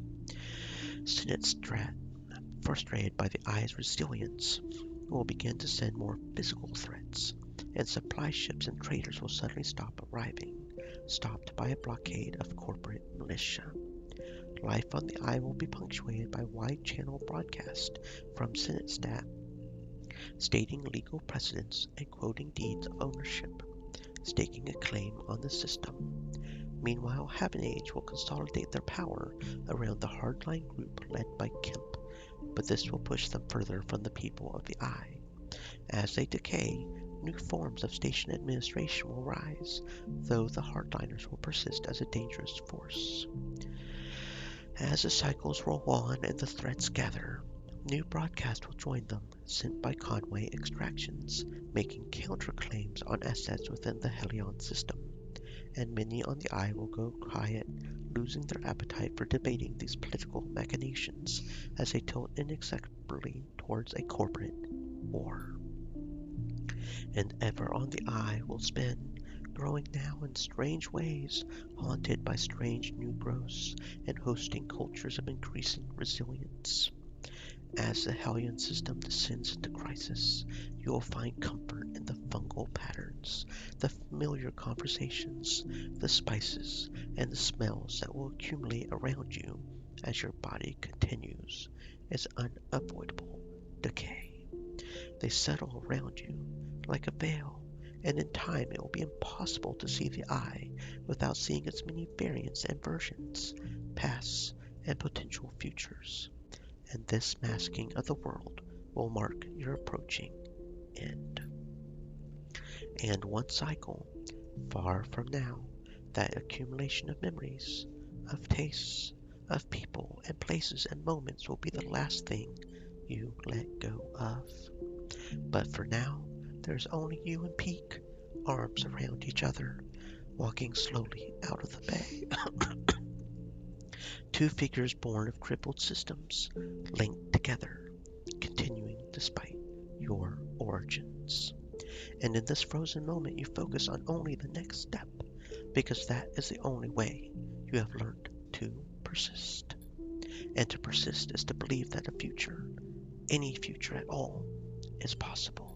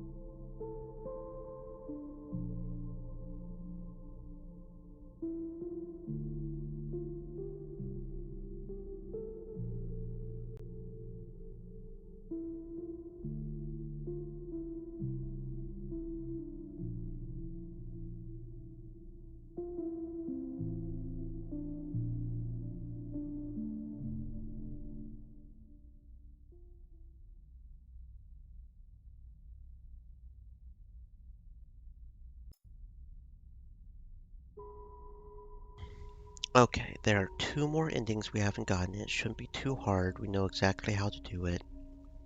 So I'm going to go do those real quick. And there are 2 other achievements, but we'll do them as we get the other 2 endings. New game. We'll just do a new game. And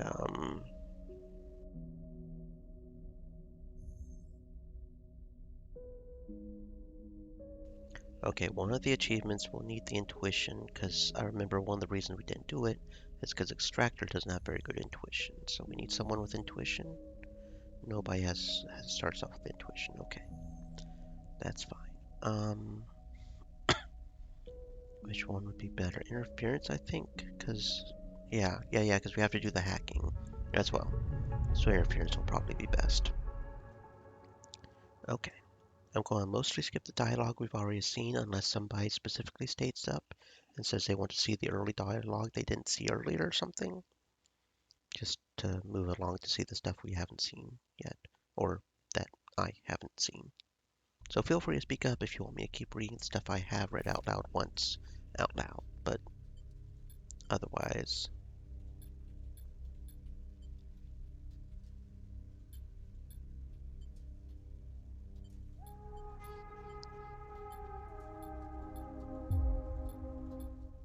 Okay.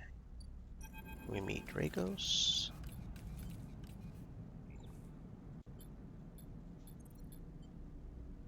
I plan to survive, buddy. I plan to survive. Empty container and cycle. Okay, let's get this done. Shouldn't take nearly as long because I know exactly what we have to do, exactly what building a life. Okay. Yes, we know how the dice work.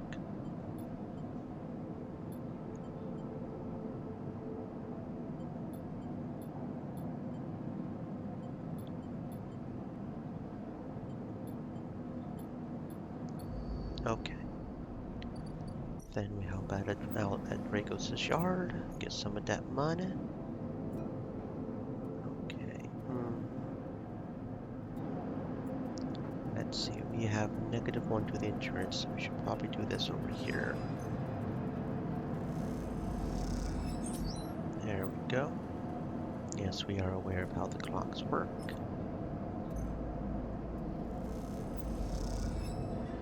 Yes, I'm aware of how the drives work. Thank you.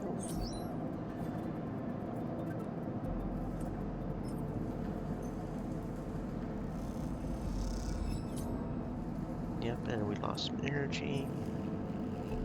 Hopefully we won't get another negative. Don't, darn it. Okay, now we're starving.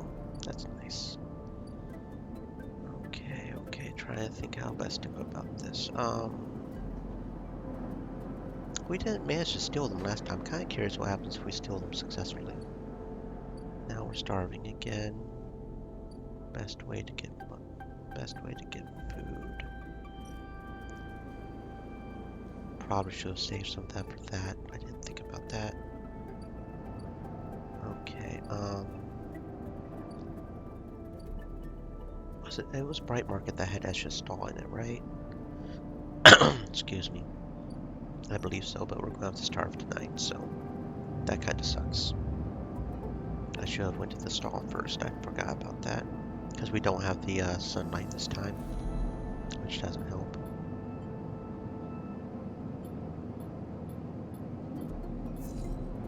Okay. So we need to go over here to the Bright Market and yeah, explore the market. See if we can find Escha's stall and get some food. That's also how we get to the doctor, right? Yeah, Sabine. So that we can start getting the stabilizer.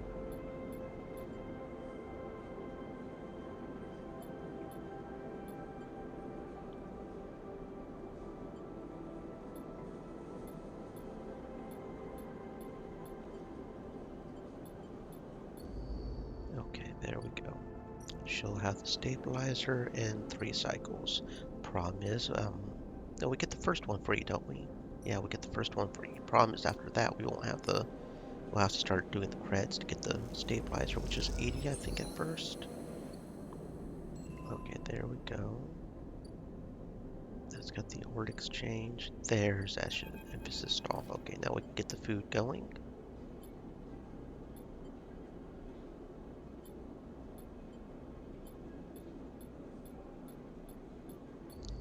There we go. Okay, now we can go back over to Dracos' yard and continue helping him.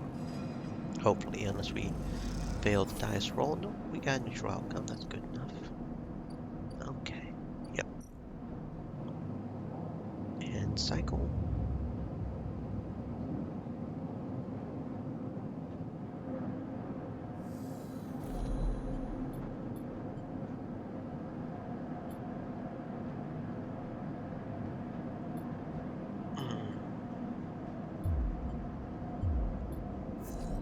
Okay, and we are hunted.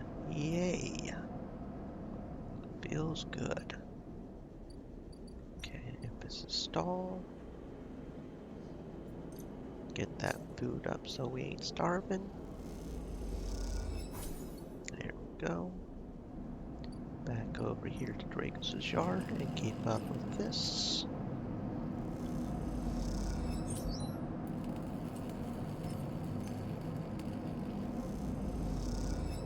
There we go. And that lucky haul is what we need for one of the achievements we didn't get yet.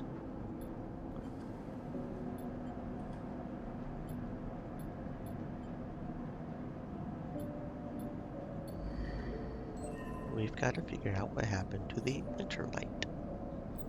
Okay, what do we want to spend the point on? I've already got this, the interface, pretty good. Honestly, Thrill Seeker could be a good one to get. Maybe. Foes, yeah, the problem is we can't do that because that'll take 2. Kind of want to try to focus on Icebreaker too, considering that one thing, but part of me also wants to go to Intuition just to make sure. Okay, yeah, let's go Intuition. And we'll put a point there, that's fine. Okay. Dracos' Yard. There's an achievement around the forensic trawls, so we have to do that. If we fail, then it bumps up the yard clearance, but that's okay. Okay, let's go ahead and put the 1 dice there. And we failed, of course we did. Oh, it's a 50-50. That's fine. Still don't have that. Okay.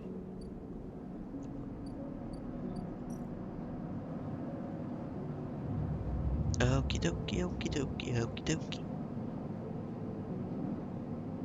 Considering how much it takes to get rid of our tractor, I guess there really is no way or point to worry about the hunted, I guess. Hey, Finn. I guess you come towards me anyways.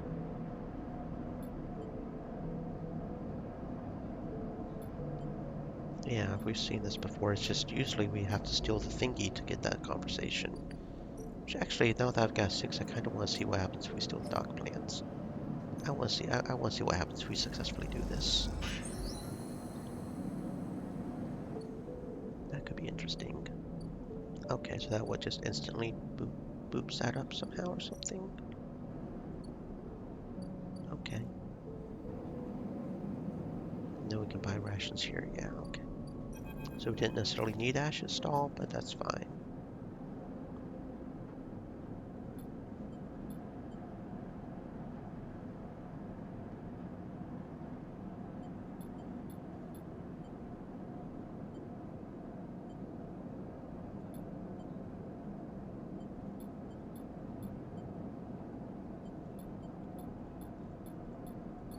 Okay, yeah. Not that we'll be doing her drive because that's not something we need to focus on. And here's hoping I win the dice rolls.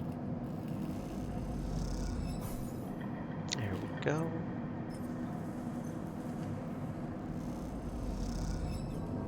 And we failed. Okay, well we got 1 at least. Still don't have that done. We've got enough food. We're good. Okay. And cycle. Hope we get some better dice.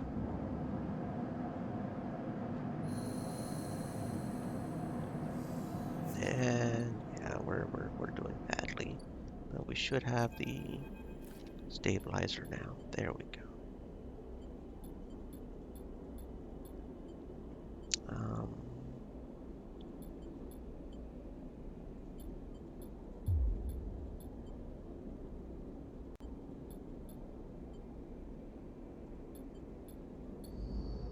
There we go. Of course, now it's going to cost us a fuck ton, but that's okay. 100 something, if I remember right. First off, yeah. Yeah, that's just the way it goes, though. Then.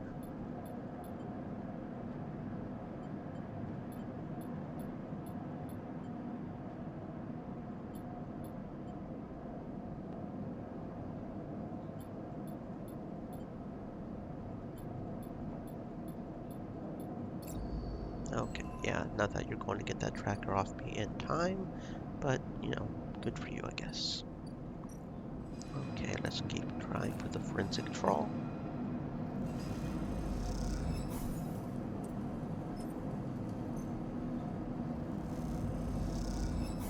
Okay, 1, 2, 3, 4, 5 more. We gotta keep an eye on Dracos's nerve. But now we're stable, we're somewhat making money, we're doing good, okay.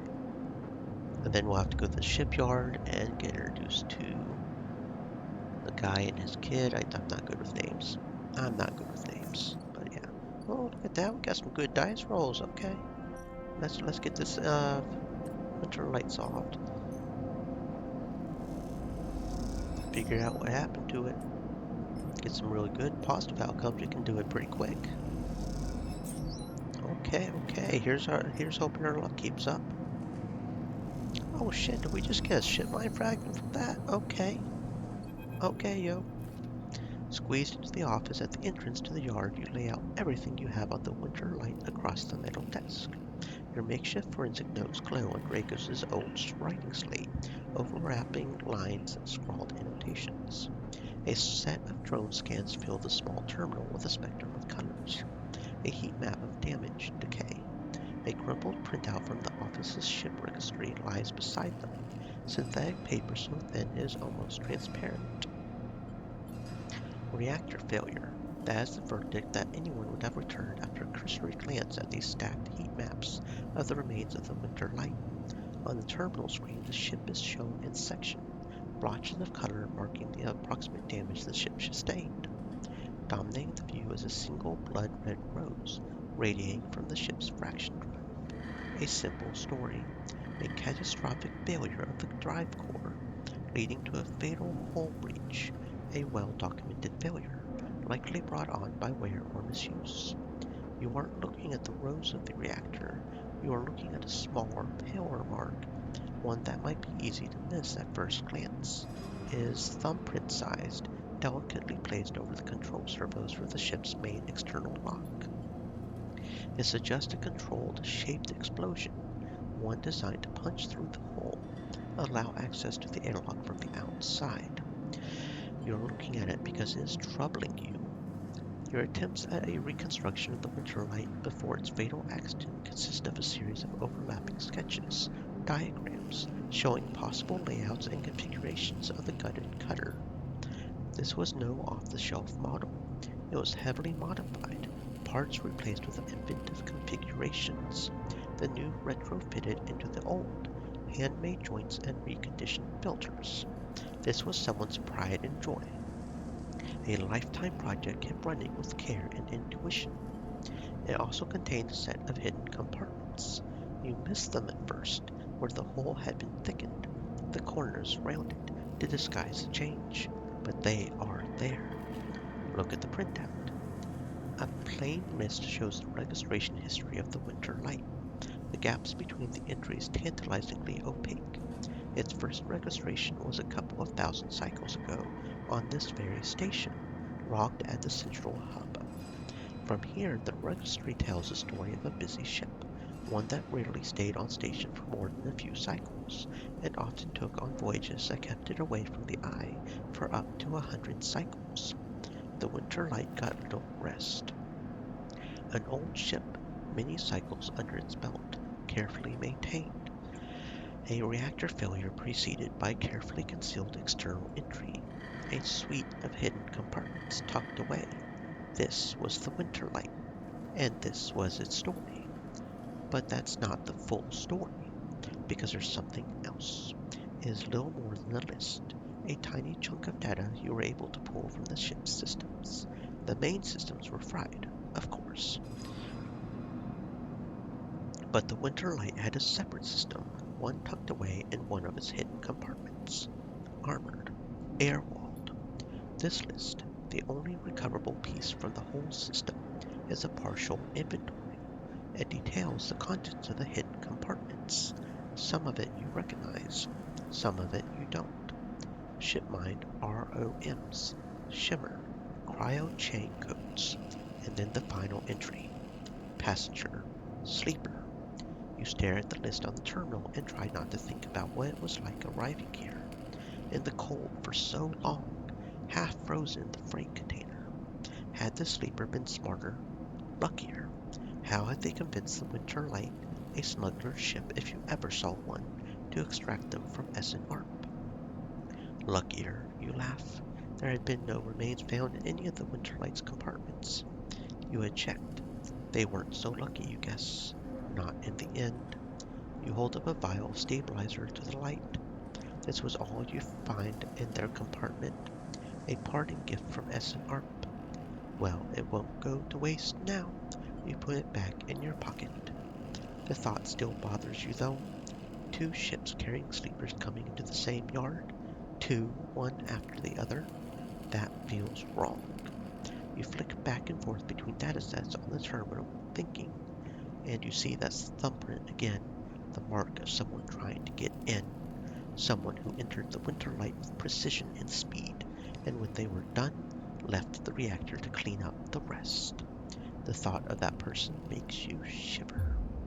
Suddenly the office door creaks open. Drago stands in the doorway staring at the equipment and notes you have assembled. What is all this? He snatches a slate from the desk, faster than you realized he could move. You running an investigation here? What am I paying you for? The drone on his shoulder starts whining shrilly, his anger passing to and through his implants. Are you hiding something? Hiding something? I'm hiding you, goddammit. And what are you doing for me? Digging around in my business. He starts shaking his head. I know you have a lot of questions, but this isn't the way. He turns away, muttering to himself. This is the last thing I need. Who is bringing you these ships? Dragos freezes, suddenly angry. Why are you asking? You looking to get us both killed? We cut these things up, that's our part. Their part is something I don't want to know. Drago seems to steady himself and then turns back to you. The heat map of the reactor failure reflected in his headset's glassy eyes. I've given you a place to stay. I've given you work. He stumbles over the words, unsure what to say. There's plenty of others who would have sold you on, turned you in, but not me. No. I appreciate that, but don't. He shakes his head. I'm not discussing my business with you. He quiets the drone. I've done well by you, and you've returned the favor. He straightens up and clears his throat. But this obsession you have with this ship isn't going to work for me. I can't have you making my clients nervous. I can't have you digging up whatever it is you are after. You can't work here anymore. What about the Winter Light? He reaches over and switches the monitor off. Forget about that damn ship. You have enough to keep you up. Dragos reaches across you and flicks off the terminal. As the light of the monitor dies, a kind of eerie calm falls on both of you. Whatever this was, it is done. You made it out, Sleeper. That means you have to move on. Someone killed that ship and its crew, and you want me to meet them? He shakes his head. We are done here. In the dark, Dragos' headset glints, and you wish for a moment you could see his eyes and meet them. Maybe then he would understand. You get up from the desk and Dracos gathers the notes, stuffing them into a pocket of his overalls. He holds the door for you, his headset as expressionless as always. You can stay in the container. I won't take that from you. Don't come back. His tone is final, definite, with an edge of disappointment. You walk out of the office and then out of the yard, not stopping to look back.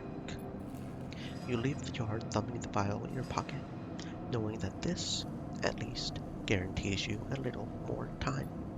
And as you walk, your mind once again drifts to that person who killed the Winter Light, and whether or not that person will come for you. And that is Fellow Traveler. Find a gift from someone like you hidden away. We got a stabilizer. Woo woo. Okay. Yeah. Because I want the intuition, and if possible, the instant karma would be nice. I don't know if I have enough cycles or skill points, but that would be nice because that is I think that's the most useful skill, is being able to reroll the dice like that. It doesn't guarantee that you'll have good dice, but it makes it that much easier.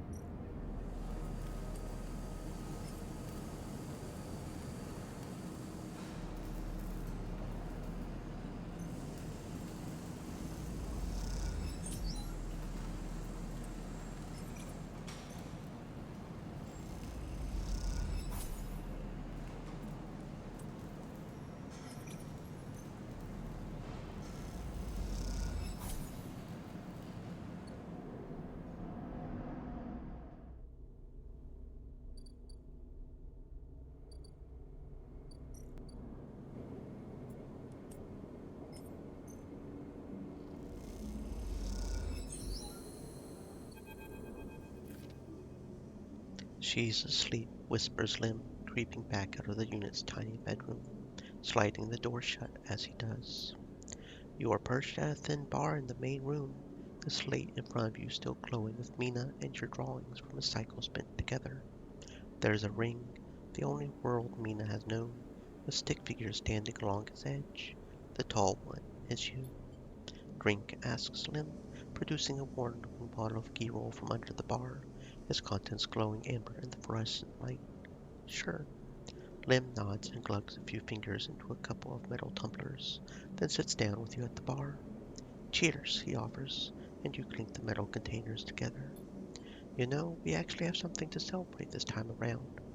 Lim gives you a sideways look. I made the assembly team on the side reel. He grins broadly. Clearly he has been desperate to tell you all cycle. Knew it. Lim holds up his drink. You did get there first, friend, I'll give you that. He looks away. Seriously though, couldn't have done it without you keeping an eye on little meanie back here. Lim shifts a little on his stool. He looks uncomfortable. How's our girl doing, Sleeper? I haven't seen much of her these past cycles. Doing great. Of course she is. He playfully squeezes your shoulder. She talks about you a lot, you know. Draws you. I'm glad she has a friend that isn't me. His eyes drift to the bedroom door. You okay? He nods. I can't take all the credit for Mina. She isn't actually mine. He gazes into the middle distance. I pulled her off a refugee shuttle out by one of Ember's moons. The colony was collapsing apart for decades after Solheim collapsed, surviving on next to nothing. Eventually, some of the residents tried to make for the eye on these decrepit old shuttles. He sloshes his drink around in his tumbler. They had no idea what they were doing. The one Mina was on decompressed halfway here. Everyone's spaced. The only reason she made it was someone sealed her in a weapon locker. She was ice cold when I reached her. Purple lips. He shivers. Once I picked her up, I wouldn't let go. The medics treated her with me still clinging to her. He takes a drink, still not sure why. He reaches over and refills his cup. We weren't exactly anybody's heroes, you understand? We were private military, hired in by Conway to protect their claims in the collapse. But once I got Mina, that was it.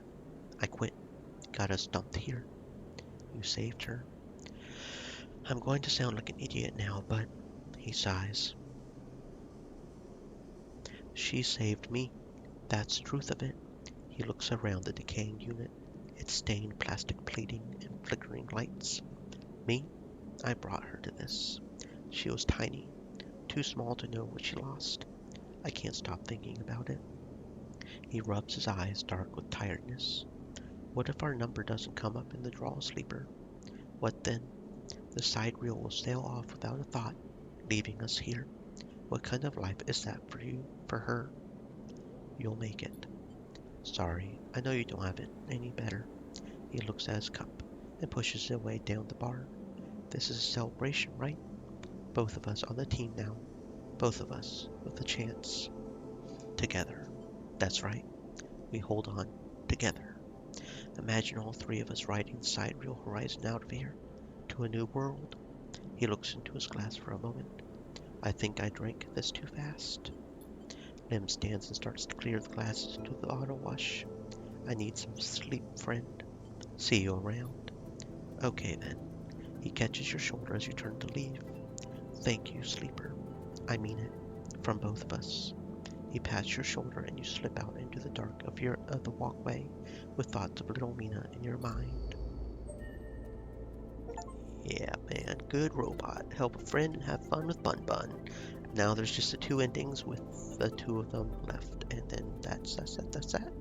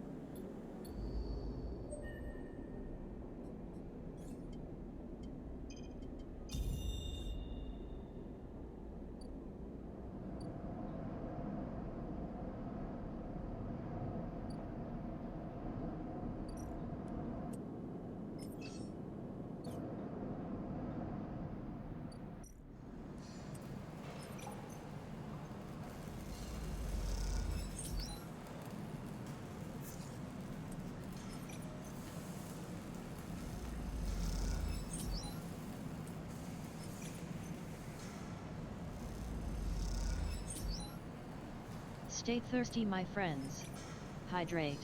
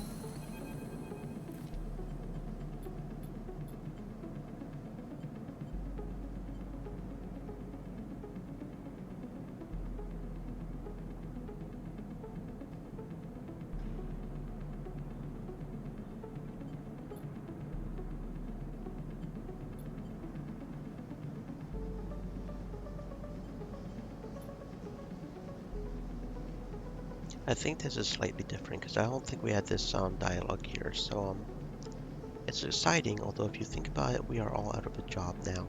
Not that I'm complaining. She's got to be in her best shape when she carries you, Mina and me out of here. Why not? I figure I'm due a lucky turn by now. He rubs his hand nervously. No use in wondering what if. Until the draw, anyway. There's a few cycles till then. Lim is right, but the odds seem unlikely anyway. How many are working in the shipyard? Hundreds? 1,000? You've certainly seen more faces than you can count pass through. And are the Celis Foundation even going to keep their promise? Out here on the Eye, you get the sense that no one will hold them to it. Why else would they be building the side rail in a surrogate system? As you think, Lim watches you with a worried look. How's Mina doing? Lim is surprised by the question, but smiles. She's doing well. She misses having you over, actually. I need to get you two together again soon, especially now I won't see you here either. Lim gazes into space. She's pretty stuck on you, actually. She told me the other cycle that she doesn't want to go unless you can come too. You ever seen a thunderstorm sleeper? A real big one? I don't remember. Lim shoots you a worried look for a moment. It's something else. The sound, the smell, the rain hammering down. The whole sky stretched out and bruised, roaring and huge. The place I was born, New Pembroke, a dry old rock in a Conway system, had 2 seasons. One of them was as dry as bone, dusty, ugly. The other was one long storm, a side effect of the terraforming efforts, they said. Rain used to rattle off the roofs like bullets and wash the dust away, turn the streets to rivers. It would sink us to sleep and wake us in the morning. We would wait half a year just to see it again. The best day was the one where the first drops fell. He sniffs. Some days I wake up swearing I can hear it again. I was thinking, Mina has never seen a storm, never even felt rain. She's grown up here, the ring her only horizon, always in the dark. I want to change that for her. You will. Course. Almost there. Lim stands stretching. Best to get back to the little one anyway. With the shifts done, I reckon she'll be happy to have me home for a few cycles. He shoulders his gear. See you in a few for the draw? I'll be there. Right on, he grins. Lim leaves, making you the last person in the cavernous locker room. As you sit, you think about rain, and a little hope creeps in. Is it possible? Could the side rail really take you to a planet, a place with weather, with skies, with life? You get up quickly before you can think about it anymore. It's too soon to hope, too dangerous. There's work to be done. Yeah, it is a bit dangerous, especially considering what we already know about the draw.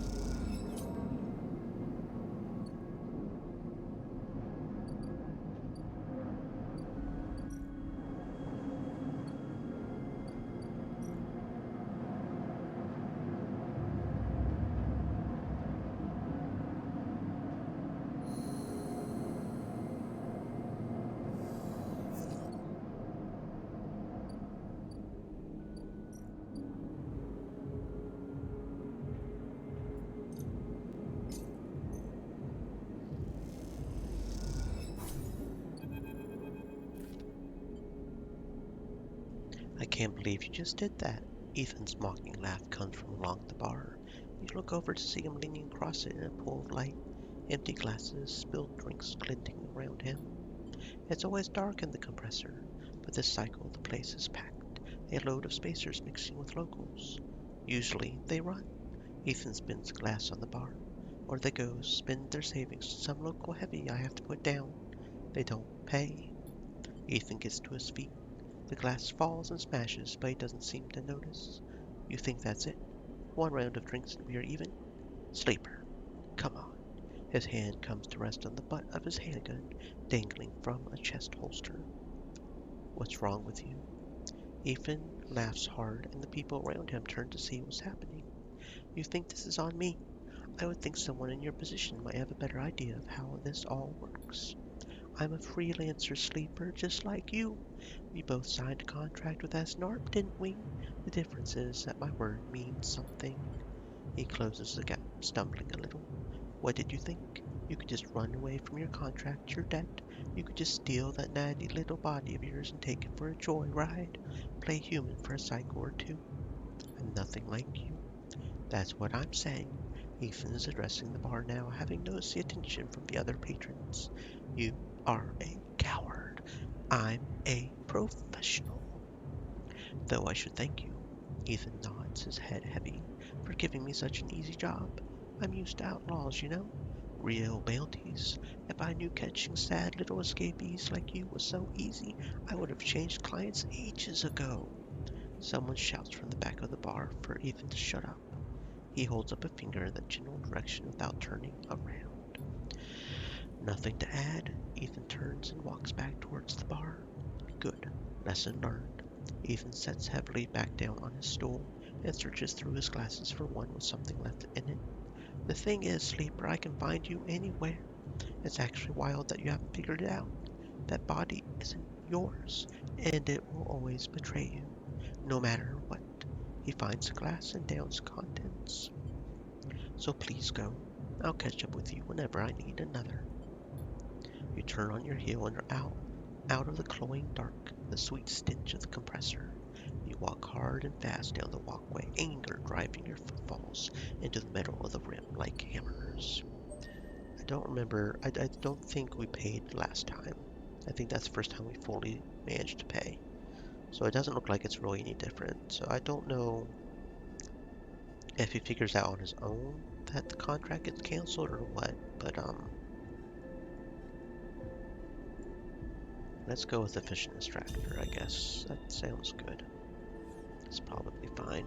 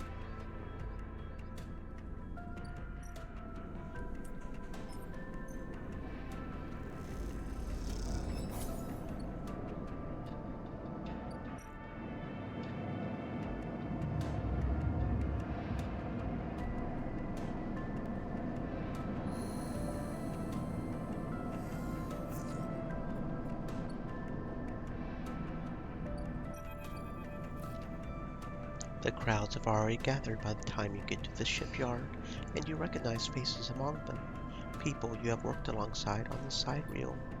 The intervening cycles have turned their excitement to anxiety, and a few of them smile at you. Instead, the nervous energy of the crowd fills the space, creating a feedback loop of growing tension. You pick out Lim and Mina and work your way over to them, pushing through the crowd. He silently raises his eyebrows at you, his anxiety obvious, but Mina flashes you a huge smile, unaware of the tension. "Robot!" she shouts, reaching out to you. She gratefully accepts your hug, leaning against your chest, and Lim smiles, seemingly glad to share the weight of Mina for a moment. "Quite the turnout, huh?" Lim glances around, pulling Mina close. "I don't think patience is one of this crowd's strengths." The sound of an argument towards the back catches your and Lim's attention. He is putting it lightly. "This place seems about set to explode." "This isn't good." Lim doesn't dare answer, but the look in his eyes suggests he agrees. "This is Aster Enhart of the Stellus Foundation."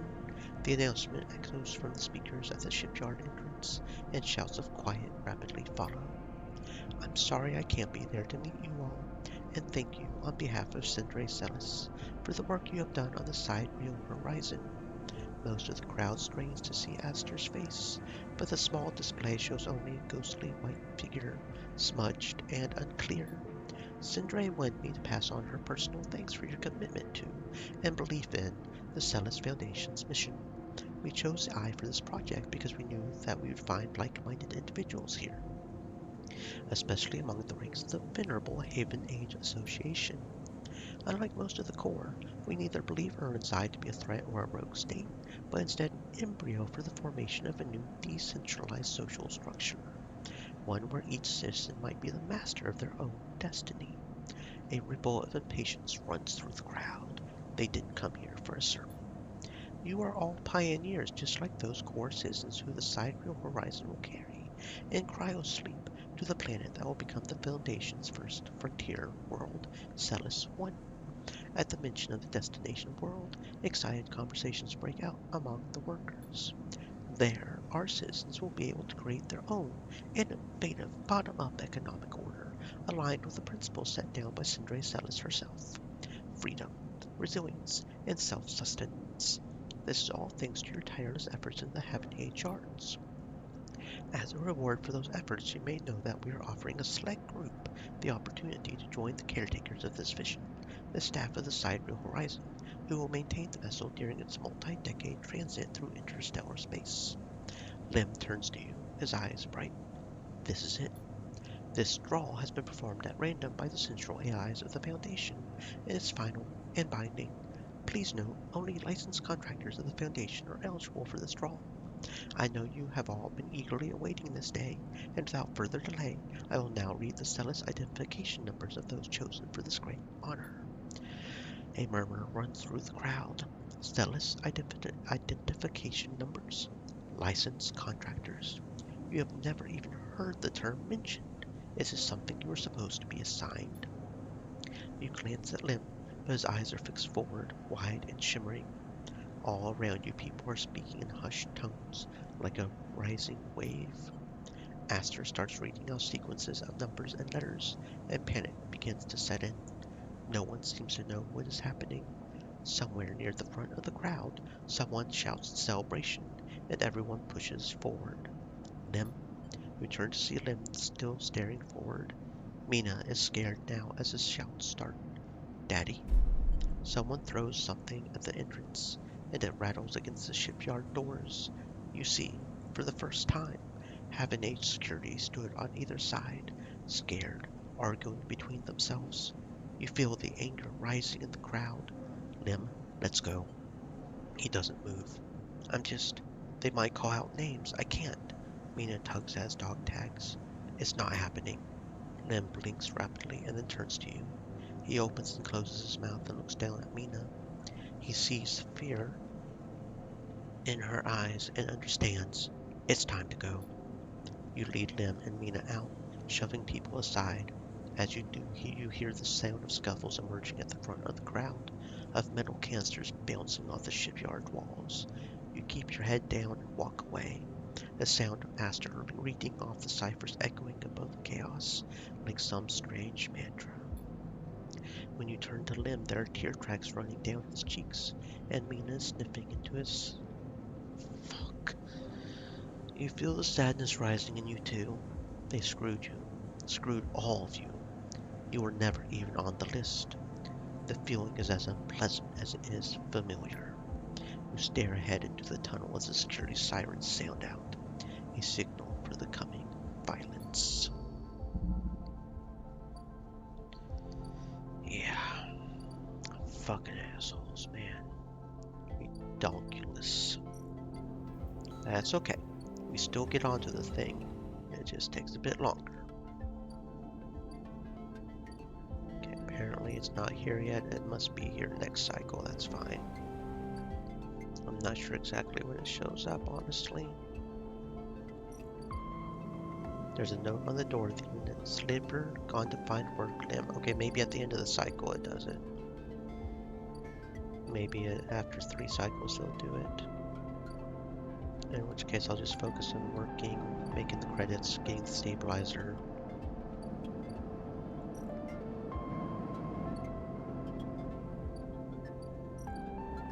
Okay, main thing right now is getting the stabilizer.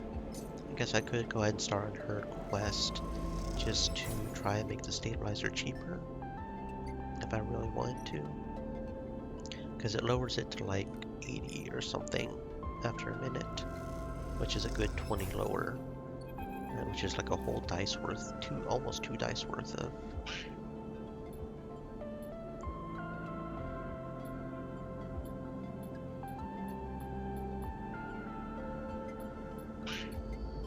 Okay, there we go. I should probably focus on definitely getting some money, at least a little bit though.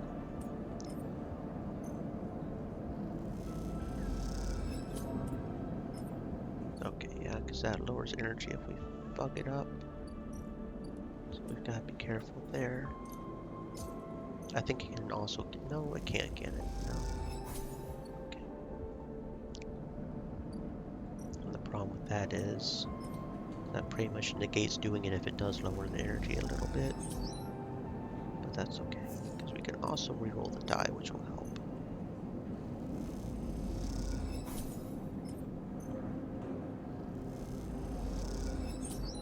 Okay. What is the current quest on hers for?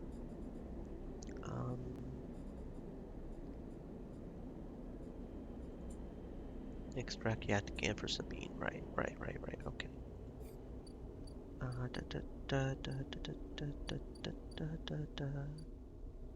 Where is that at?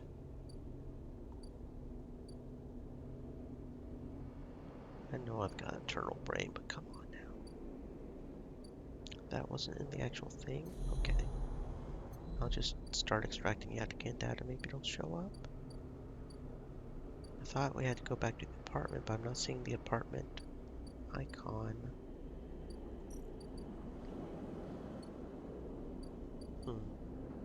Okay, we can extract Yataghan data though. I don't remember how much we need, but we can do that with at least a little bit, because that requires specific dice rolls. So it's usually the lower dice rolls, so we can save the low. Of course, we can re-roll dice rolls now too, so that'll help.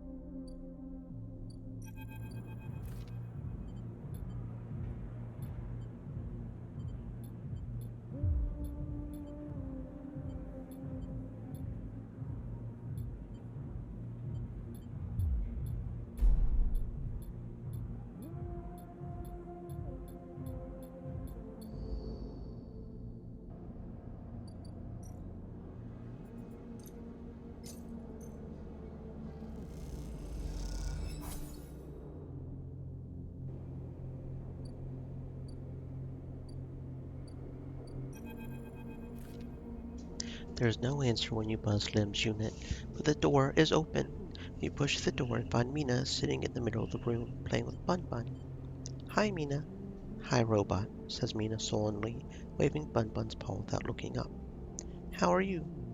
Bun Bun is sad, says Mina, nodding the toy's head in agreement. Like Daddy. You look around the unit. It is a mess, dishes and glasses on the side, some of Mina's clothes piled up in a corner. Mina is sitting by her bag, which is spilled out across the floor, her drawing slate cracked and dark. Tidy up. You start with the kitchen units, piling up the dishes in the auto wash and wiping them down. You pile the clothes up next, folding them neatly. Mina watches you quietly as she plays, curious but silent. You just started to look at her fixing her cracked slate when Lim enters. Sleeper, what are you? He pauses and looks from you to Mina and back again. Never mind. He drops a bag by the door and slumps onto the couch. Everything okay? Lim lets out a weak laugh. You forgot the past few cycles now, too? Wish I was so lucky. He looks away at the open door. Look, now's not a good time. I want to help. Help. Unless you have a side reel ticket or two on you, I don't think there's much you can do here. He pinches the bridge of his nose. You understand they never even put us on the list, right? I've been all around the rim looking for work and I've run into more than a few from the cruise.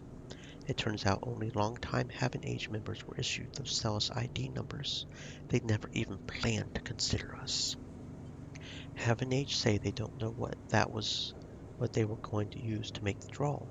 And who knows, maybe Celis pulled the wool over their eyes. But what does it matter? All those hours in the yards for a hand-to-mouth wage and nothing else.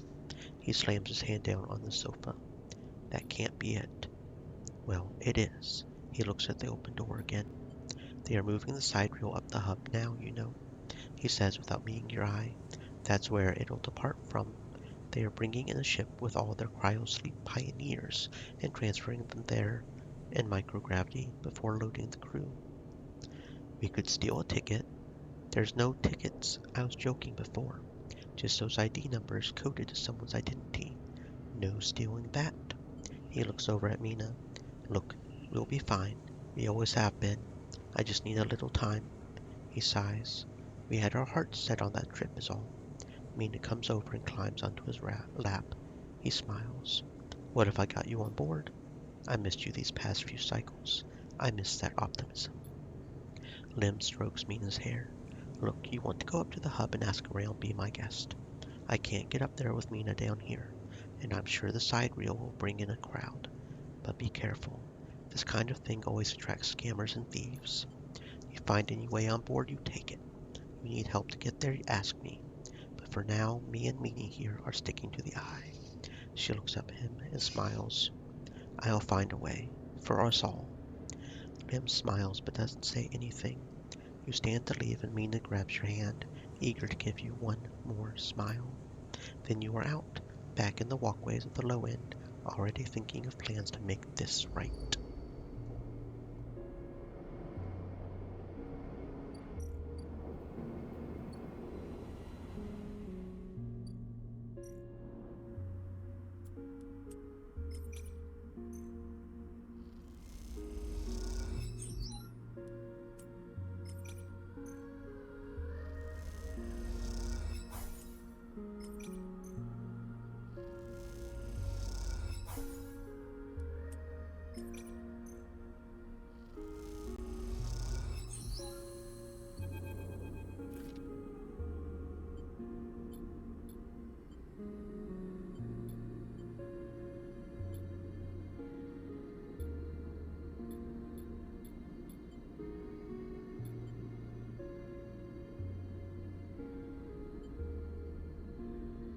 It's not just me.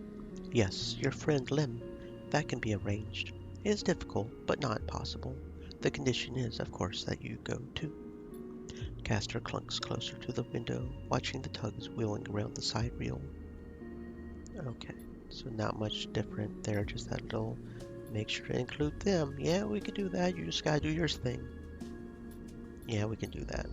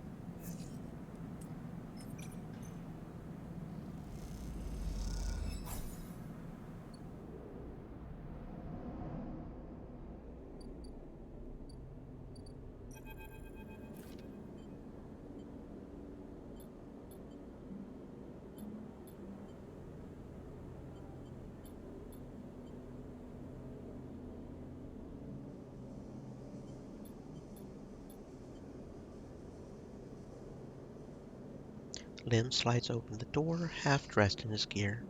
Sleeper, what brings you up here? Come in. He beckons you inside. You look to see the side, expecting to see Castor, but the wall is empty.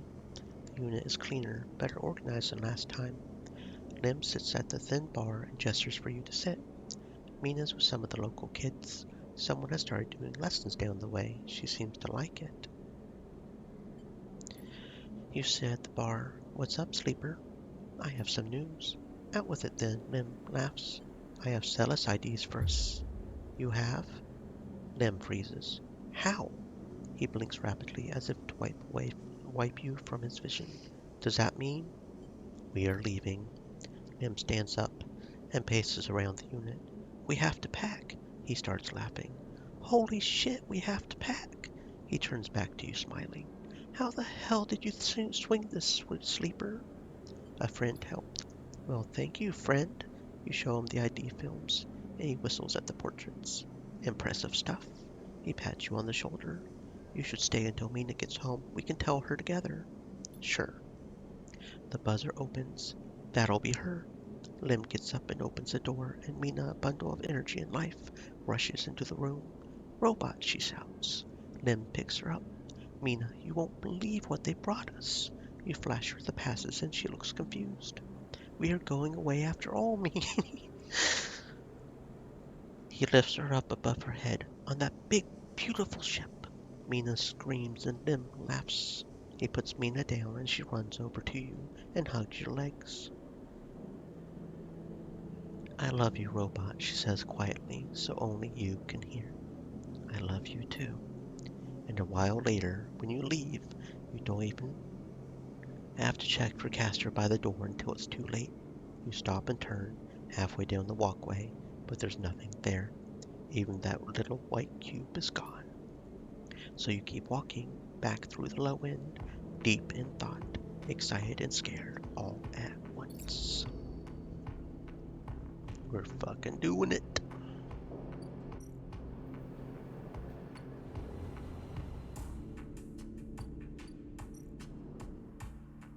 We just have to survive for 6 more cycles and then we'll have it. Hopefully we can somehow go back. I'm not sure exactly when we're supposed to rip up the identities, but that's another ending. Is all 3 of us just stay here and I don't give them the identities.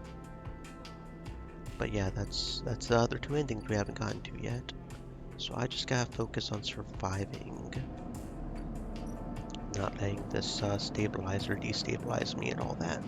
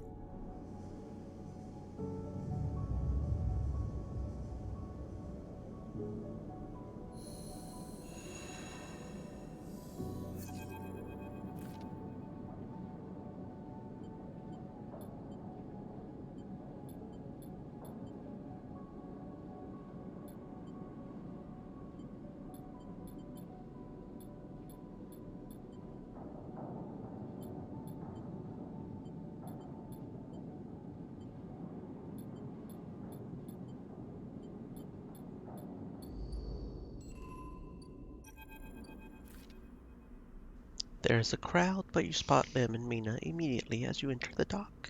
They are waiting at the cordon, where Cella's security are checking the crew in to board the ship.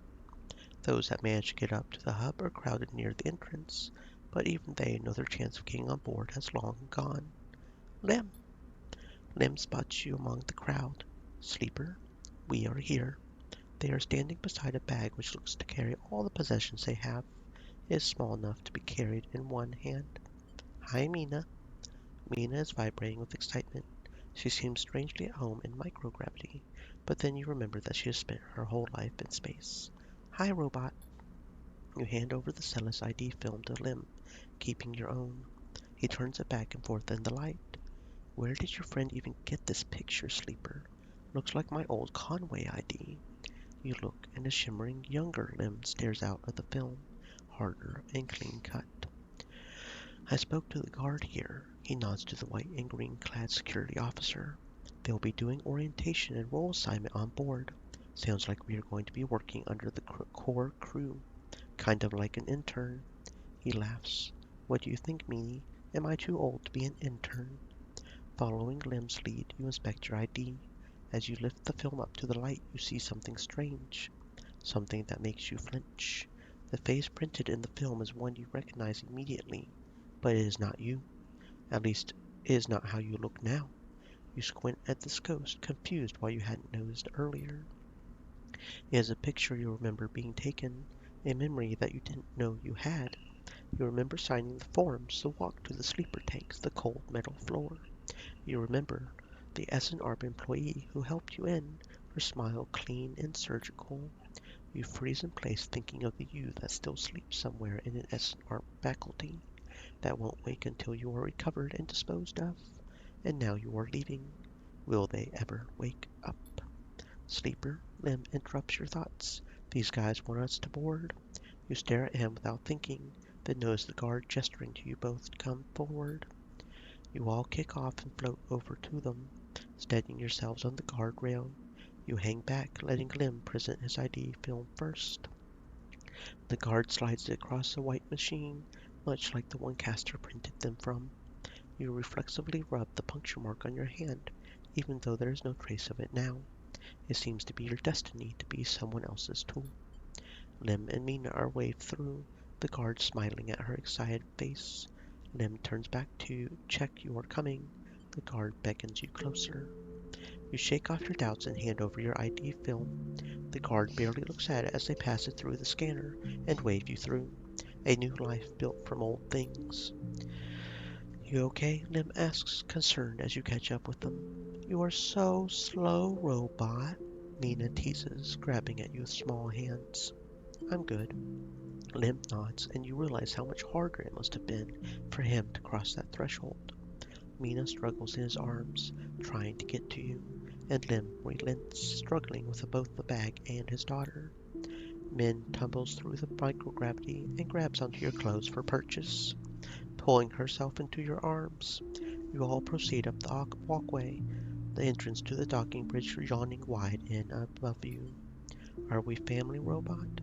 Mina asks as you move, taking you by surprise. I guess so. Mina smiles and presses her hand against your chest, pleased by your answer. You keep moving up into the docking bridge, then along that thin glass-walled connector, all the time Mina clutching onto you. The lack of gravity means you can't feel her weight, only the grip of her small hands on your clothes. You both stare wide-eyed at the vast hole of the sidereal horizon and try to think of this huge machine as home. Later, when you settle in your bunk, after Mina has finished running back and forth between you and Lim with an endless and infectious excitement, you find yourself looking at your ID film once more. Somehow, since the last time you looked at it, the image seems to have changed.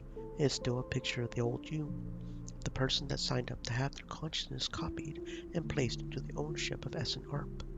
But something else has crept into the image, an underlying sense of self-identification. This is also a picture of you now.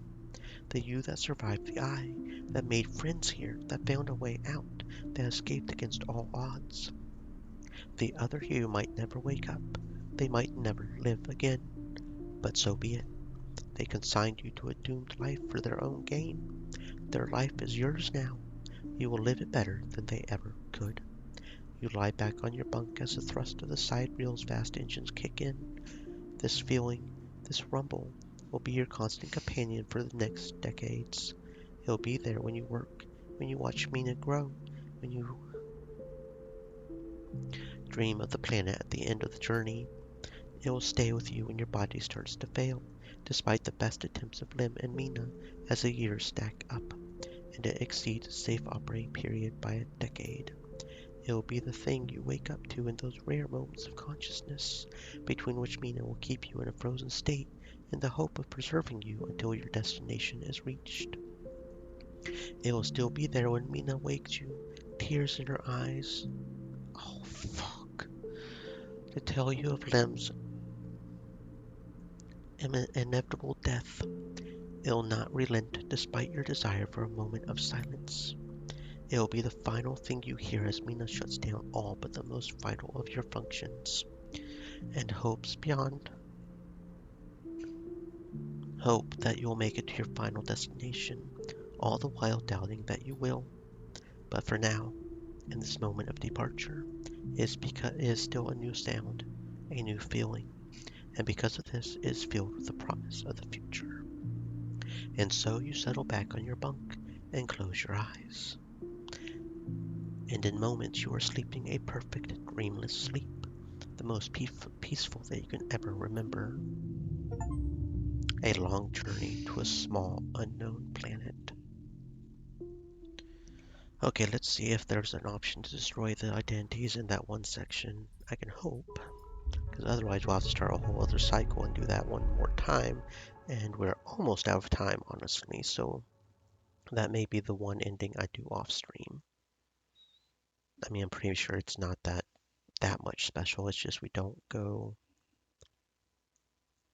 stay on the eye with Lim and Mina, pretty much like the other endings where we stay.